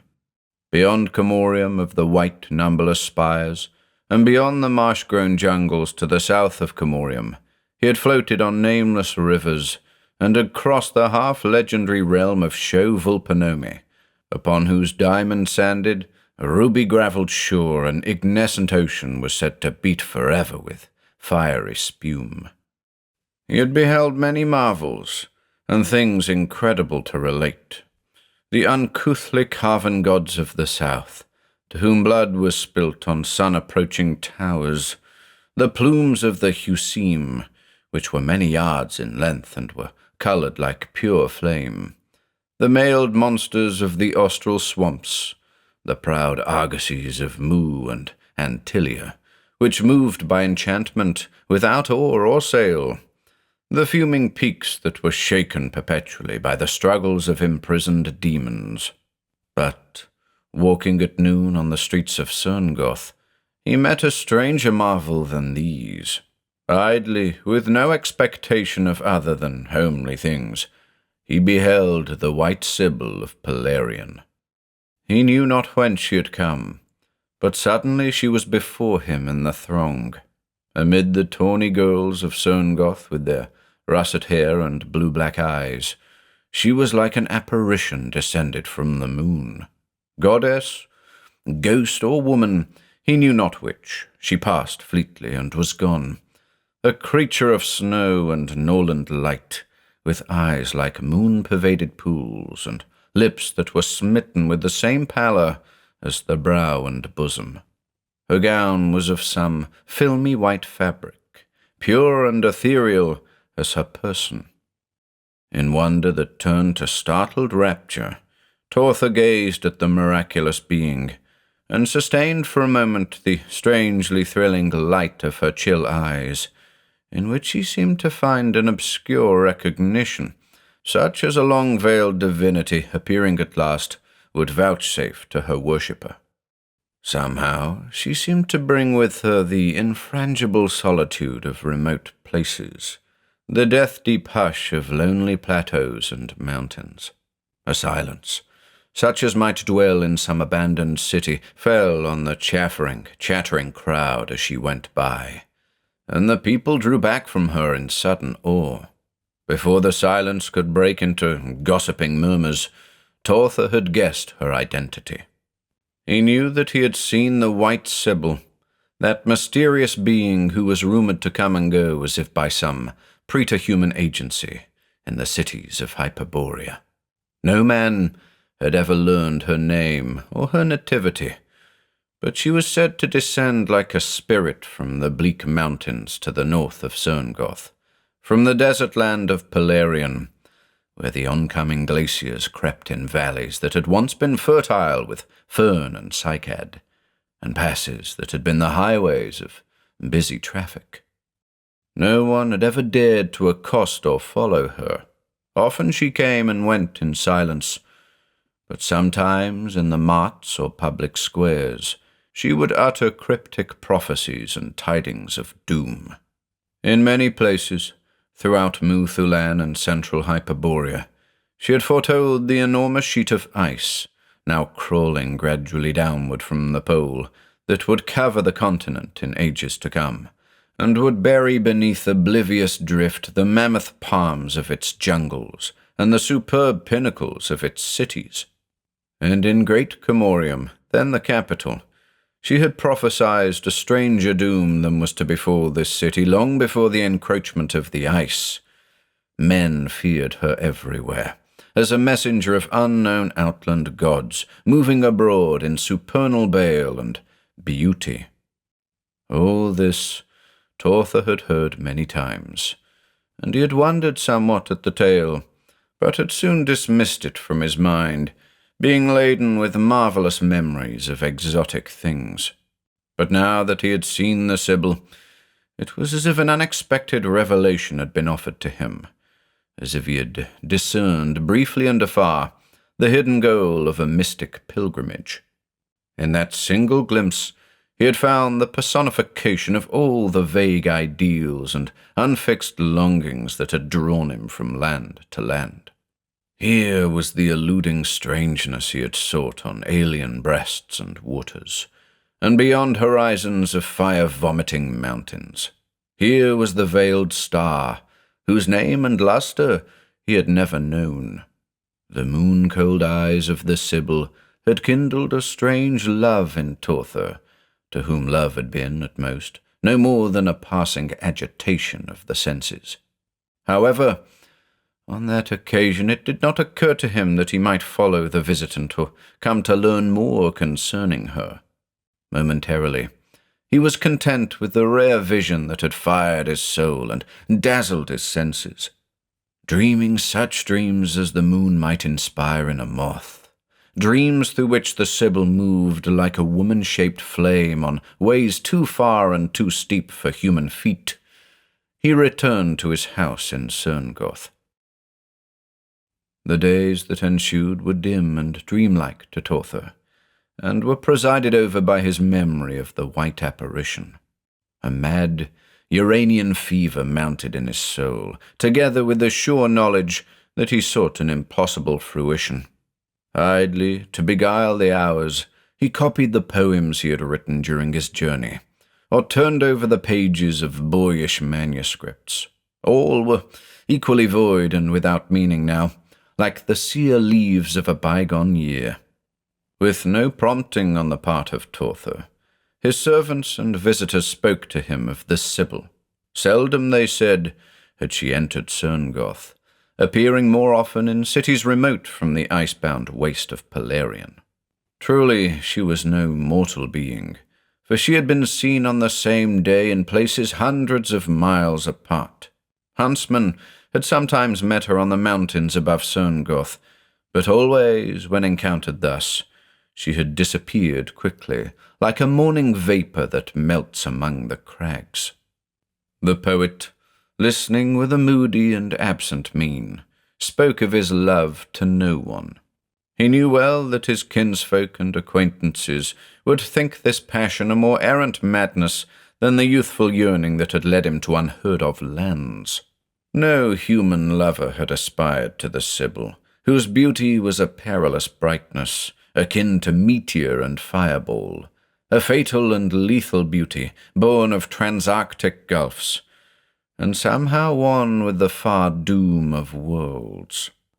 Like the brand of frost or flame, her memory burned in Tortha. Musing among his neglected books, or walking abroad in reverie on which no outward thing could intrude, he saw always before him the pale radiance of the Sybil. He seemed to hear a whisper from boreal solitudes, a murmur of ethereal sweetness, sharp as ice-born air, vocal with high, unearthly words that sang of inviolate horizons and the chill glory of lunar auroras above continents impregnable to man.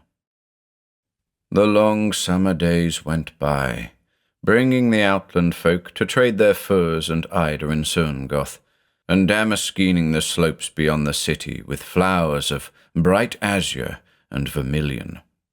But the Sybil was not seen again in Cerngoth, nor was she heard of in other cities. It seemed as if her visitations had ceased, as if, having delivered the tidings committed to her by the outer gods, she would appear no more in the haunts of mankind. Amid the despair that was twin to his passion, Tortha had nurtured a hope that he might again behold the visitant. Slowly the hope grew fainter, but left his longing undiminished. In his daily walks he now went farther afield, leaving the houses and streets and turning toward the mountains that glowered above Cerngoth, guarding with icy horns the glacier-taken plateau of Pelarian. Higher he went each day on the hills, lifting his eyes to the dark crags from which the Sybil was rumoured to descend. An obscure message seemed to call him on, and still for a time he did not dare to obey the summons wholly, but turned back to Cerngoth.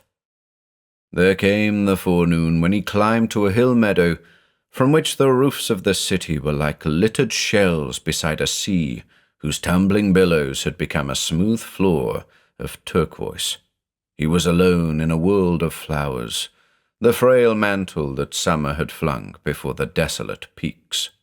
The turf rolled away from him on every hand in broad scrolls and carpentries of flaming colour. Even the wild briars had put forth their fragile, sanguine-tinted blossoms, and the very banks and precipices were heavily arrased with low-hanging bloom. Tortha had met no one, for he had long since left the trail by which the squat mountain people came to the city. A vague prompting, which seemed to include a promise unspoken by any voice, had led him to this lofty meadow, from which a crystal rill ran seaward amid the bright cascades of flowers. Pale, diaphanous beneath the sun, a few cirrus clouds went floating idly toward the pinnacles, and the quarrying hawks flew oceanward on broad red wings. A perfume, rich as temple incense, rose from the blossoms whereon he had trampled. The light lay still and heavy upon him, dazzling his senses, and Tortha, a little weary from his climbing, grew faint for a moment, with some strange vertigo. Recovering, he saw before him the White Sybil, who stood amid the flowers of blood-red and cerulean like a goddess of the snow, attired in veils of moonflame. Her pale eyes, pouring an icy rapture into his veins, regarded him enigmatically.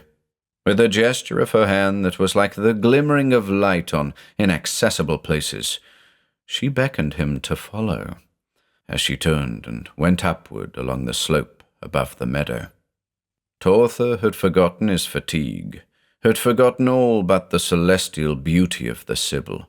He did not question the enchantment that claimed him, the wild Uranian ecstasy that rose in his heart. He knew only that she had reappeared to him, had beckoned him, and he followed. Soon the hills grew steeper against the overtowering cracks, and barren ribs of rock emerged gloomily through the mantling flowerage. Without effort, light as a drifting vapour, the Sybil climbed on before Tortha. He could not approach her, and though the interval of distance between them increased at times, he did not altogether lose sight of her luminous figure. Now he was among bleak ravines and savage scarps, where the Sybil was like a swimming star in the chasmal, crag-flung shadows. The fierce mountain eagles screamed above him, eyeing his progress as they flew about their eyries. The chill trickle of rills, born of the eternal glaciers, fell upon him from over-beetling ledges, and sudden chasms yawned before his feet, with a hollow roaring of vertiginous waters far below. Tortha was conscious only of an emotion, such as impels the moth to pursue a wandering flame. He did not picture to himself the aim and end of his pursuit, nor the fruition of the weird love that drew him on. Oblivious of mortal fatigue, of peril and disaster that might lie before him, he felt the delirium of a mad ascent to superhuman heights. Above the wild ravines and escarpments, he came to a lofty pass that had led formerly between Wuthoqquan and Pelarian. Here an olden highway, creviced and chasmed, and partly blocked with debris of avalanches and fallen watchtowers, ran between walls of winter-eaten rock. Down the pass, like some enormous dragon of glittering ice, there poured the vanguard of the boreal glaciers to meet the Sybil and Tortha. Amid the strange ardour of his ascent, the poet was aware of a sudden chill that had touched the noontide. The rays of the sun had grown dull and heatless. The shadows were like the depth of ice-hewn Arctic tombs.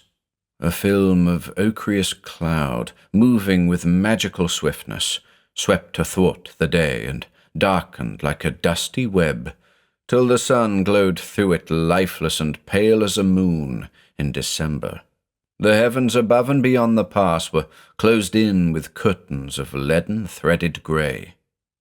Into the gathering dimness, over the glacier's matriculated ice, the Sybil sped like a flying fire, paler and more luminous against the sombre cloud.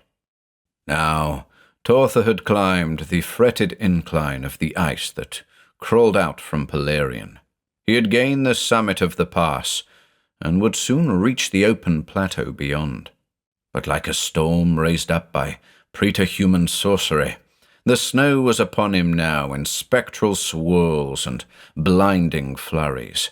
It came as with the ceaseless flight of soft wide wings, the measureless coiling of vague and pallid dragons.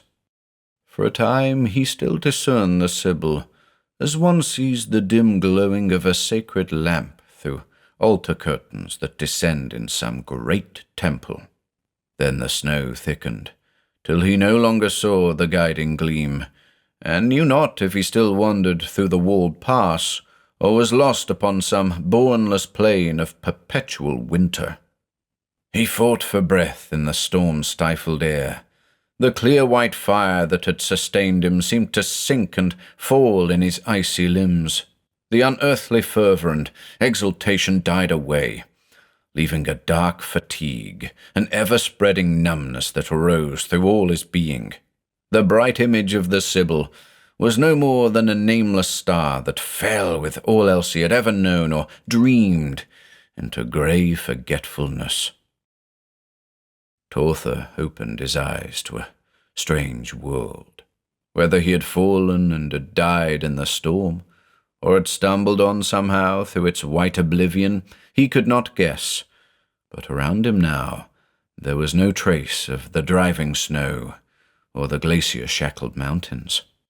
He stood in a valley that might have been the inmost heart of some boreal paradise, a valley that was surely no part of waste Polarian. About him, the turf was piled with flowers that had the frail and pallid hues of a lunar rainbow. Their delicate forms were those of the blossoms of snow and frost, and it seemed that they would melt and vanish at a touch. The sky above the valley was not the low-arching, tender turquoise heaven of Wuthoqquan, but was vague, dreamlike, remote, and full of an infinite violescence, like the welkin of a world beyond time and space. Everywhere there was light, but Tortha saw no sun in the cloudless vault. It was as if the sun, the moon, the stars, had been molten together ages ago and had dissolved into some ultimate, eternal luminescence. Tall, slender trees, whose leafage of lunar green was thickly starred with blossoms delicate as those of the turf, grew in groves and clumps above the valley, and lined the margin of a stilly flowing stream that wound away into measureless, misty perspectives. Tortha noticed that he cast no shadow on the flowered ground. The trees likewise were shadowless, and were not reflected in the clear, still waters. No wind lifted the blossom-heavy boughs, or stirred the countless petals amid the grass. A cryptic silence brooded over all things, like the hush of some supernal doom. Filled with a high wonder, but powerless to surmise the riddle of his situation, the poet turned as if at the bidding of an imperatory voice.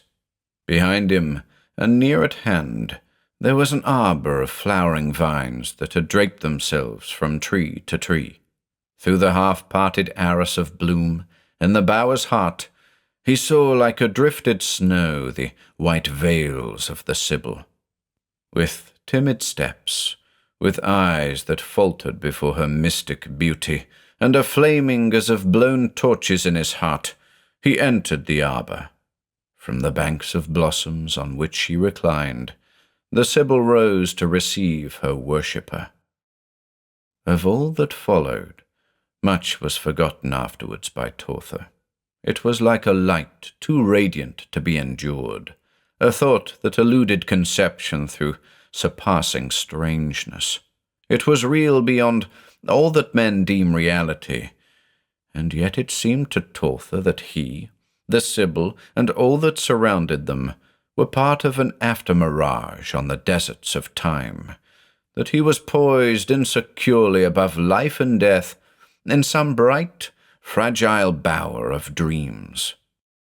He thought that the Sybil greeted him in thrilling, mellifluous words of a tongue that he knew well, but had never heard. Her tones filled him with an ecstasy near to pain. He sat beside her on the fairy bank, and she told him many things, divine, stupendous, perilous things, dire as the secret of life, sweet as the lure of oblivion, strange and memorable as the lost knowledge of sleep. But she did not tell him her name, nor the secret of her essence, and still he knew not if she were ghost or woman, goddess or spirit. Something there was in her speech of time and its mystery, something of that which lies forever beyond time, something of the grey shadow of doom that waits upon world and sun, something of love that pursues an elusive, perishing fire, of death, the soil from which all flowers spring, of life that is a mirage on the frozen void. For a while, Tortha was content merely to listen. A high rapture filled him. He felt the awe of a mortal in the presence of a deity. Then, as he grew accustomed to his situation, the woman-like beauty of the Sybil spoke to him no less eloquently than her words. Vacillant, by degrees, like a tide that lifts to some unearthly moon, there rose up in his heart the human love that was half of his adoration. He felt a delirium of desire, mixed with the vertigo of one who has climbed to an impossible height. He saw only the white loveliness of her divinity, and no longer did he hear clearly the high wisdom of her speech. The Sybil paused in her ineffable discourse, and somehow, with slow, stumbling words, he dared to tell her of his love. She made no answer, gave no gesture of assent or denial, but when he had done, she regarded him strangely, whether with love or pity, sadness or joy, he could not tell. Then, swiftly, she bent forward and kissed his brow with her pallid lips. Their kiss was like the searing of fire or ice. But, mad with his supreme longing, Tortha strove rashly to embrace the Sybil. Dreadfully, unutterably, she seemed to change in his arms as he clasped her, to become a frozen corpse that had lain for ages in a flow-built tomb, a leper-white mummy in whose frosted eyes he read the horror of the ultimate void. Then she was a thing that had no form or name, a dark corruption that flowed and eddied in his arms, a hueless dust, a flight of gleaming atoms that rose between his evaded fingers. Then there was nothing, and the fairy-tinted flowers about him were changing also, were crumbling swiftly, were falling beneath flurries of white snow. The vast and violet heaven, the tall slim trees, the magic unreflecting stream, the very ground under him, all had vanished amid the universal whirling flakes.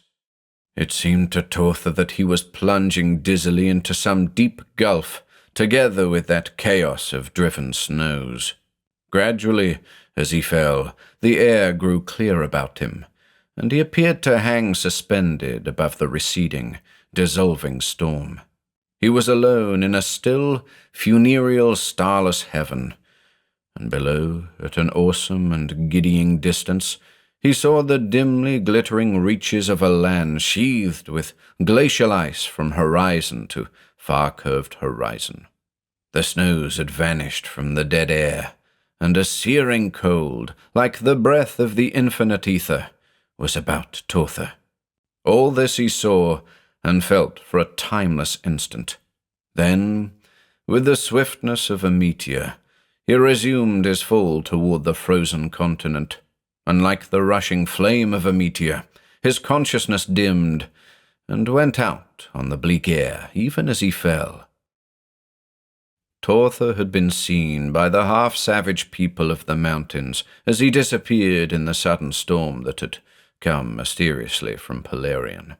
Later, when the blinding flurries had died down, they found him lying on the glacier. They tended him with rough care and uncouth skill, marveling much at the white mark that had been imprinted like a fiery brand on his sun-swart brow. The flesh was seared deeply, and the mark was shaped like the pressure of lips, but they could not know that the never-fading mark had been left by the kiss of the White Sybil. Slowly, Tortha won back to some measure of his former strength, but ever afterward there was a cloudy dimness in his mind, a blur of unresolving shadow, like the dazzlement in eyes that have looked on some insupportable light. Among those who tended him was a pale maiden, not uncomely, and Tortha took her for the Sybil in the darkness that had come upon him. The maiden's name was Ilara, and Tortha loved her in his delusion, and, forgetful of his kin and his friends in Cerngoth, he dwelt with the mountain people thereafter, taking Ilara to wife and making the songs of the little tribe. For the most part, he was happy in his belief that the Sybil had returned to him, and Ilara, in her way, was content, being not the first of mortal women, whose lover had remained faithful to a divine illusion.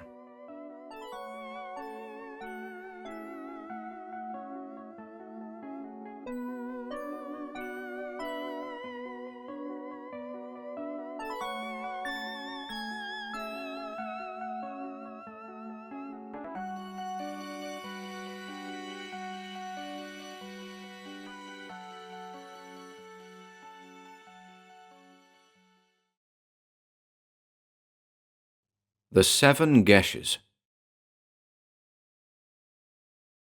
The Lord Ralabar Vuz, High Magistrate of Comorium and third cousin to King Homquat, had gone forth with 26 of his most valorous retainers, in quest of such game as was afforded by the Black Iglothian mountains. Leaving to lesser sportsmen the great sloths and vampire bats of the intermediate jungle, as well as the small but noxious dinosauria, Ralabar Vuz and his followers had pushed rapidly ahead and had covered the distance between the Hyperborean capital and their objective in a day's march. The glassy scores and grim ramparts of Mount Vul-Mithadrith, highest and most formidable of the Iglothians, had beetled above them, wedging the sun with dark scoriac peaks at mid-afternoon, and walling the blazonries of sunset wholly from view. They had spent the night beneath its lowermost crags, keeping a ceaseless watch, piling dead branches on their fires, and hearing on the grisly heights above them the wild and dog-like ululations of those subhuman savages, the Vurmis, for which the mountain was named. Also, they heard the bellowing of an alpine catobelpus pursued by the Vurmis, and the mad snarling of a saber-toothed tiger assailed and dragged down, and Ralabar Vuz had deemed that these noises boded well for the morrow's hunting. He and his men rose betimes, and having breakfasted on their provisions of dried bear meat and a dark sour wine that was noted for its invigorative qualities, they began immediately the ascent of the mountain, whose upper precipices were hollow with caves occupied by the Vurmis. Ralabar Vuz had hunted these creatures before, and a certain room of his house in Comorium was harassed with their thick and shaggy pelts. They were usually deemed the most dangerous of the Hyperborean fauna, and the mere climbing of Vur-Mithadrith, even without the facing of its inhabitants, would have been a feat attended by more than sufficient peril. But Ralabar Vuz, having tasted of such sport, could now satisfy himself with nothing tamer. He and his followers were well armed and accoutred. Some of the men bore coils of rope and grappling hooks to be employed in the escalade of the steeper crags. Some carried heavy crossbows, and many were equipped with long-handled and saber-bladed bills which, from experience, had proved the most effective weapons in close-range fighting with the Vurmis. The whole party was variously studded with auxiliary knives, throwing darts, two-handed scimitars, maces, bodkins, and saw-toothed axes. The men were all clad in jerkins and hose of dinosaur leather, and were shod with brazen-spiked buskins. Ralabar Vuz himself wore a light suiting of copper chainmail, which, flexible as cloth, in no wise impeded his movements. In addition, he carried a buckler of mammoth hide with a long bronze spike in its center that could be used as a thrusting sword, and, being a man of huge stature and strength, his shoulders and baldric were hung with a whole arsenal of weaponries. The mountain was of volcanic origin, though its 4 craters were supposedly all extinct. For hours the climbers toiled upward on the fearsome scarps of black lava and obsidian, seeing the sheerer heights above them recede interminably into a cloudless zenith, as if not to be approached by man. Far faster than they, the sun climbed, blazing torridly upon them and heating the rocks till their hands were scorched, as if by the walls of a furnace. But Ralabar Vuz, eager to flesh his weapons, would permit no halting in the shady chasms, nor under the scant umbrage of rare junipers. That day, however, it seemed that the Vurmis were not abroad upon Mount Vul-Mithadrith. No doubt they had feasted too well during the night, when their hunting cries had been heard by the Comorians. Perhaps it would be necessary to invade the warren of caves in the loftier crags, a procedure none too palatable even for a sportsman of such hardihood as Ralabar Vuz. Few of these caverns could be reached by men without the use of ropes, and the Vurmis, who were possessed of quasi-human cunning, would hurl blocks and rubble upon the heads of the assailants. Most of the caves were narrow and darksome, thus putting at a grave disadvantage the hunters who entered them, and the Vurmis would fight redoubtably in defense of their young and their females, who dwelt in the inner recesses, and the females were fiercer and more pernicious, if possible, than the males. Such matters as these were debated by Ralabar Vuz and his henchmen, as the escalade became more arduous and hazardous, and they saw far above them the pitted mouths of the lower dens. Tales were told of brave hunters who had gone into those dens and had not returned, and much was said of the vile feeding habits of the Vormis, and the uses to which their captives were put, before death and after it. Also, much was said regarding the genesis of the Vormis, who were popularly believed to be the offspring of women and certain atrocious creatures that had come forth in primal days from a tenebrous cavern world in the bowels of Vormithidrith. Somewhere beneath that four-coned mountain, the sluggish and baleful god Sathagua, who had come down from Saturn in years immediately following the earth's creation, was fabled to reside, and during the rite of worship at his black altars, the devotees were always careful to orient themselves toward Vormithidrith. Other and more doubtful beings than Sathagua slept below the extinct volcanoes, or ranged and ravened throughout that hidden underworld, but of these beings few men, other than the more adept or abandoned wizards, professed to know anything at all.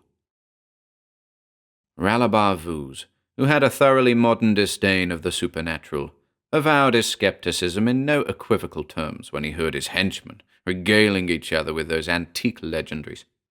He swore with many ribald blasphemies that there were no gods anywhere, above or under Vormithidrith. As for the Vormis themselves, they were indeed a misbegotten species, but it was hardly necessary, in explaining their generation, to go beyond the familiar laws of nature. They were merely the remnant of a low and degraded tribe of aborigines, who, sinking further into brutehood, had sought refuge in those volcanic fastnesses after the coming of the true Hyperboreans. Certain grizzled veterans of the party shook their heads and muttered at these heresies, but because of their respect for the high rank and prowess of Ralabar-Vuz, they did not venture to gainsay him openly. After several hours of heroic climbing, the hunters came within measurable distance of those nether caves.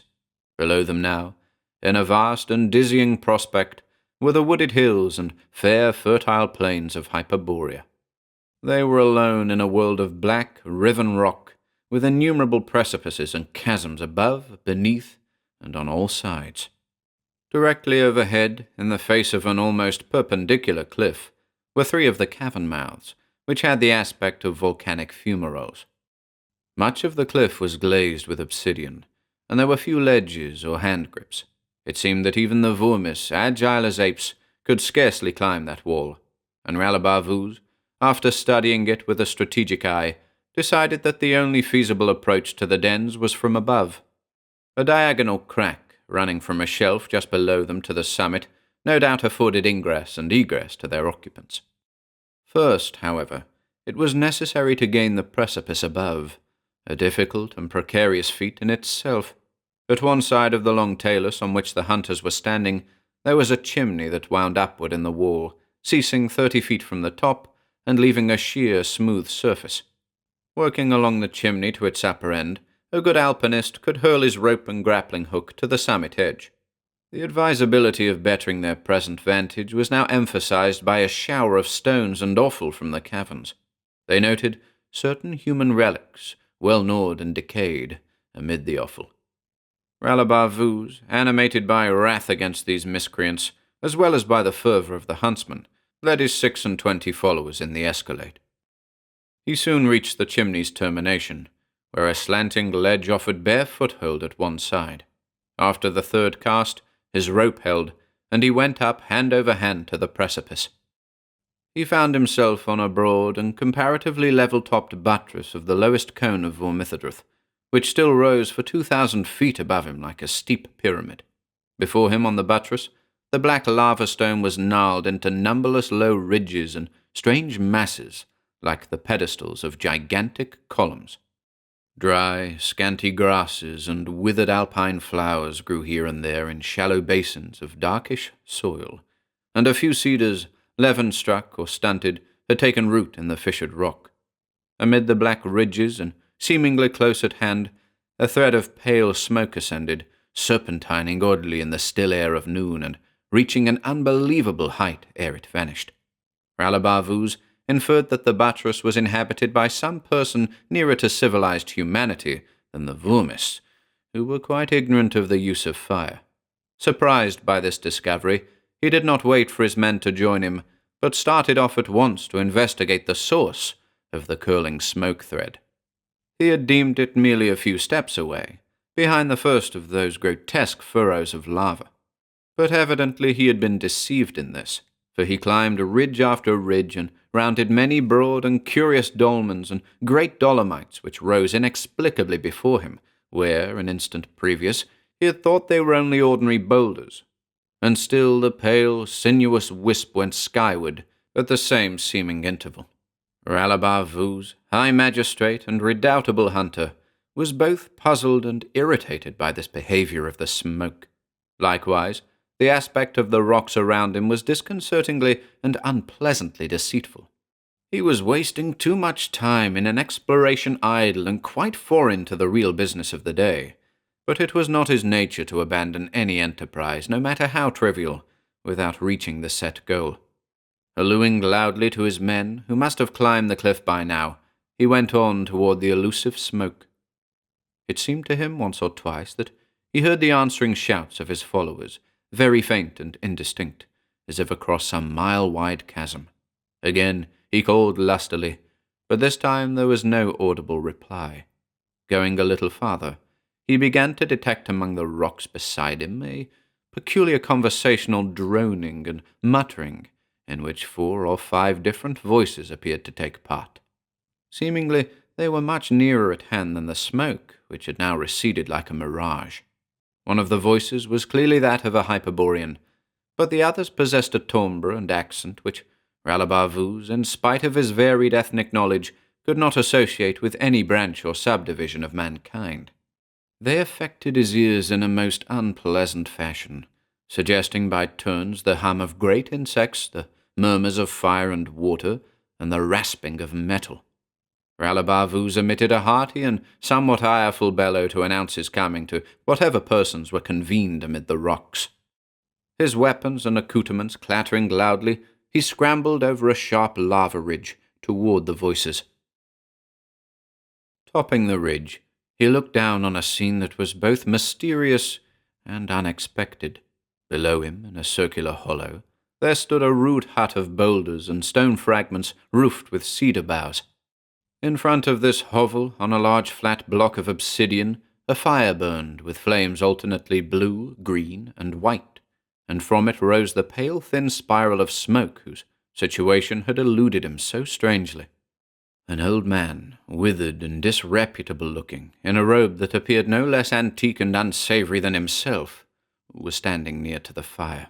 He was not engaged in any visible culinary operations, and, in view of the torrid sun, it hardly seemed that he required the warmth given by the queer-colored blaze. Aside from this individual, Ralabar Vuz looked in vain for the participants of the muttered conversation he had just overheard. He thought there was an evanescent fluttering of dim, grotesque shadows around the obsidian block, but the shadows faded and vanished in an instant, and, since there were no objects or beings that could have cast them, Ralabar Vuz deemed that he had been victimized by another of those highly disagreeable optic illusions, in which that part of the mountain Vormithidrith seemed to abound.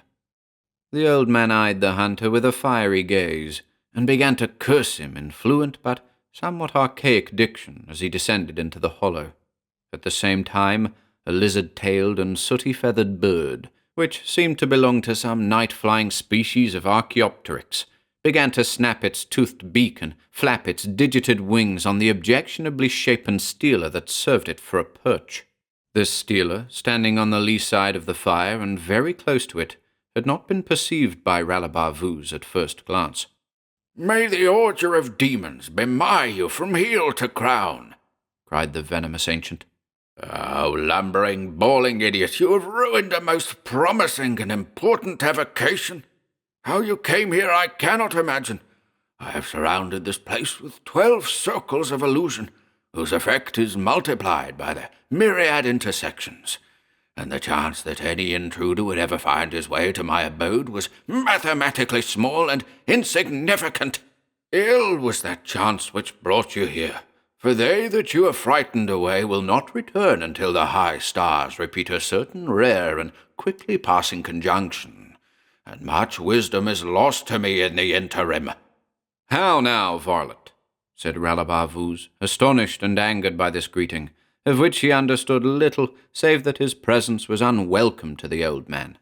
"Who are you that speaks so churlishly to a magistrate of Comorium and a cousin of King Hamquat? I advise you to curb such insolence, for, if so I wish, it lies in my power to serve you even as I serve the Vormis. Though, methinks," he added, "your pelt is far too filthy and verminous to merit room amid my trophies of the chase." "Know that I am the sorcerer Esdagor," proclaimed the ancient, his voice echoing among the rocks with dreadful sonority. "By choice I have lived remote from cities and men, nor have the Vormis of the mountain troubled me in my magical seclusion. I care not if you are the magistrate of all swinedom, or a cousin to the king of dogs. In retribution for the charm you have shattered, the business you have undone by this oafish trespass, I shall put upon you a most dire and calamitous and bitter gesh." "You speak in terms of outmoded superstition," said Ralabavuz, who was impressed against his will by the weighty oratorical style in which Esdagor had delivered these periods. The old man seemed not to hear him. "Hearken then to your gesh, O Ralabavuz," he fulminated.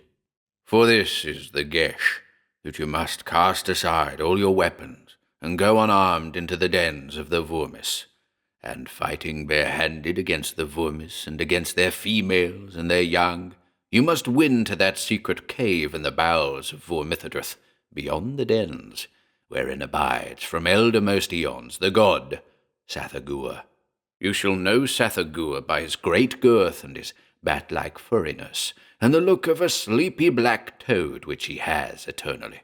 He will rise not from his place, even in the ravening of hunger, but will wait in divine slothfulness for the sacrifice.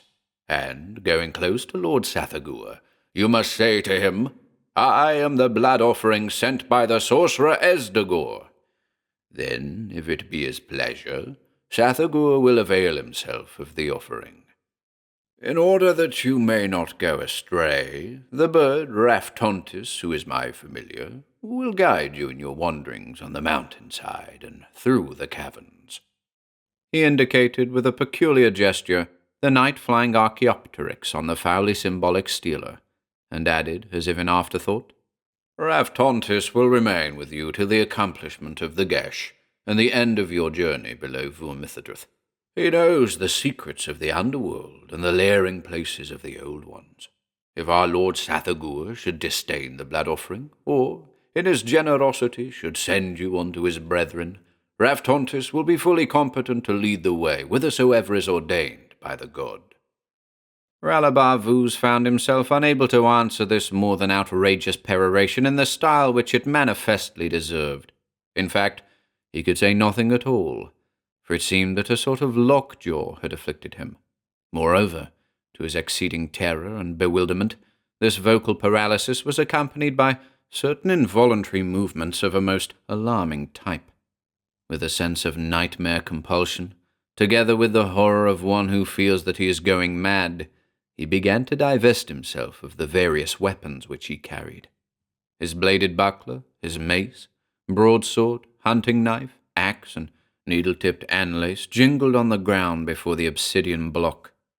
"I shall permit you to retain your helmet and body armor," said Esdagor at this juncture. "Otherwise, I fear that you will not reach Sathagua in the state of corporeal intactness proper for a sacrifice. The teeth and nails of the Vormis are sharp, even as their appetites." Muttering certain half-inaudible and doubtful-sounding words, the wizard turned from Ralabavuz and began to quench the tricolored fire with a mixture of dust and blood from a shallow brass basin. Deigning to vouchsafe no farewell or sign of dismissal, he kept his back toward the hunter, but waved his left hand obliquely to the bird Raftontis. This creature, stretching his murky wings and clacking his saw-like beak, abandoned his perch and hung poised in air with one amber-colored eye malignly fixed on Ralabavuz. Then, floating slowly, his long snakish neck reverted and his eye maintaining its vigilance, the bird flew among the lava ridges toward the pyramidal cone of Vormithidrith, and Ralabavuz followed, driven by a compulsion that he could neither understand nor resist.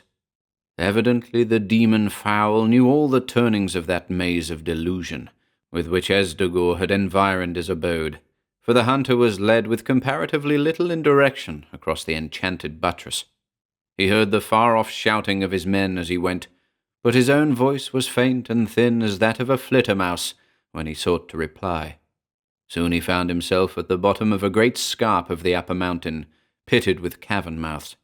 It was a part of Vormithidrith that he had never visited before.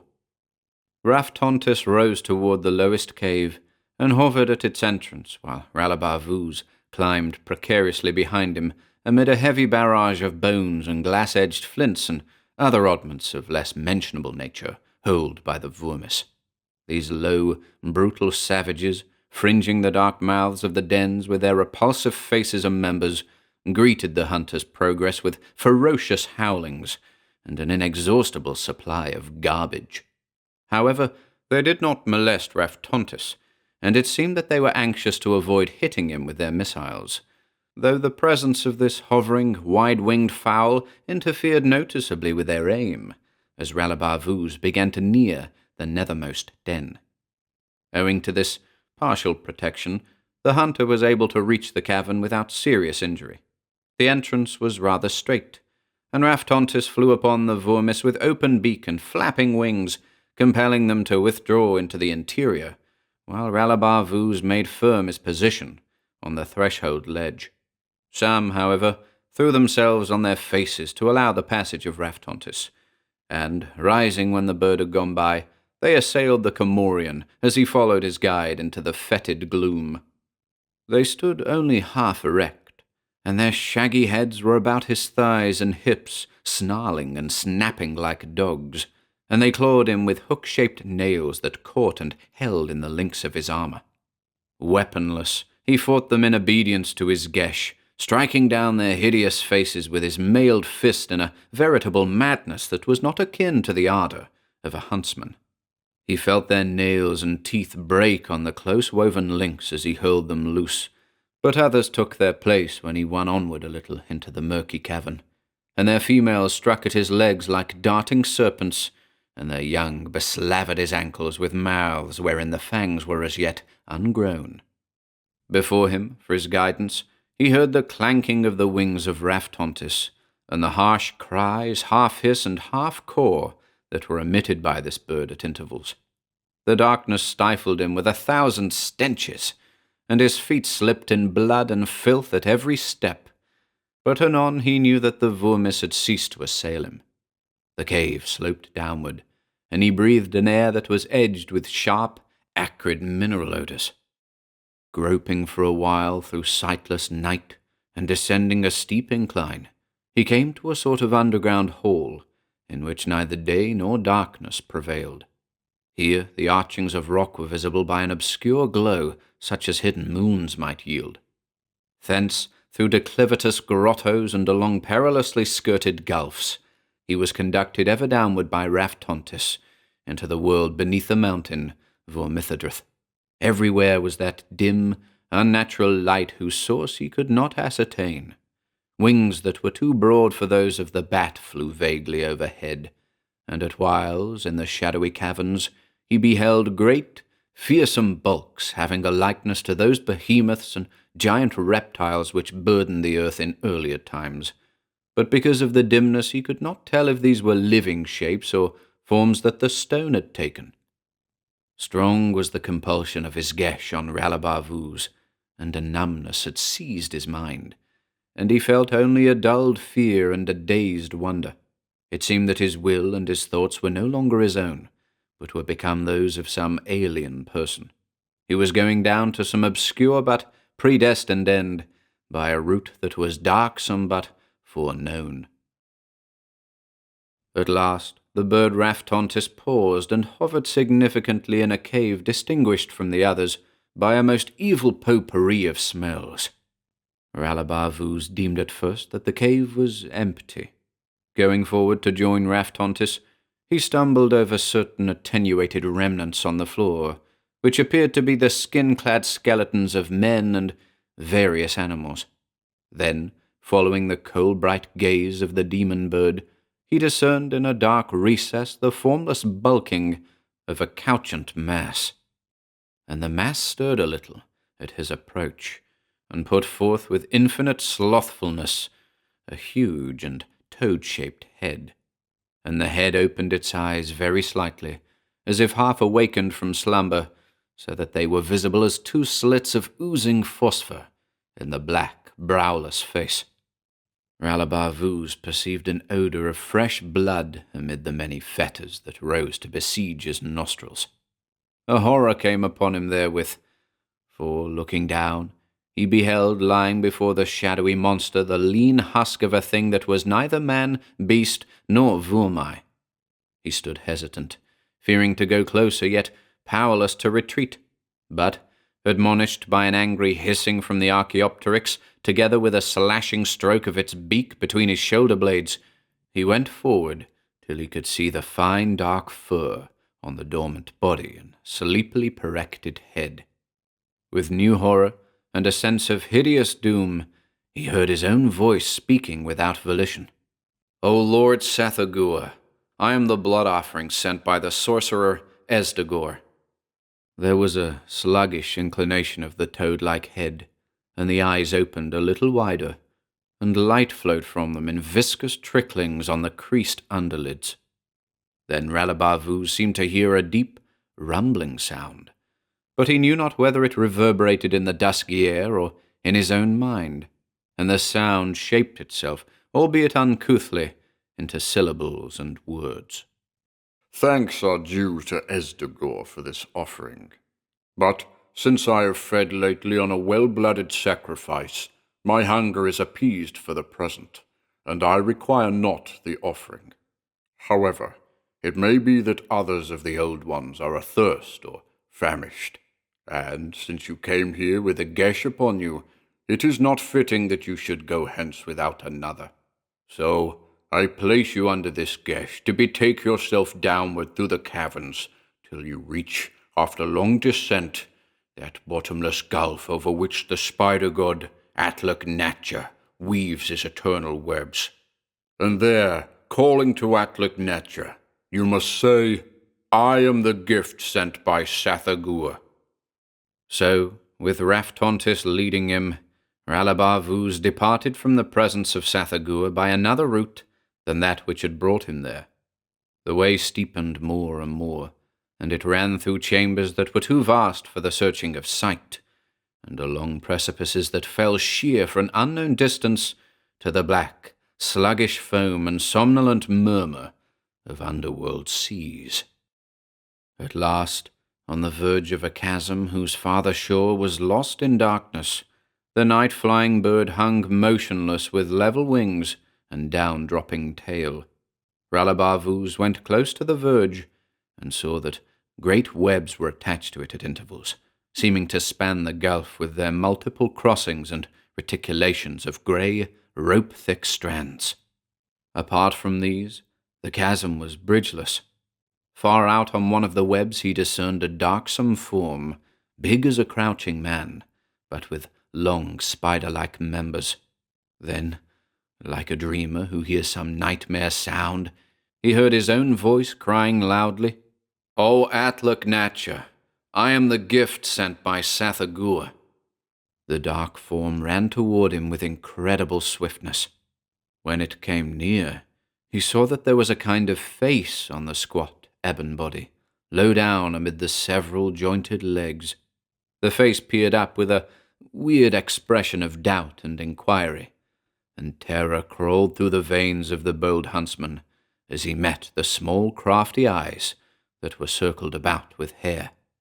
Thin, shrill, piercing as a sting, there spoke to him the voice of the spider-god Atluk-Natcha.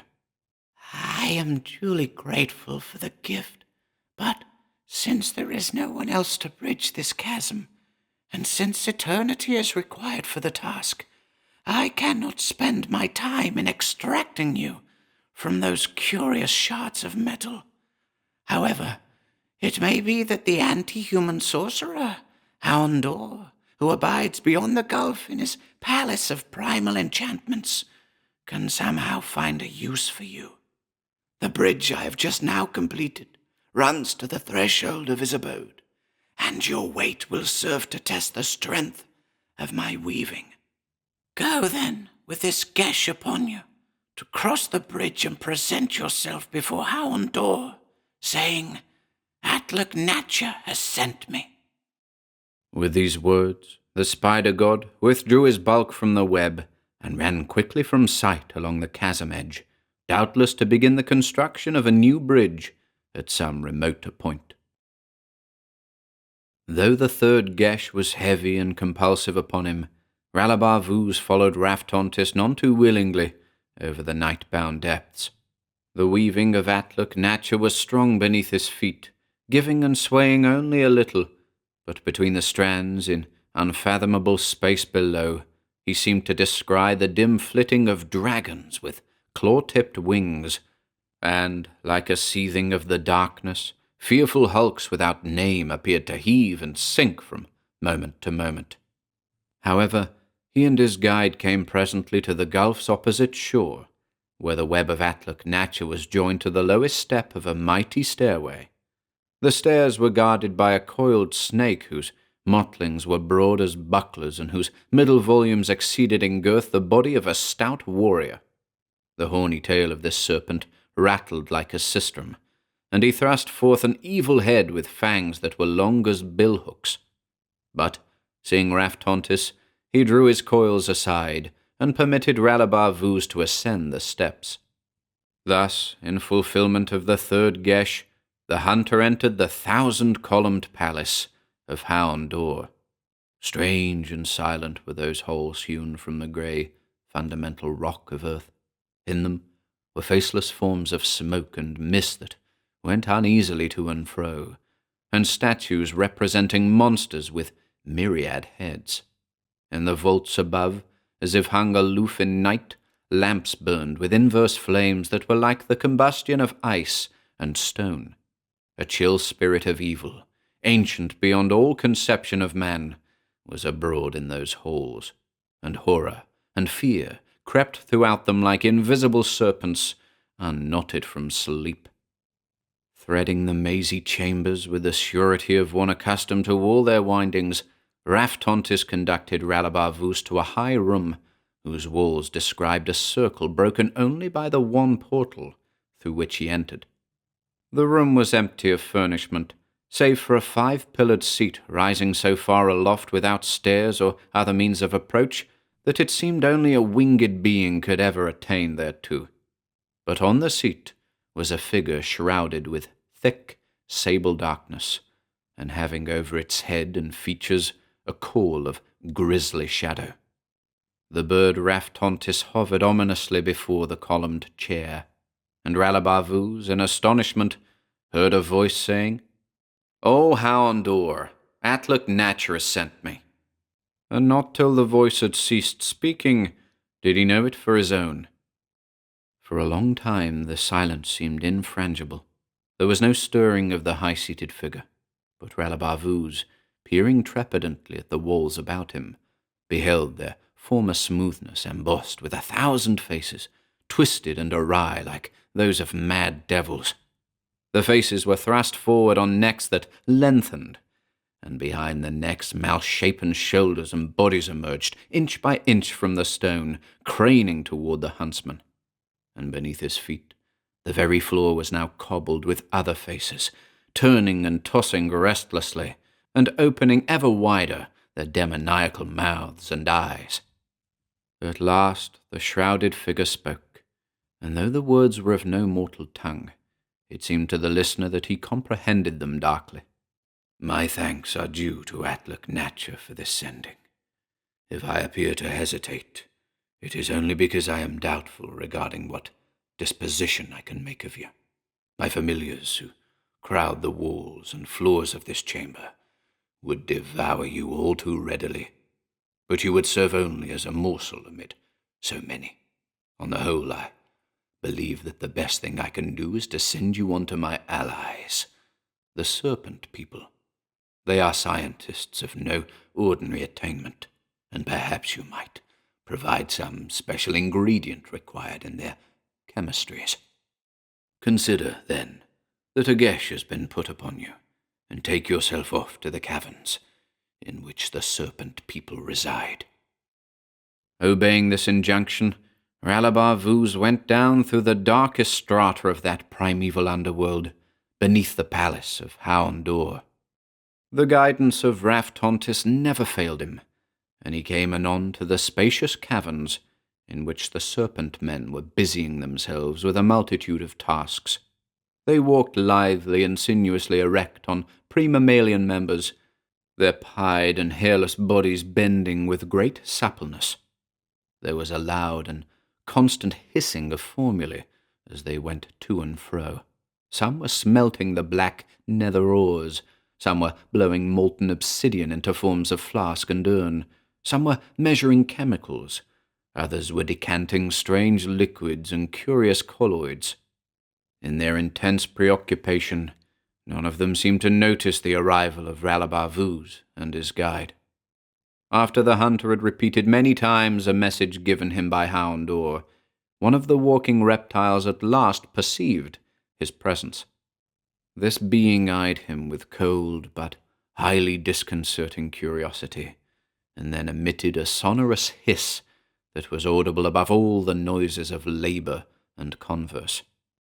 The other serpent men ceased their toil immediately, and began to crowd around Ralabar Vuz. From the tone of their sibilations, it seemed that there was much argument among them. Certain of their number sidled close to the Comorian, touching his face and hands with their chill, scaly digits and prying beneath his armour. He felt that they were anatomizing him with methodical minuteness.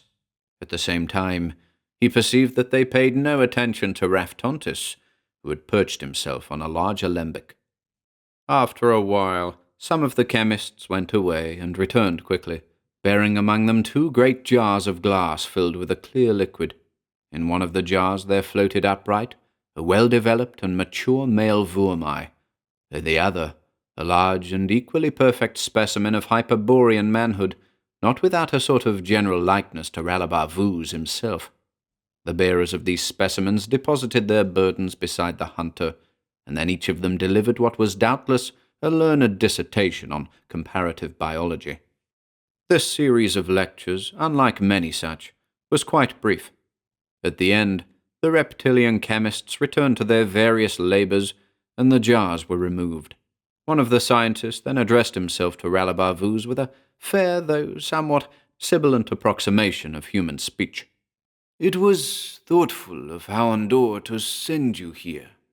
However, as you have seen, we are already supplied with an exemplar of your species, and in the past we have thoroughly dissected others and have learned all that there is to learn regarding this very uncouth and aberrant life form. Also, since our chemistry is devoted almost wholly to the production of powerful toxic agents, we can find no use in our tests and manufactures for the extremely ordinary matters of which your body is composed. They are without pharmaceutic value. Moreover, we have long abandoned the eating of impure natural foods, and now confine ourselves to synthetic types of aliment. There is, as you must realize, no place for you in our economy. However, it may be that the archetypes can somehow dispose of you. At least, you will be a novelty to them, since no example of contemporary human evolution has so far descended to their stratum. Therefore, we shall put you under that highly urgent and imperative kind of hypnosis, which, in the parlance of warlockry, is known as a gesh. And, obeying the hypnosis, you will go down to the cavern of the archetypes." The region to which the magistrate of Comorium was now conducted lay at some distance below the Ophidian laboratories. The air of the gulfs and grottos along his way began to increase markedly in warmth, and was moist and steamy as that of some equatorial fen. A primordial luminosity such as might have dawned before the creation of any sun, seemed to surround and pervade everything. All about him, in this thick and semi-aqueous light, the hunter discerned the rocks and fauna and vegetable forms of a crassly primitive world. These shapes were dim, uncertain, wavering, and were all composed of loosely organized elements. Even in this bizarre and more than doubtful terrain of the under-earth, Raftontis seemed wholly at home, and he flew on amid the sketchy plants and cloudy-looking boulders as if at no loss whatever in orienting himself. But Ralabar Vuz, in spite of the spell that stimulated and compelled him onward, had begun to feel a fatigue by no means unnatural in view of his prolonged and heroic itinerary. Also, he was much troubled by the elasticity of the ground, which sank beneath him at every step like an oversodded marsh and seemed insubstantial to a quite alarming degree. To his further disconcertion, he soon found that he had attracted the attention of a huge, foggy monster with the rough outlines of a tyrannosaurus. This creature chased him amid the archetypal ferns and club mosses, and overtaking him after 5 or 6 bounds, it proceeded to ingest him with the celerity of any latter-day saurian of the same species. Luckily, the ingestment was not permanent, for the Tyrannosaurus's body plasm, though fairly opaque, was more astral than material, and Ralabar Vuz, protesting stoutly against his confinement in its maw, felt the dark walls give way before him and tumbled out on the ground. After its third attempt to devour him, the monster must have decided that he was inedible. It turned and went away with immense leapings in search of comestibles on its own plane of matter. Ralabar Vuz continued his progress through the cavern of the archetypes, a progress often delayed by the elementary designs of crude, misty-stomached allosaurs, pterodactyls, pterodons, stegosaurs, and other carnivora of the prime. At last, following his experience with a most persistent megalosaur, he beheld before him 2 entities of vaguely human outline. They were gigantic, with bodies almost globular in form, and they seemed to float rather than walk.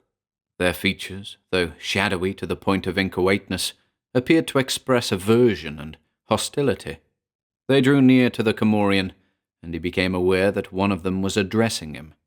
The language used was wholly a matter of primitive vowel sounds, but a meaning was forcibly, though indistinctly, conveyed. We, the originals of mankind, are dismayed by the sight of a copy so coarse and egregiously perverted from the true model. We disown you with sorrow and indignation. Your presence here is an unwarrantable intrusion, and it is obvious that you are not to be assimilated, even by our most assurient dinosaurs. Therefore, we put you under a gesh. Depart without delay from the cavern of the archetypes, and seek out the slimy gulf in which Aboth, father and mother of all cosmic uncleanness, eternally carries on its repugnant fission. We consider that you are fit only for Aboth, which will perhaps mistake you for one of its own progeny, and devour you in accordance with that custom which it follows. The weary hunter was led by the untirable Raftontis to a deep cavern on the same level as that of the archetypes. Possibly it was a kind of annex to the latter. At any rate, the ground was much firmer there, even though the air was murkier, and Ralabar Vuz might have recovered a little of his customary aplomb if it had not been for the ungodly and disgusting creatures which he soon began to meet. There were things which he could liken only to monstrous one-legged toads, and immense myriad-tailed worms and miscreated lizards. They came flopping or crawling through the gloom in a ceaseless procession, and there was no end to the loathsome morphologic variations which they displayed. Unlike the archetypes, they were formed of all too solid matter, and Ralabar Vuz was both fatigued and nauseated by the constant necessity of kicking them away from his shins.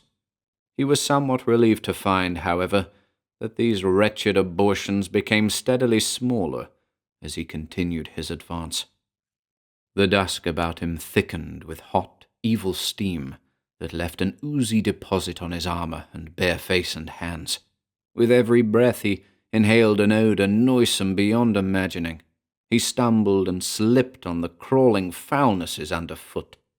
Then, in that reeky twilight, he saw the pausing of Raftontis, and below the demoniac bird he descried a sort of pool with a margin of mud that was marred with obscene offal, and in the pool a greyish, horrid mass that nearly choked it from rim to rim.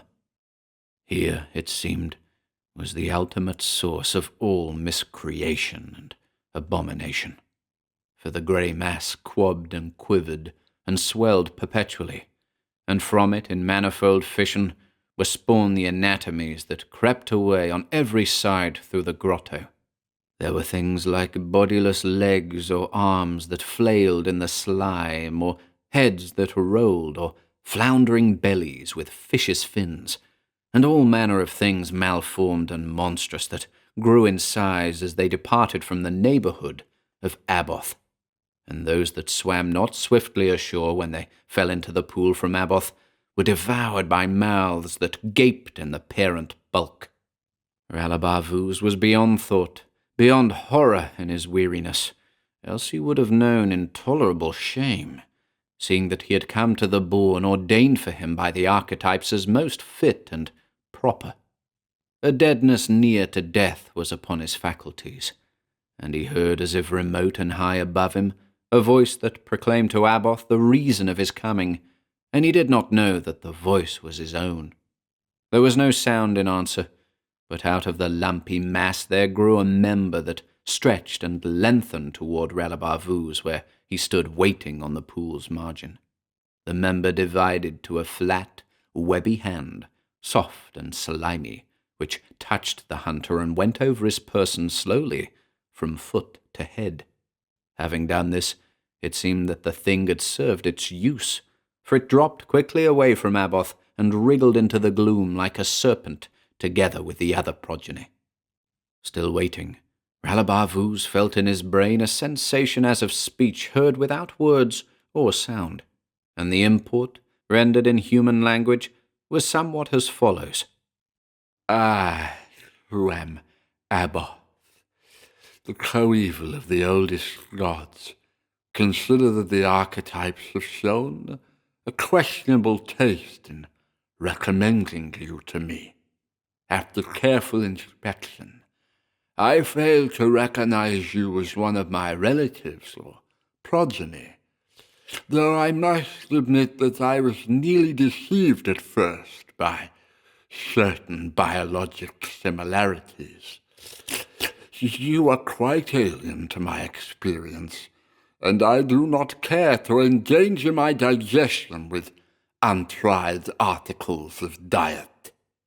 Who you are or whence you have come I cannot surmise, nor can I thank the archetypes for troubling the profound and placid fertility of my existence with a problem so vexatious as the one that you offer.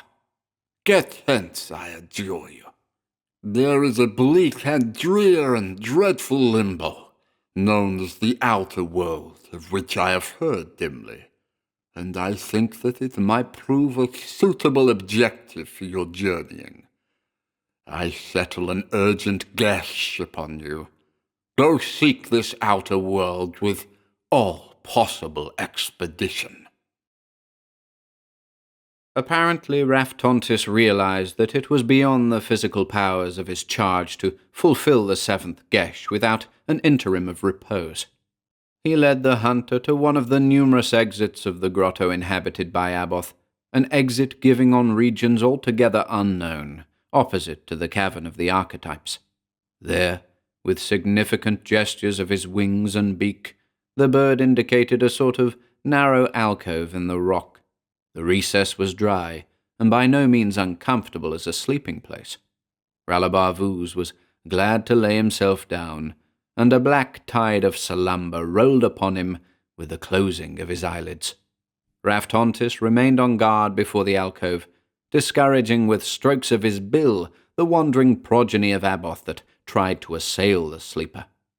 Since there was neither night nor day in that subterrene world, the term of oblivion enjoyed by Ralabar Vuz was hardly to be measured by the usual method of time-telling.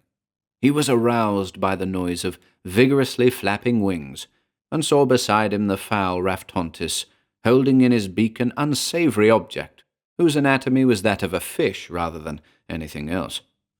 Where or how he had caught this creature during his constant vigil was a more than dubious matter, but Ralabar Vuz had fasted too long to be squeamish. He accepted and devoured the proffered breakfast without ceremony. After that, in conformity with the gesh laid upon him by Aboth, he resumed his journey back to the outer earth. The route chosen by Raftontis was presumably a shortcut. Anyhow, it was remote from the cloudy cave of the archetypes, and the laboratories in which the serpent men pursued their arduous toils and toxicological researches. Also, the enchanted palace of Houndour was omitted from the itinerary. But, after long, tedious climbing through a region of desolate crags and over a sort of underground plateau, the traveller came once more to the verge of that far-stretching, bottomless chasm, which was bridged only by the webs of the spider-god Atluk-Natcha.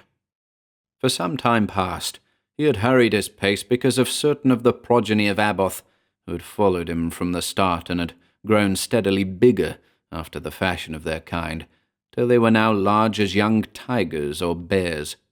However, when he approached the nearest bridge, he saw that a ponderous and sloth-like entity preceding him had already begun to cross it. The posteriors of this being were studded with unamiable eyes, and Ralabar Vuz was unsure for a little regarding its exact orientation. Not wishing to tread too closely upon the reverted talons of its heels, he waited till the monster had disappeared in the darkness, and by that time the spawn of Aboth were hard upon him. Raftontis, with sharp admonitory cawings, floated before him above the giant web, and he was impelled to a rash haste by the imminently slavering snouts of the dark abnormalities behind. Owing to such precipitancy, he failed to notice that the web had been weakened, and some of its strands torn or stretched by the weight of the sloth-like monster. Coming in view of the chasm's opposite verge, he thought only of reaching it, and redoubled his pace. But at this point, the web gave way beneath him. He caught wildly at the broken, dangling strands, but could not arrest his fall. With several pieces of Atluk-Natcha's weaving clutched in his fingers, he was precipitated into that gulf which no one had ever voluntarily tried to plumb. This, unfortunately, was a contingency that had not been provided against by the terms of the seventh gesh.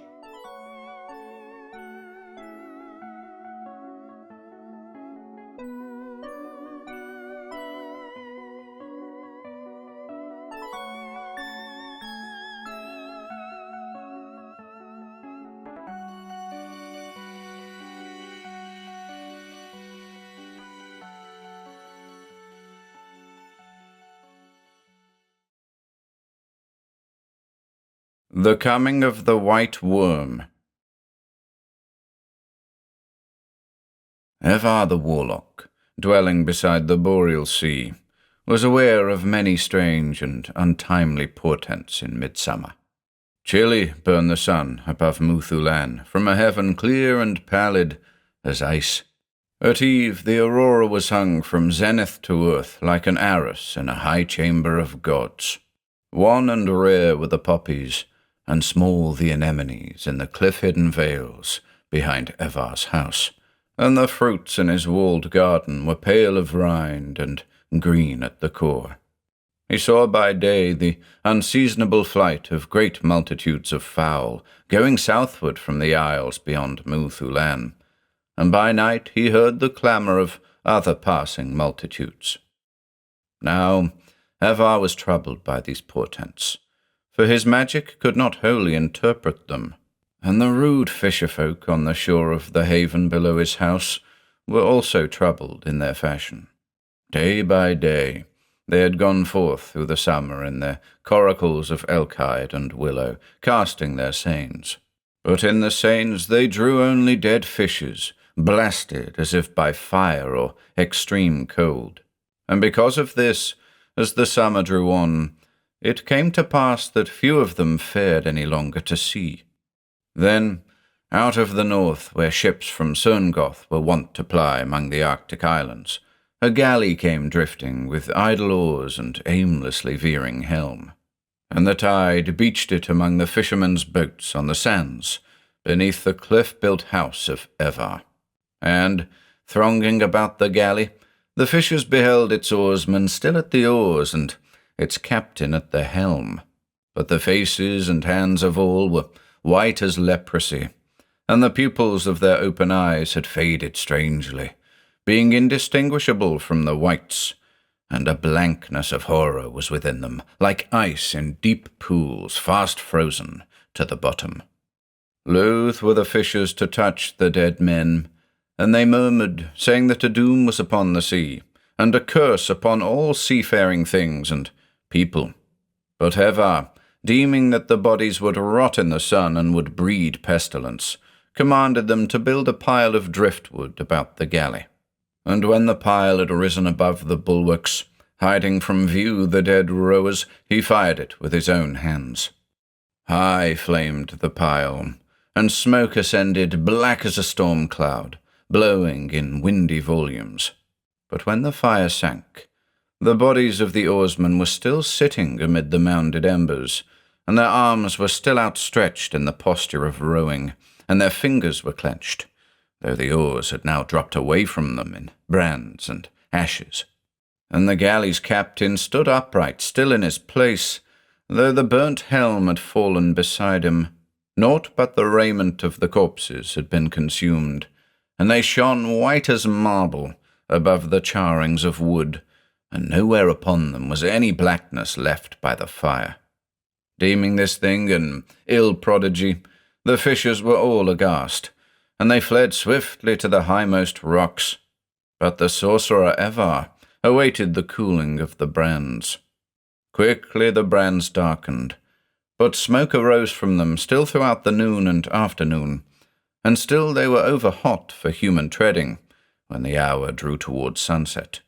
So Evar fetched water in urns from the sea and cast it upon the ashes and charrings, so that he might approach the corpses. After the smoke and hissing had died, he went forward. Nearing the bodies, he was aware of a great coldness, and the coldness began to wake in his hands and ears, and smote sharply through his mantle of fur.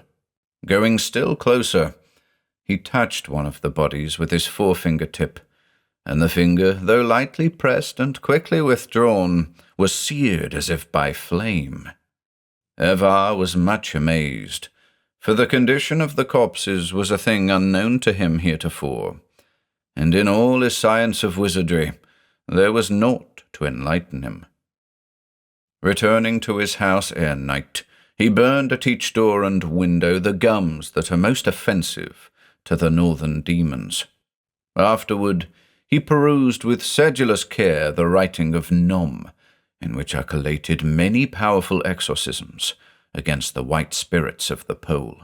For these spirits, it seemed, had laid their power upon the galley's crew, and he could not but apprehend some further working of the power.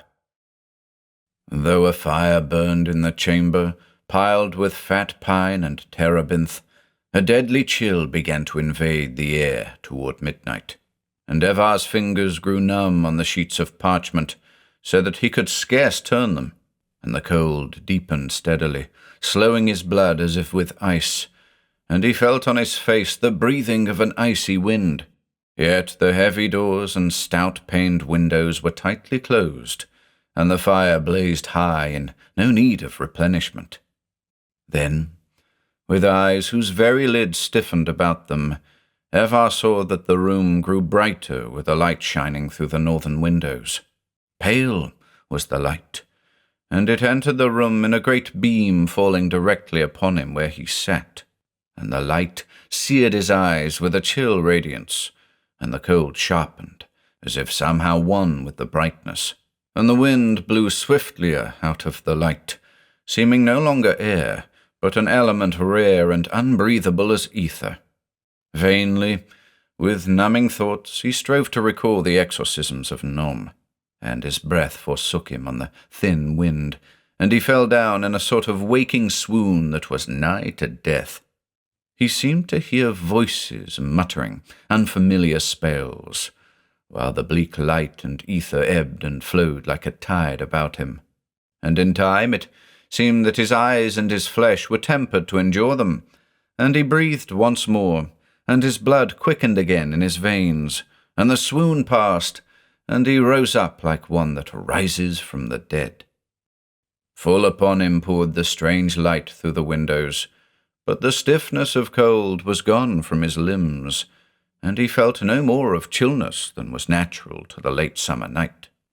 Looking forth from one of the windows, he witnessed a strange marvel, for in the harbour there towered an iceberg such as no vessel had yet sighted in its seafaring to the north. It filled the broad haven from shore to shore, and sheered up to a height immeasurable with piled escarpments and tiered precipices, and its pinnacles hung like towers in the zenith. It was vaster and steeper than the mountain Yarrock, which marks the site of the boreal pole, and from it there fell upon sea and land a frosty glittering, paler and brighter than the light of the full moon. On the shore below were the charrings of the beached galley, and among them the corpses incombustible by fire, and along the sands and rocks the fisher-folk were lying or standing upright in still, rigid postures, as if they had come forth to behold the great iceberg and had been smitten by a magic sleep, and the whole harbour shore and the garden of Evar, filled with that pallid splendour, was like a place where frost has fallen thickly over all. Feeling a great wonder, Evar would have gone forth from his house, but ere he had taken 3 steps, a numbness came upon all his members, and deep sleep overpowered his senses even where he stood. The sun had risen when he awoke. Peering out, he beheld a new marvel, for his garden and the rocks and sea sands below it were visible no longer. In their stead were level spaces of ice about his house, and tall ice pinnacles. Beyond the verges of the ice, he saw a sea that lay remotely and far beneath, and beyond the sea the low looming of a dim shore. Terror came to Evar now, for he recognized in all this the workings of a sorcery beyond the power of mortal wizards. Plain it was that his stout house of granite stood no longer on the coast of Wuthoqquan, but was based now on some upper crag of that stupendous iceberg he had beheld in the night. Trembling, he prayed and knelt to the old ones who dwell secretly in subterrene caverns or abide under the sea or in the supermundane spaces. And even as he prayed, he heard a loud knocking at his door. Fearfully, he arose and opened the portals. Before him were 2 men, strange of visage and bright-skinned, who wore for mantles such rune-enwoven stuffs as wizards wear. The runes were uncouth and alien, but when the men bespoke him, he understood something of their speech, which was in a dialect of the Hyperborean Isles. "We serve that outer one whose name is Relim Shaikoth," they said. "From spaces beyond the north he has come in his floating citadel, the ice mountain Ykilth, from which pours an exceeding coldness and a pale splendour that blasts the flesh of men. He has spared us alone amid the inhabitants of the Isle Thulask, tempering our flesh to the rigour of his abode, making respirable for us the air no mortal man may breathe, and taking us to go with him in his seafaring upon Ykilth. Thee also he has spared and acclimated by his spells to the coldness and thin ether.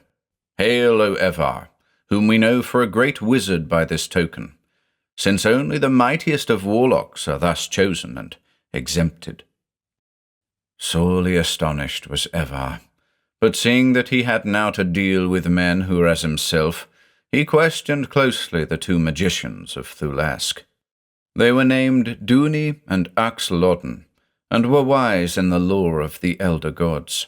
They would tell him nothing of Relim Shaikoth, but avowed that their service to this being consisted of such worship as is given to a god, together with the repudiation of all bonds that had linked them heretofore to mankind. And they told Evar that he was to go with them at once before Relim Shaikoth, and perform the due rite of obeisance, and accept the bond of alienage. So Evar went with the Thulaskians, and was led by them to a great pinnacle of ice that rose unmeltable into the sun, beetling above all its fellows. The pinnacle was hollow, and climbing therein by stairs of ice, they came at last to the chamber of Relim Shaikoth, which was a circular dome with a round block at the centre, forming a dais. At sight of that entity which occupied the dais, Evar's pulses were stilled for an instant by terror, and, following upon the terror, his gorge rose within him through excess of loathing. In all the world, there was nothing that could be likened for its foulness to Relim Shaikoth. Something he had of the semblance of a fat, white worm, but his bulk was beyond that of the sea elephant. His half-coiled tail was thick as the middle folds of his body, and his front reared upward from the dais in the form of a white, round disk, and upon it were imprinted vague lineaments. Amid the visage a mouth curved uncleanly from side to side of the disk, opening and shutting incessantly, on a pale and tongueless and toothless maw.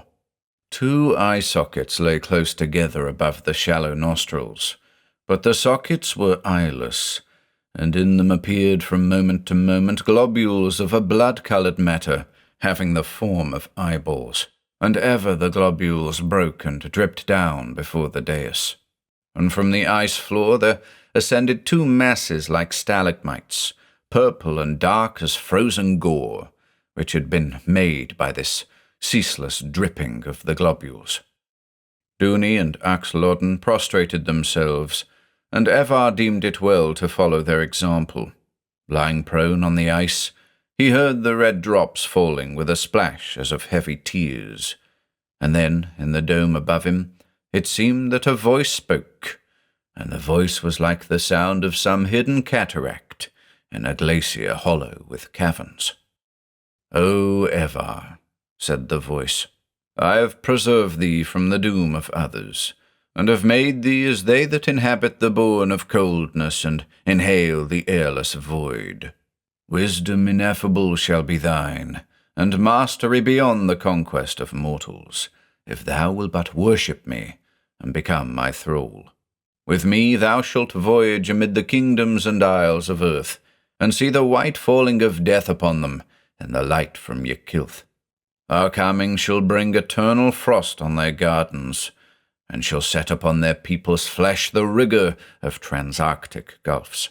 All this shalt thou witness, being as one of the lords of death, supernal and immortal. And in the end thou shalt return with me to that world beyond the pole, in which is mine abiding empire." Seeing that he was without choice in the matter, Evar professed himself willing to yield worship and service to the pale worm. Instructed by his fellow wizards, he performed the rites that are scarce suitable for narration, and swore the vow of unspeakable alienage. Strange was that voyaging, for it seemed that the great iceberg was guided by sorcery, prevailing ever against wind and tide, and always as they went, the chill splendour smote afar from Ykilth. Proud galleys were overtaken, and their crews were blasted at the oars. The fair Hyperborean ports, busy with maritime traffic, were stilled by the iceberg's passing. Idle were their streets and wharves. Idle was the shipping in their harbours, when the pale light had come and gone.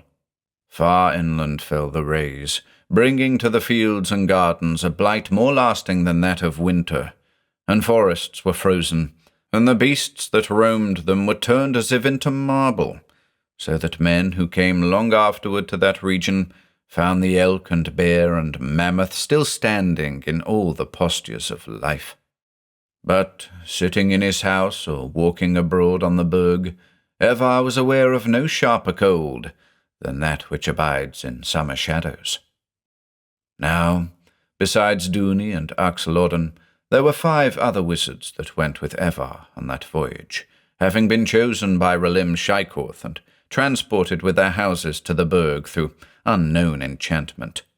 They were outlandish men called Polarians, from islands nearer the pole than broad Thulask. Evar could understand little of their ways, and their sorcery was foreign and their speech unintelligible to him, nor was it known to the Thulaskians. Daily, the 8 wizards found on their tables all provender necessary for human sustenance, though they knew not the agency that supplied it. All were seemingly united in the worship of the worm. But Evar was uneasy at heart, beholding the doom that went forth eternally from Ykilth upon lovely cities and fruitful ocean shores. Ruthfully he saw the blasting of flower-girdled Cerngoth, and the stillness that descended on the thronged streets of Liquan, and the frost that seared with sudden whiteness the garths and orchards of the sea-fronting valley of Agail. Ever southward sailed the great berg, bearing its lethal winter to lands where the summer sun rode high, and Evar kept his own counsel and followed in all ways the custom of the others, at intervals that were regulated by the motions of the circumpolar stars. The warlocks climbed that lofty chamber in which Relim Shaikoth abode perpetually, half-coiled on his dais of ice.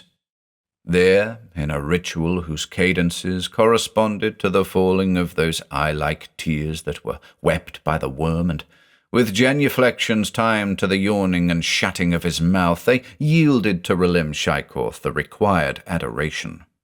And Evar learned from the others that the worm slept for a period at each darkening of the moon, and only at that time did the sanguine tears suspend their falling, and the mouth forbear its alternate closing and gaping.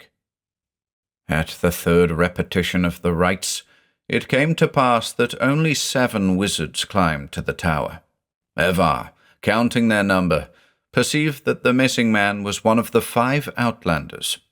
Later, he questioned Dooney and Axelodden, and made signs of inquiry to the 4 Northrons. But it seemed that the fate of the absent warlock was a thing mysterious to all. Nothing was seen or heard of him, and Evar, pondering long and deeply, was somewhat disquieted, for, during the ceremony in the tower chamber, it had seemed to him that the worm was grosser of bulk and girth than on any former occasion.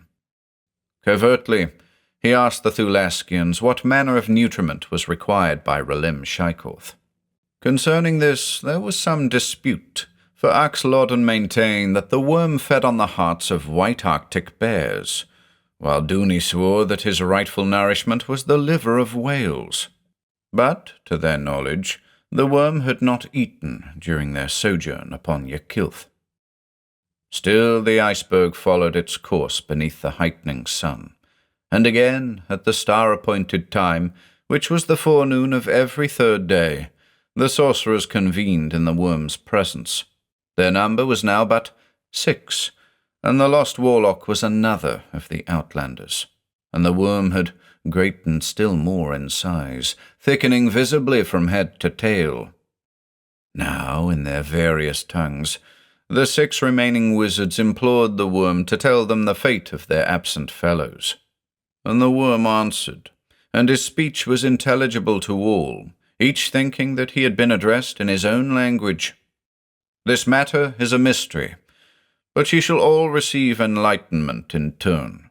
Know this, the 2 that have vanished are still present, and they and ye also shall share, even as I have promised in the ultramundane lore and empery of Relim Shaikoth. When they had descended from the tower, Evar and the 2 Thulaskians debated the interpretations of this answer.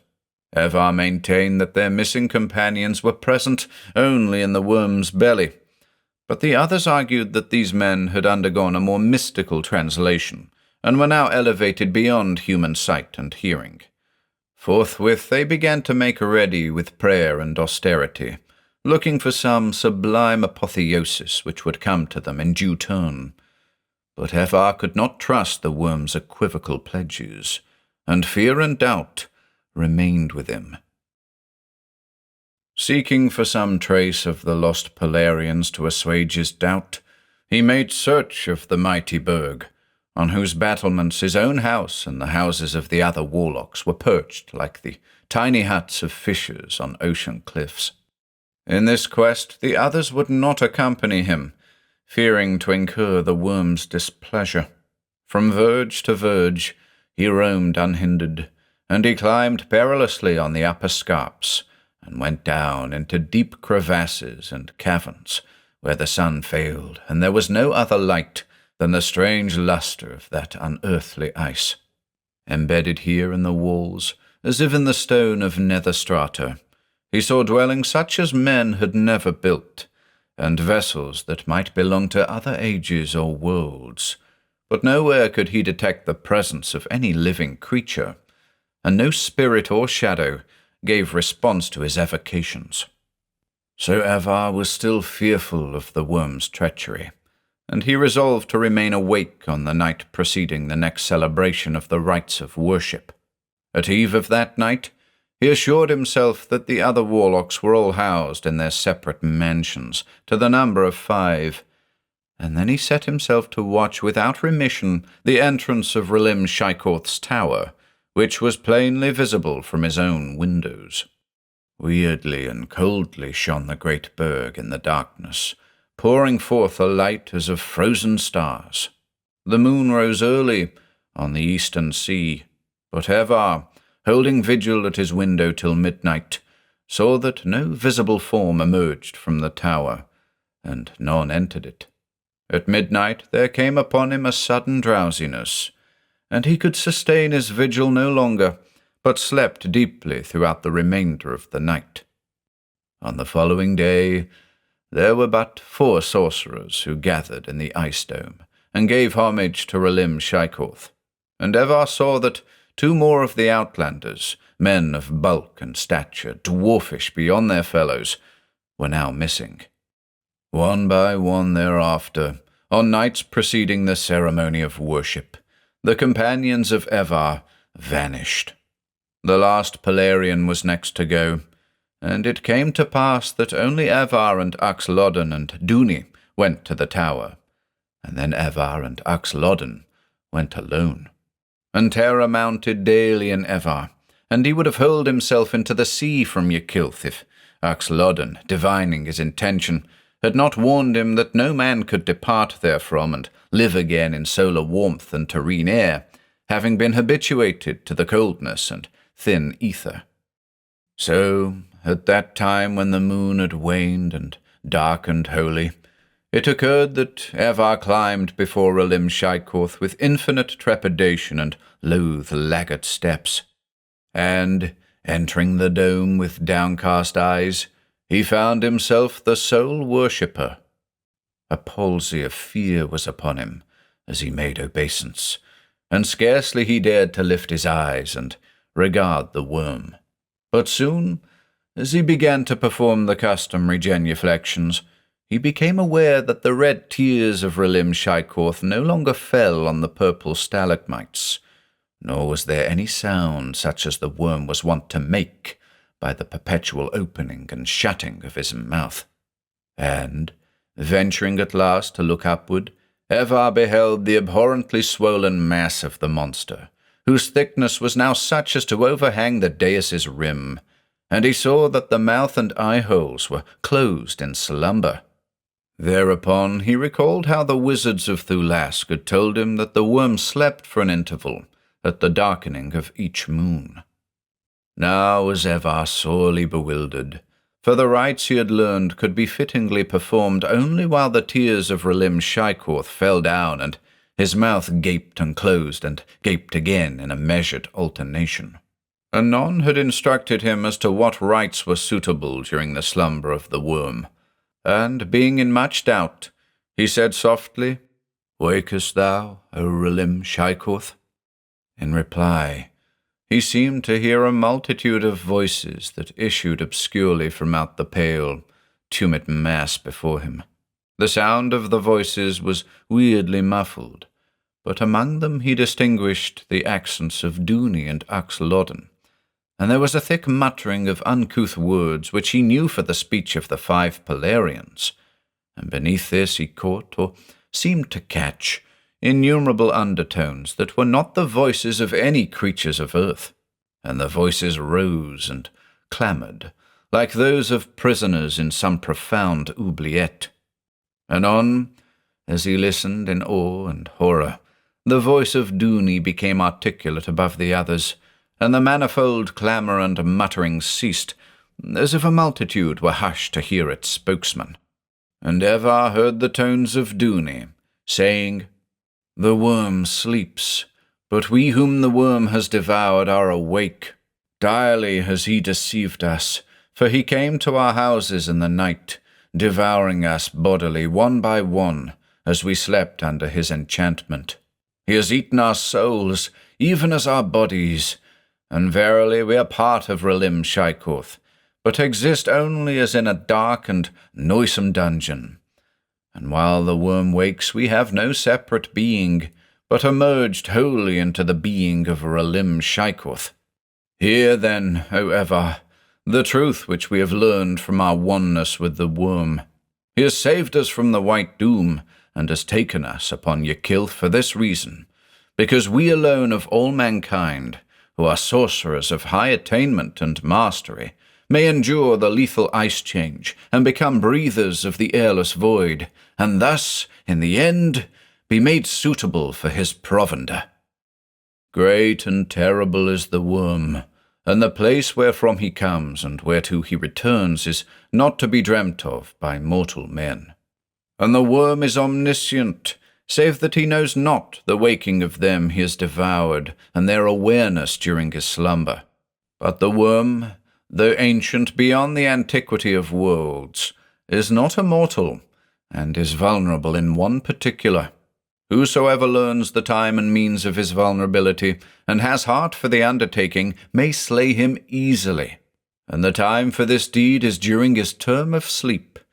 Therefore we adjure thee now, by the faith of the old ones, to draw the sword thou wearest beneath thy mantle, and plunge it into the side of Relim Shaikoth, for such is the means of his slaying. Thus only shall the going forth of the pale death be ended, and only thus shall we, thy fellows, obtain release from our blind thraldom and incarceration, and with us many that the worm has betrayed and eaten in former ages and upon distant worlds. And only by the doing of this thing shalt thou escape the worm's mouth, nor abide henceforward as a ghost among other ghosts in his belly. But know, however, that he who slays Relim Shaikoth must necessarily perish in the slaying." Evar, in great astonishment, made question of Dooney, and was answered readily concerning all that he asked. Much did he learn of the worm's origin and essence, and the manner in which Ykilth had floated down from transpolar gulfs to voyage the seas of earth. Ever, as he listened, his abhorrence greatened, though deeds of dark sorcery had long indurated his flesh and soul, making him callous to more than common horrors. But of that which he learned it were ill to speak now. At length there was silence in the dome, for Evar had no longer any will to question the ghost of Dooney, and they that were imprisoned with Dooney seemed to wait and watch in a stillness of death. Then, being a man of much resolution and hardihood, Evar delayed no longer, but drew from its ivory sheath a short and well-tempered sword of bronze which he carried at his baldric. Approaching close to the dais, he plunged the blade into the overswollen mass of Relim Shaikoth. The blade entered easily, slicing and tearing, as if he had stabbed a monstrous bladder, and was not stayed even by the broad pommel, and the whole right hand of Evar was drawn after it into the wound.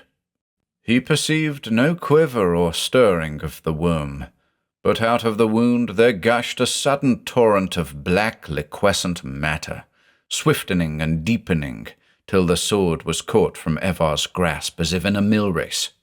Hotter far than blood, and smoking with strange, steamy vapours, the liquid poured over his arms and splashed his raiment as it fell. Quickly the ice was awash around his feet, but still the fluid welled as if from some inexhaustible spring of foulness, and it spread everywhere in meeting pools and runlets. Evar would have fled then, but the sable liquid, mounting and flowing, was about his ankles when he neared the stairhead, and it rushed adown the stairway before him like a cataract. Hotter and hotter it grew, boiling, bubbling, while the current strengthened and clutched at him and drew him like malignant hands. He feared to essay the downward stairs, nor was there any place in the dome where he could climb for refuge. He turned, striving against the tide for bare foothold, and saw dimly through reeking vapours the throned mass of Relim Shaikorth.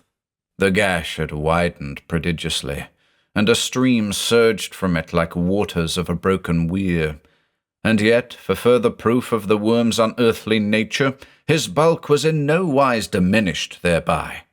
And still the black fluid came in an evil flood, and it rose swirling about the knees of Evar, and the vapours seemed to take the form of a myriad phantoms, wreathing and dividing obscurely as they went past him. Then, tottering giddily on the stairhead, he was swept away and hurled to his death on the ice steps far below.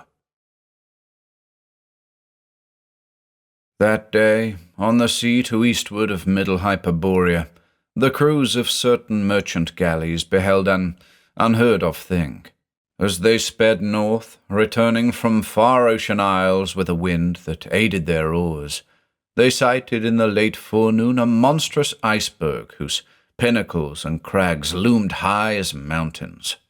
The berg shone in part with a weird light, and from its loftiest pinnacle poured an ink-black torrent, and all the ice cliffs and buttresses beneath were astream with rapids and cascades and sheeted falls of the same blackness that fumed like boiling water as they plunged oceanward, and the sea around the berg was clouded and streaked for a wide interval, as if with the dark fluid of the cuttlefish.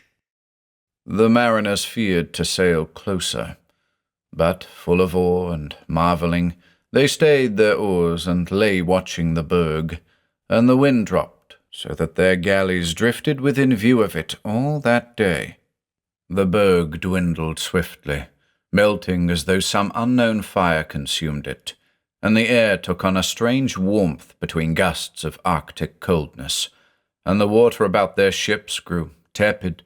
Crag by crag, the ice was runnelled and eaten away, and huge portions fell off with a mighty splashing, and the highest pinnacle collapsed, but still the blackness poured out as from an unfathomable fountain.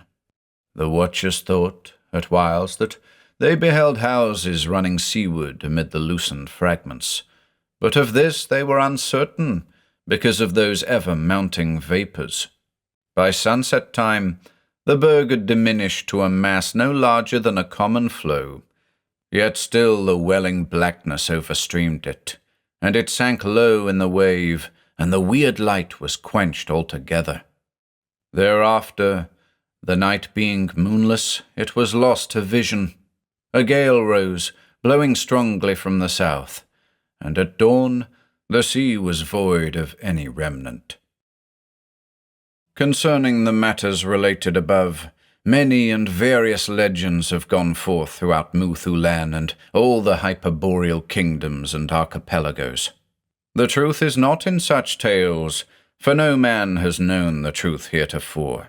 But I, the sorcerer Eibon, calling up through my necromancy the wave-wandering spirit of Evar, have learned from him the true history of the worm's advent, and I have written it down in my volume with such omissions as are needful for the sparing of mortal weakness and sanity.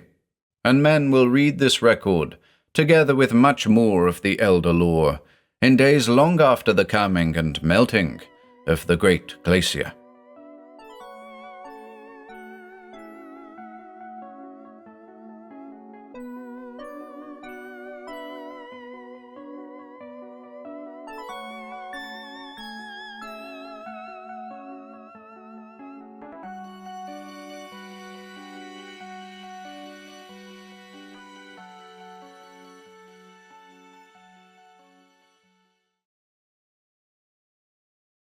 The Theft of the 39 Girdles.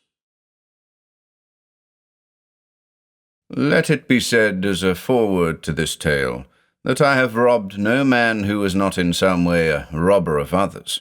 In all my long and arduous career, I, Satampra Zeiros of Avoosl, sometimes known as the Master Thief, have endeavored to serve merely as an agent in the rightful redistribution of wealth.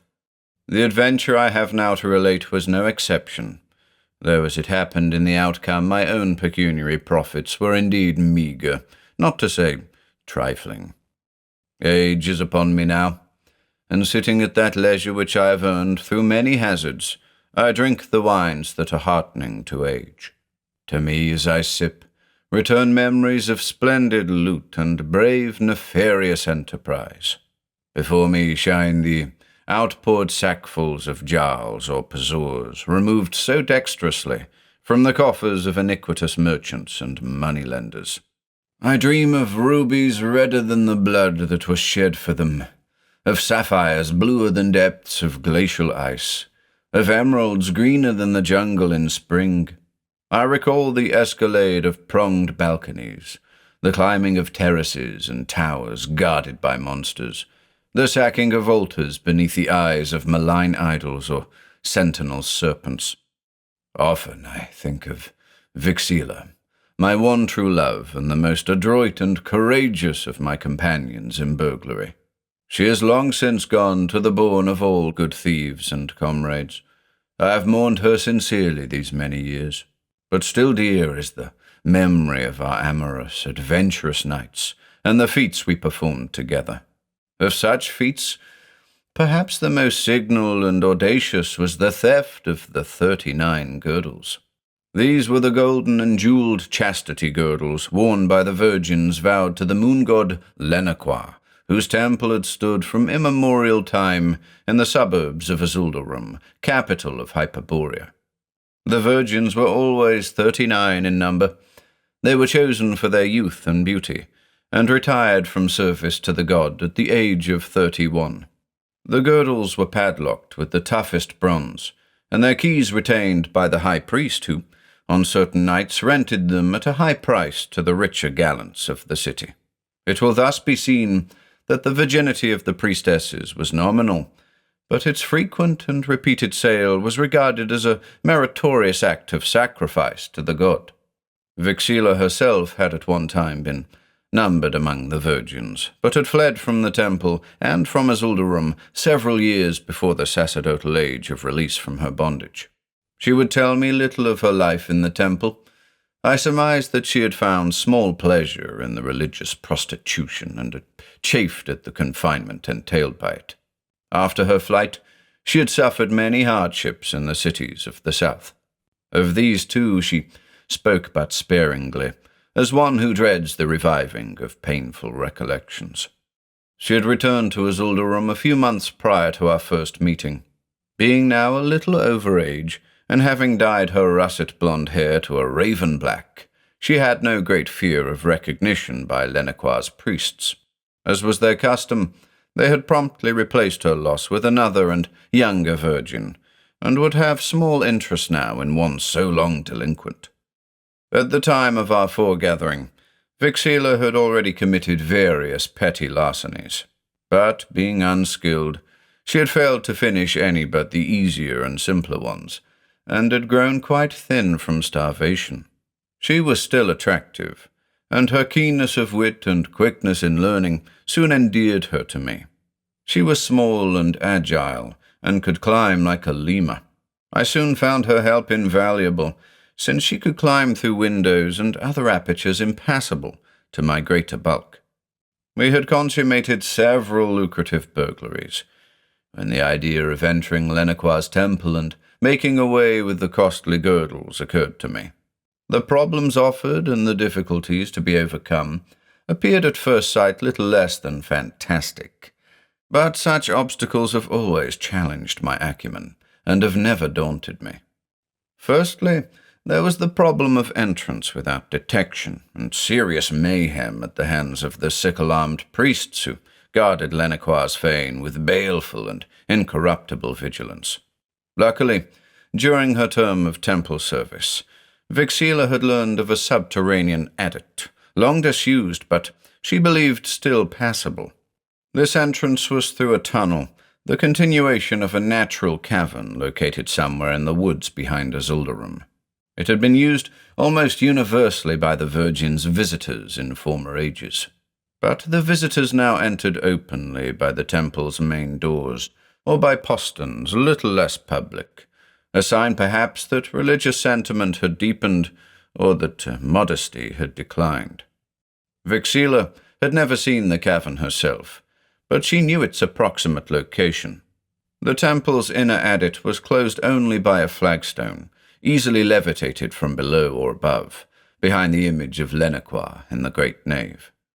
Secondly, there was the selection of a proper time when the women's girdles had been unlocked and laid aside. Here again, Vixila was invaluable, since she knew the nights on which the rented keys were most in demand. These were known as nights of sacrifice, greater or lesser, the chief one being at the moon's full. All the women were then in repeated request. Since, however, the fane on such occasions would be crowded with people, the priests, the virgins, and their clients, a seemingly insurmountable difficulty remained. How were we to collect and make away with the girdles in the presence of so many persons? This, I must admit, baffled me. Plainly, we must find some way in which the temple could be evacuated, or its occupants rendered unconscious or otherwise incapable during the period needed for our operations. I thought of a certain soporific drug, easily and quickly vaporized, which I had used on more than one occasion to put the inmates of a house asleep. Unfortunately, the drug was limited in its range and would not penetrate to all the chambers and alcoves of a large edifice like the temple. Moreover, it was necessary to wait for a full half-hour, with doors or windows opened, till the fumes were dissipated. Otherwise, the robbers would be overcome together with their victims. There was also the pollen of a rare jungle lily, which, if cast in a man's face, would induce a temporary paralysis. This, too, I rejected. There were too many persons to be dealt with, and the pollen could hardly be obtained in sufficient quantities. At last I decided to consult the magician and alchemist Avoosl, who, possessing furnaces and melting pots, had often served me by converting stolen gold and silver into ingots or other safely unrecognizable forms. Though skeptical of his powers as a magician, I regarded Avoosl as a skilled pharmacist and toxicologist. Having always on hand a supply of strange and deadly medicaments, he might well be able to provide something that would facilitate our project. We found Avoosl decanting one of his more noisome concoctions from a still bubbling and steaming kettle into vials of stout stoneware. By the smell I judged that it must be something of special potency. The exudations of a polecat would have been innocuous in comparison. In his absorption he did not notice our presence until the entire contents of the kettle had been decanted and the vials tightly stoppered and sealed with a blackish gum. That, he observed with unctuous complacency, is a love philtre that would inflame a nursing infant or resurrect the powers of a dying nonagenarian. Do you— No, I said emphatically. We require nothing of the sort. What we need at the moment is something quite different." In a few terse words, I went on to outline the problem, adding, "If you can help us, I am sure you will find the melting down of the golden girdles a congenial task. As usual, you will receive a third of the profits." Fencor creased his bearded face into a half-lubricious, half-sardonic smile. "The proposition is a pleasant one from all angles. We will free the temple girls from encumbrances which they must find uncomfortable, not to say burdensome, and will turn the irksome gems and metal to a worthier purpose, notably our own enrichment." As if by way of afterthought, he added, "It happens that I can supply you with a most unusual preparation, warranted to empty the temple of all its occupants in a very short time." Going to a cobwebbed corner, he took down from a high shelf an abdominous jar of uncoloured glass filled with a fine grey powder, and brought it to the light. "I will now," he said, "explain to you the singular properties of this powder and the way in which it must be used. It is truly a triumph of chemistry, and more devastating than a plague." We were astounded by what he told us. Then we began to laugh. "It is to be hoped," I said, "that none of your spells and cantrips are involved." Fencor assumed the expression of one whose feelings have been deeply injured. "I assure you," he protested, "that the effects of the powder, though extraordinary, are not beyond nature." After a moment's meditation, he continued, "I believe that I can further your plan in other ways. After the abstraction of the girdles, there will be the problem of transporting undetected such heavy merchandise across a city which, by that time, may well have been aroused by the horrendous crime and busily patrolled by constabulary. I have a plan." We hailed with approval the ingenious scheme outlined by Fencor. After we had discussed and settled to our satisfaction the various details, the alchemist brought out certain liquors that proved more palatable than anything of his we had yet sampled. We then returned to our lodgings, I carrying in my cloak the jar of powder, for which Fencor generously refused to accept payment. We were filled with the rosiest anticipations of success, together with a modicum of distilled palm wine. Discreetly, we refrained from our usual activities during the nights that intervened before the next full moon. We kept closely to our lodgings, hoping that the police, who had long suspected us of numerous peccadilloes, would believe that we had either quitted the city or retired from burglary. A little before midnight, on the evening of the full moon, Fencor knocked discreetly at our door, a triple knock, as had been agreed. Like ourselves, he was heavily cloaked in peasant's homespun. "I have procured the cart of a vegetable seller from the country," he said. "It is loaded with seasonable produce and drawn by 2 small asses. I have concealed it in the woods, as near to the cave adit of Lenequa's temple as the overgrown road will permit. Also, I have reconnoitred the cave itself. Our success will depend on the utter confusion created. If we are not seen to enter or depart by the rear adit, in all likelihood no one will remember its existence. The priests will be searching elsewhere. Having removed the girdles and concealed them under our load of farm produce, we will then wait till the hour before dawn, when, with other vegetable and fruit dealers, we will enter the city." Keeping as far as we could from the public places, where most of the police were gathered around taverns and the cheaper lupanas, we circled across Avoosl and found, at some distance from Lenequa's fane, a road that ran countryward.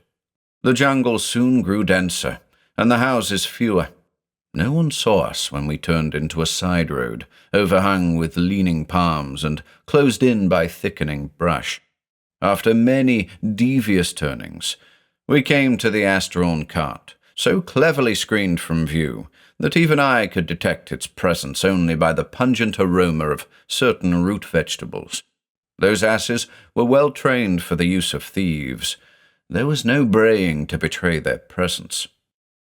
We groped on, over hunching roots and between clustered boles that made the rest of the way impassable for a cart.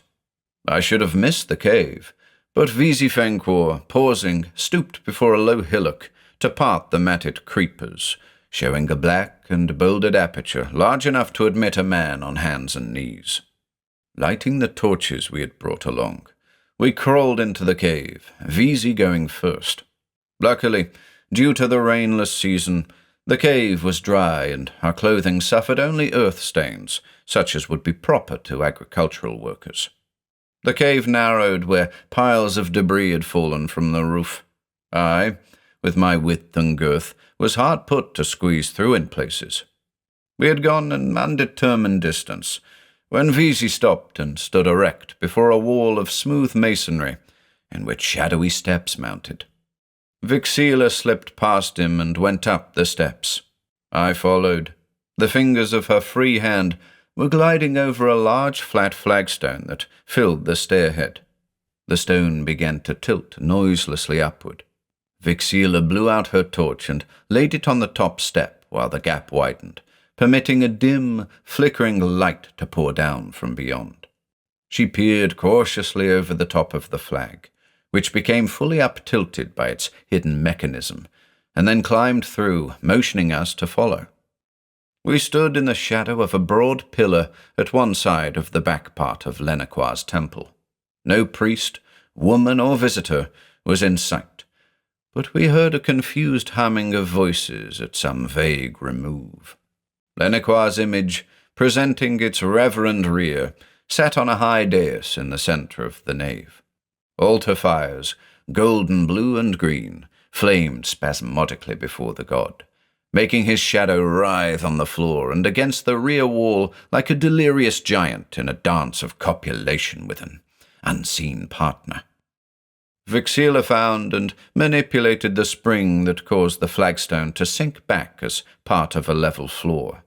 Then the three of us stole forward, keeping in the god's wavering shadow. The nave was still vacant, but noise came more audibly from open doorways at one side, resolving itself into gay cries and hysterical laughters. "Now," whispered Visifenquor. I drew from a side pocket the vial he had given us and pried away the wax with a sharp knife. The cork, half rotten with age, was easily removed. I poured the vial's contents on the back-bottom step of Lennequar's dais, a pale stream that quivered and undulated with uncanny life and luster as it fell in the god's shadow. When the vial was empty, I ignited the heap of powder. It burned instantly with a clear, high-leaping flame. Immediately, it seemed, the air was full of surging phantoms, a soundless, multitudinous explosion beating upon us, blasting our nostrils with charnel fetters till we reeled before it, choking and strangling. There was, however, no sense of material impact from the hideous forms that seemed to melt over and through us, rushing in all directions, as if every atom of the burning powder released a separate ghost. Hastily, we covered our noses with squares of thick cloth that Visi had warned us to bring for this purpose. Something of our usual aplomb returned, and we moved forward through the seething rout. Lascivious blue cadavers intertwined around us. Miscegenations of women and tigers arched over us. Monsters, double-headed and triple-tailed, goblins and ghouls rose obliquely to the far ceiling or rolled and melted to other and more nameless apparitions in lower air. Green sea things like unions of drowned men and octopi coiled and dribbled with dank slime along the floor. Then we heard the cries of fright from the temple's inmates and visitors and began to meet naked men and women who rushed frantically through that army of beleaguering phantoms toward the exits. Those who encountered us face to face recoiled as if we too were shapes of intolerable horror. The naked men were mostly young. After them came middle-aged merchants and aldermen, bald and pot-bellied, some clad in undergarments, some in snatched-up cloaks too short to cover them below the hips. Women, lean, fat or buxom, tumbled screaming for the outer doors. None of them, we saw with approbation, had retained her chastity girdle. Lastly came the temple guards and priests, with mouths like gaping squares of terror, emitting shrill cries. All of the guards had dropped their sickles. They passed us, blindly disregarding our presence, and ran after the rest. The host of powder-born spectres soon shrouded them from view. Satisfied that the temple was now empty of its inmates and clients, we turned our attention to the first corridor. The doors of the separate rooms were all open. We divided our labors, taking each a room, and removing from disordered beds and garment-littered floors the cast-off girdles of gold and gems. We met at the corridor's end, where our collected loot was thrust into the strong, thin sack I had carried under my cloak. Many of the phantoms still lingered, achieving new and ghastlier fusions, dropping their members upon us as they began to diswreathe. Soon, we had searched all the rooms apportioned to the women. My sack was full, and I had counted 38 girdles at the end of the third corridor. One girdle was still missing, but Vixila's sharp eyes caught the gleam of an emerald-studded buckle protruding from under the dissolving legs of a hairy satyr-like ghost on a pile of male garments in the corner. She snatched up the girdle and carried it in her hand henceforward. We hurried back to Lenaqur's nave, believing it to be vacant of all human occupants by now. To our disconcertion, the high priest, whose name Vixila knew as Marquinos, was standing before the altar, striking blows with a long phallic rod of bronze, his insignia of office, at certain apparitions that remained floating in the air. Marquinos rushed toward us with a harsh cry as we neared him, dealing a blow at Vixila that would have brained her if she had not slipped agilely to one side. The high priest staggered, nearly losing his balance. Before he could turn upon her again, Vixila brought down on his tonsured head the heavy chastity girdle she bore in her right hand. Marquinos toppled like a slaughtered ox beneath the poleaxe of the butcher, and lay prostrate, writhing a little. Blood ran in rills from the serrated imprint of the great jewels on his scalp. Whether he was dead or still living, we did not pause to ascertain. We made our exit without delay. After the fright they had received, there was small likelihood that any of the temple's denizens would venture to return for some hours. The movable slab fell smoothly back into place behind us. We hurried along the underground passage, I carrying the sack, and the others preceding me in order to drag it through straightened places and over piles of rubble when I was forced to set it down. We reached the creeper-hung entrance without incident. There we paused a while, before emerging into the moon-streaked woods, and listened cautiously to cries that diminished with distance. Apparently no one had thought of the rear addict, or had even realized that there was any such human motive as robbery behind the invasion of terrifying spectres. Reassured, we came forth from the cavern and found our way back to the hidden cart and its drowsing asses. We threw enough of the fruits and vegetables into the brush to make a deep cavity in the cart's center, in which our sackful of loot was then deposited and covered over from sight. Then, settling ourselves on the grassy ground, we waited for the hour before dawn. Around us, after a while, we heard the furtive slithering and scampering of small animals that devoured the comestibles we had cast away. If any of us slept, it was, so to speak, with one eye and one ear. We rose in the horizontal sifting of the last moonbeams and long eastward running shadows of early twilight. Leading our asses, we approached the highway and stopped behind the brush while an early cart creaked by.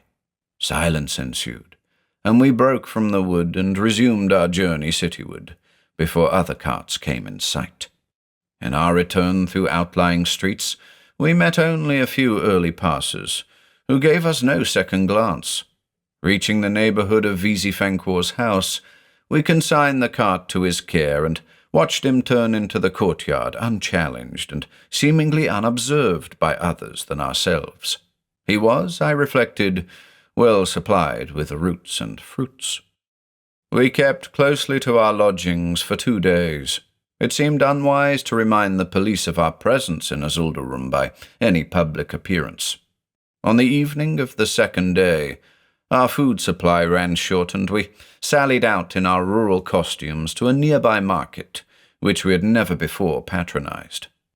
Returning, we found evidence that Visifenquor had paid us a visit during our absence, in spite of the fact that all the doors and windows had been, and still were, carefully locked. A small cube of gold reposed on the table, serving as paperweight for a scribbled note. The note read, "My esteemed friends and companions, after removing the various gems, I have melted down all the gold into ingots, and am leaving one of them as a token of my great regard. Unfortunately, I have learned that I am being watched by the police, and am leaving Azuldarum under circumstances of haste and secrecy, taking the other ingots and all the jewels in the Astron cart, covered up by the vegetables I have providentially kept, even though they are slightly stale by now. I expect to make a long journey, in a direction which I cannot specify, a journey well beyond the jurisdiction of our local police, and one on which I trust you will not be perspicacious enough to follow me. I shall need the remainder of our loot for my expenses, etc. Good luck in all your future ventures. Respectfully, Visifenquor. Postscript. You too are being watched, and I advise you to quit the city with all feasible expedition. Marquinos, in spite of a well-cracked mazzard from Vixila's blow, recovered full consciousness late yesterday. He recognized in Vixila a former temple girl through the trained dexterity of her movements. He has not been able to identify her, but a thorough and secret search is being made, and other girls have already been put to the thumbscrew and toe-screw by Lenaqua's priests. You and I, my dear Satampra, have already been listed, though not yet identified, as possible accomplices of the girl. A man of your conspicuous height and bulk is being sought. The powder of the fetid apparitions, some traces of which were found on Lenaqua's dais, has already been analyzed. Unluckily, it has been used before, by both myself and other alchemists. I hope you will escape on other paths than the one I am planning to follow.